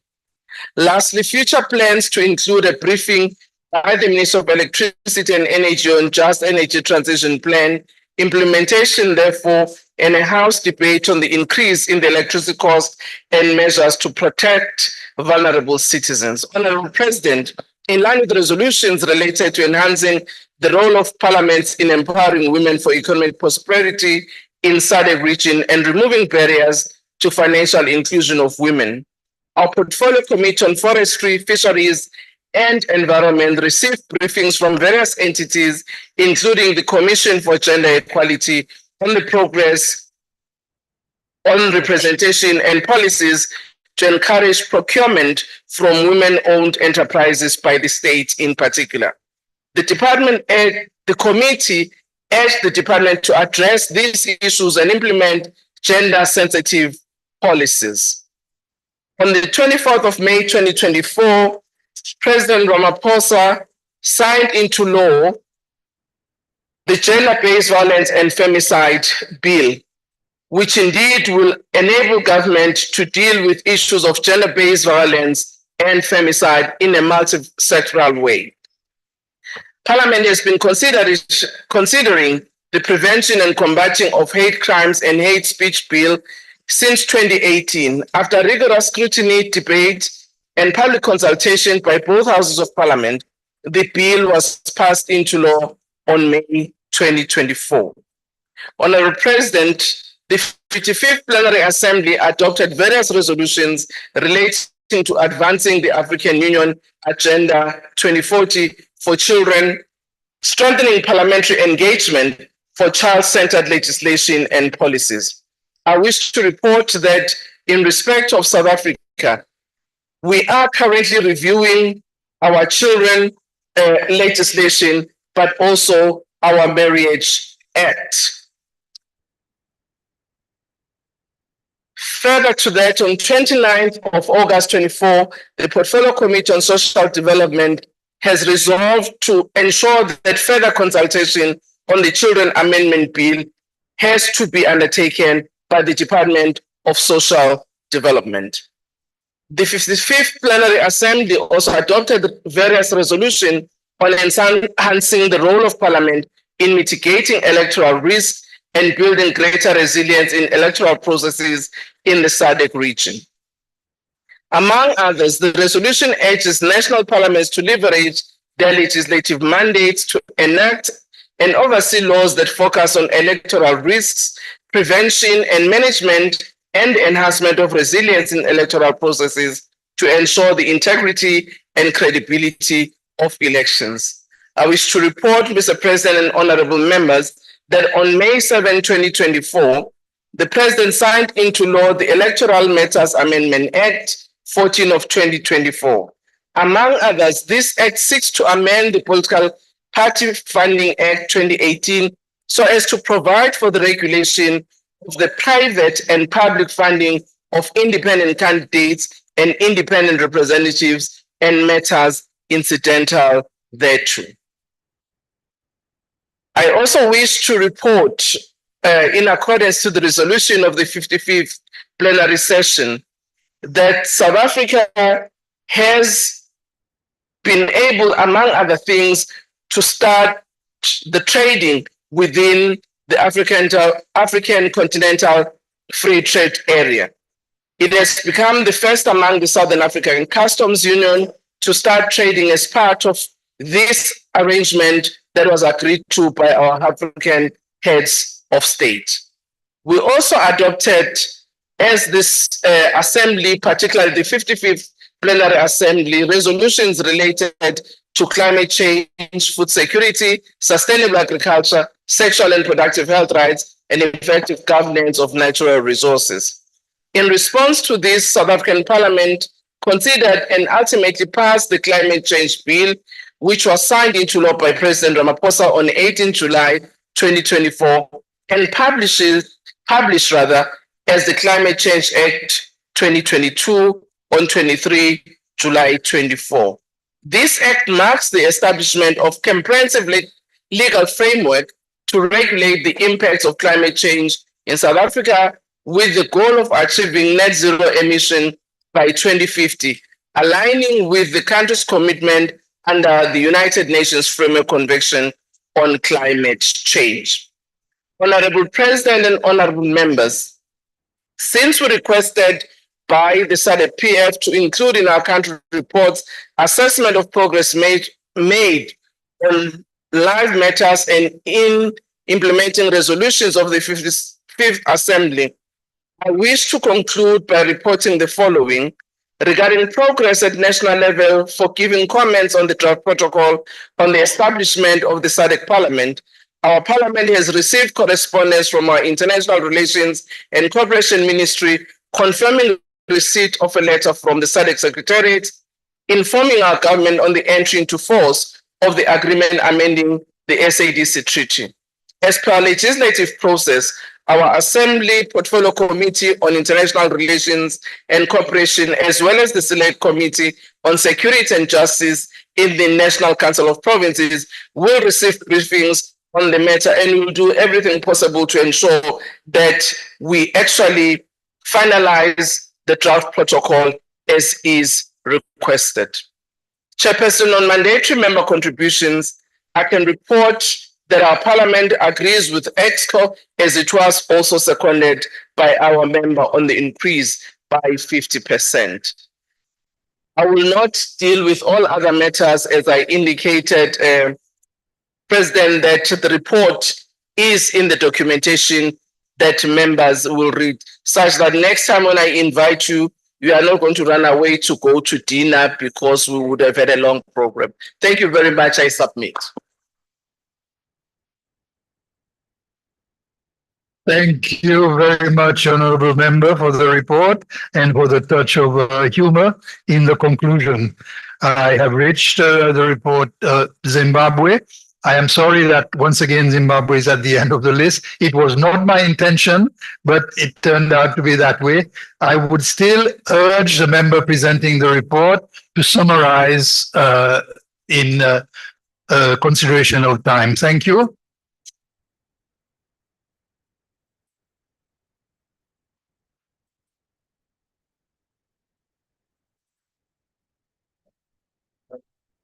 Thank you, Honorable President. It is a profound honor to submit the country report on Zimbabwe's implementation of the resolutions adopted at the 50th Plenary Assembly meeting on the Sadc Parliamentary Forum. However, Mr. President, sir, I will try to summarize, as we have said, my long, well-detailed report due to time. Our office will share a copy of the well-detailed report on the Sadc PF portal. So I'll go straight to the resolutions. Under the theme of the role of parliaments in promoting renewable energy policies in the Sadc region and creating a single regional energy market, Honorable President, recommendation number 1 urges member parliaments to enact and amend national laws that encourage investments in renewable energy technologies, including solar, wind, biomass, and hydropower, to align with global climate objectives. The second session of the 10th Parliament of Zimbabwe, Mr. President, prioritized the amendment of the Rural Electrification Fund Act to expedite the installation of the renewable energy mini grids in the rural areas. Additionally, Parliament, in conjunction with the executive, is facilitating the rolling out of the National Energy Efficiency Policy to enhance investments in new energy generation plants. Honorable President, number 2 recommendation urges member states on the Sadc region to support legislation that promotes the development of renewable energy infrastructure, ensuring that investments are directed towards innovative and scalable energy solutions that can be adopted at both national and regional levels. In line with the trajectory, the National Renewable Energy Policy is ready in place and lays the groundwork for renewable energy development in the country with an ambitious target of attaining installed capacity of 1.1 megawatts by 2025 and 2.1 megawatts by 2030. To regulate the sector, the Energy Regulatory Authority Act creates the Zimbabwe Energy Regulatory Authority, whose mandate is to oversee the licensing of independent power producers. Furthermore, the Joint Sustainable Development Goals Renewable Energy Fund is a significant initiative aimed at addressing financial barriers in the renewable energy sector. This fund promotes local infrastructure investments and supports gender-responsive and inclusive renewable energy projects. On resolution under the theme of enhancing the role of Parliament in empowering women for economic prosperity in the Sadc region, removing barriers to financial inclusion of women. Mr. President, recommendation 1 calls on member parliaments to promote the integration of Sadc strategy and financial inclusion and small and medium enterprises access to finance from 2023 to 2028 and its implementation by Sadc member states. In conformity with this resolution, Parliament enacted the Zimbabwe Microfinance Act, which promotes financial inclusion, especially for women. The Act provides a legal framework for microfinance institutions to operate and offer financial services to underdeserved populations, including women and youth, as well as persons with disabilities.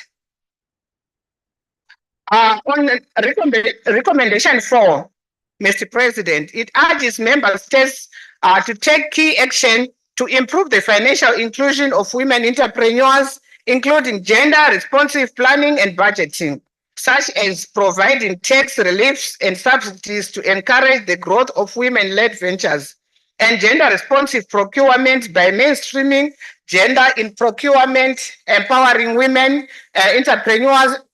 entrepreneurs, sourcing strategically, subcontracting and managing and improving performance through benchmarking and capacity building. In keeping with this recommendation, the government of Zimbabwe made a significant commitment to gender equality by introducing gender-responsive budgeting through the budget called Circular number 1 of 2021 from Treasury, which made mandatory for all public institutions to mainstream gender allocate resources for gender in their budget. This initiative aims to ensure that the budgeting process is gender responsive.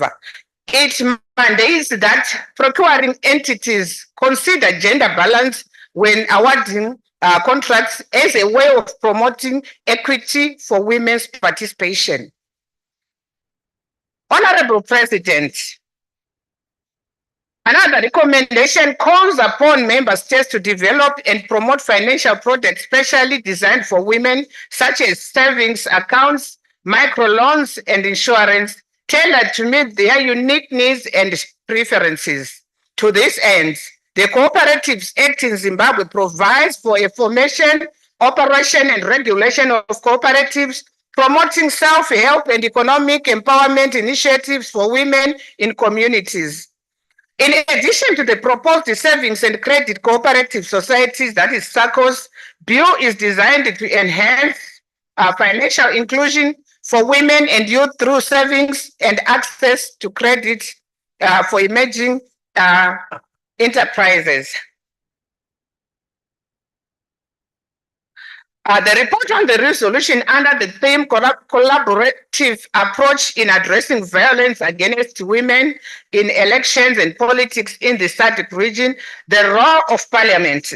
Recommendation number 1 calls for a national parliaments to ensure a coordinated and collaborative approach with other stakeholders to address all forms of violence against women. Through the enactment of the enforcement of comprehensive laws, the establishment of robust oversight mechanisms, and the implementation of widespread public awareness campaigns, the Parliament of Zimbabwe plays a key role in enacting and amending laws that address GBV, including politically motivated violence against women. To that effect, Mr. President, Parliament enacted the Domestic Violence Act and the Sexual Offences Act, which provide legal protection for survivors and hold perpetrators accountable. On top of that, the Zimbabwe Women Parliamentary Caucus has been actively involved in raising awareness and among members of the public and within their constituencies about the dangers of GBV against women in elections. The strategy aimed at encouraging women to support each other during any elections in any elections. Every year, the Zimbabwe Women Parliamentary Caucus, together with its partners, participate in the commemorations of the 16 days of activism against gender-based violence. These activities have contributed significantly to increasing awareness among the people on urgent need to curb GBV. Mr. President, I wouldn't have done justice if I don't acknowledge my Speaker of Parliament, the Parliament of Zimbabwe, Honorable J.F.N. Mudenda, on the contribution that he does to the Zimbabwe Women Parliamentary Caucus. He is our #1 gender champion, and he has initiated the establishment or the formation of the he-for-she champions, the male MPs, and they are now at 56. I salute you, my Speaker. Mr. President, on the resolution advancing the AU Agenda 2040 for children, strengthening parliamentary engagement for child-centered legislation and policies. Our recommendation encourages national parliaments to support legislation and policies aimed at achieving universal access to quality education, particularly for marginalized and vulnerable children, and expand healthcare services to include comprehensive child health and mental health support. The Education Amendment Act in Zimbabwe represents a significant step towards enhancing the protection of child rights within the educational system. This act aims to address various issues related to access to education, the quality of education, and the overall well-being of learners in schools. Mr. President,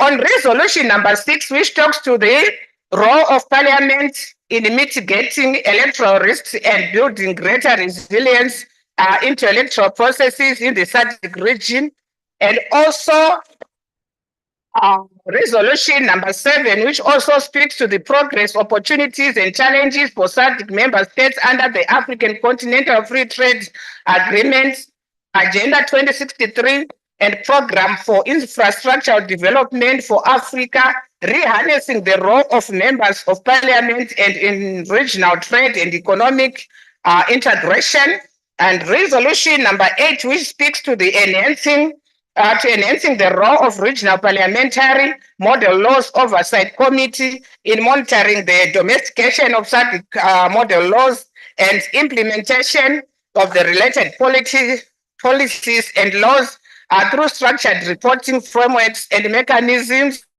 and look at the domestication of the Sendai framework for disaster risk management.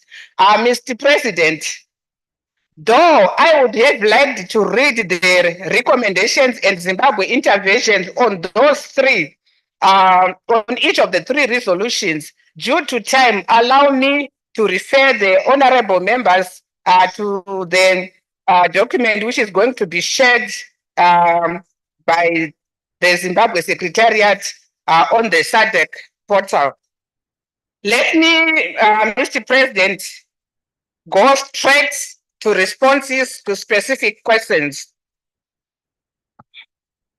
On transformation of the forum into a Sadc regional parliament, Mr. President, Zimbabwe signed the agreement amending the treaty for the transformation of the Sadc PF into a regional parliament and will endeavor to influence the executive to ensure that the protocol establishing the parliament is signed as the final process to complete the transformation matrix.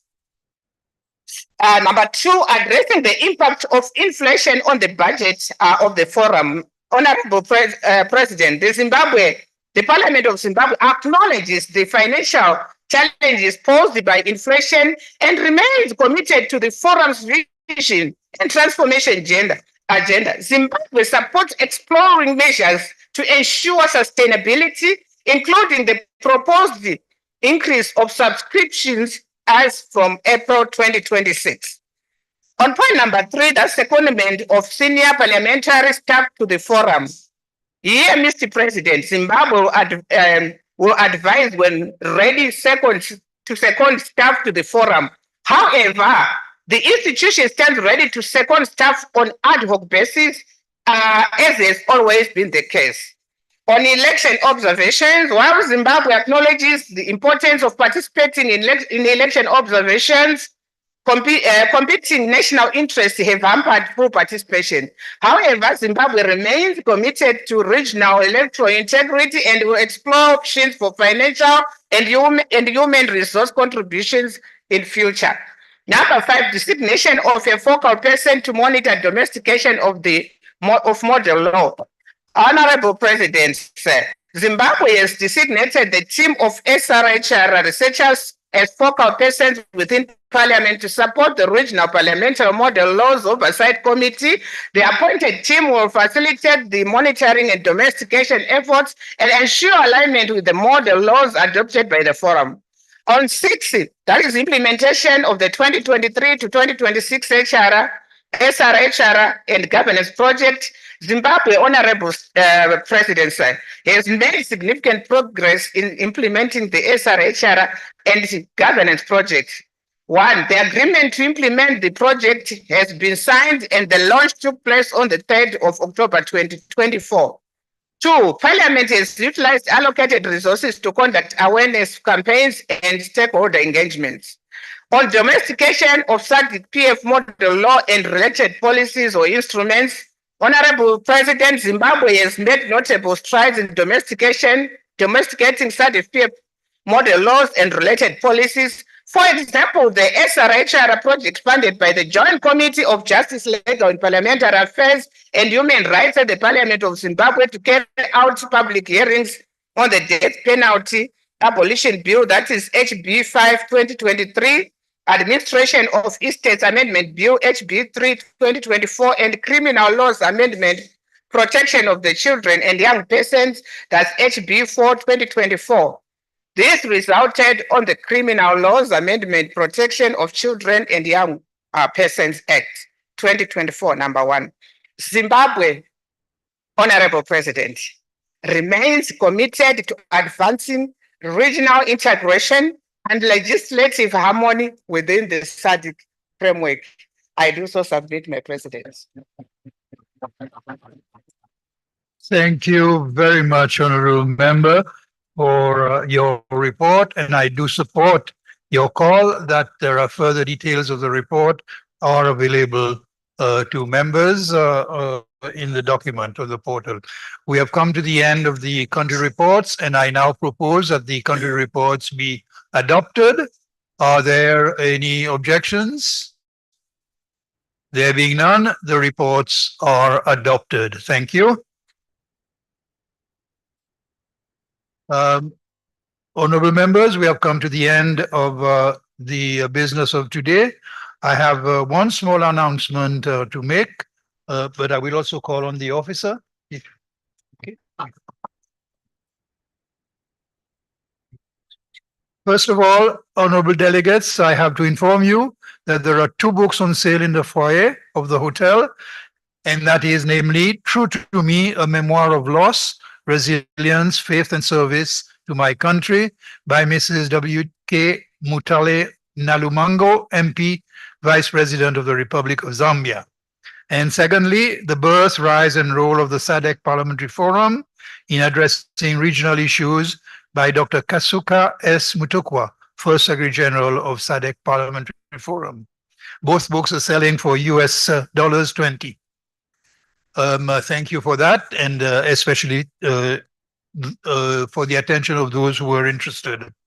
Another announcement, honorable delegates, I wish to inform you that there will be a dinner at the David Livingstone Safari Lodge and Spa. It was meant for you to gather at 6 o'clock, 1800 hours, but we are a little bit behind. However, I am sure the arrangements will be observed for your arrival.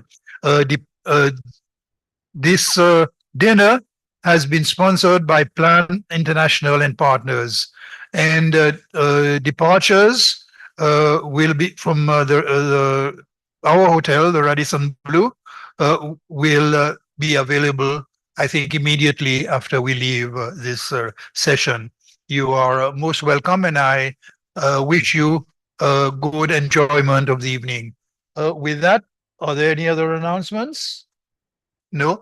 There being none, I will call the session of today concluded, and I thank you for the participation. We will resume tomorrow at 9 p.m. at 9 a.m. Thank you. At 9 a.m. Thank you.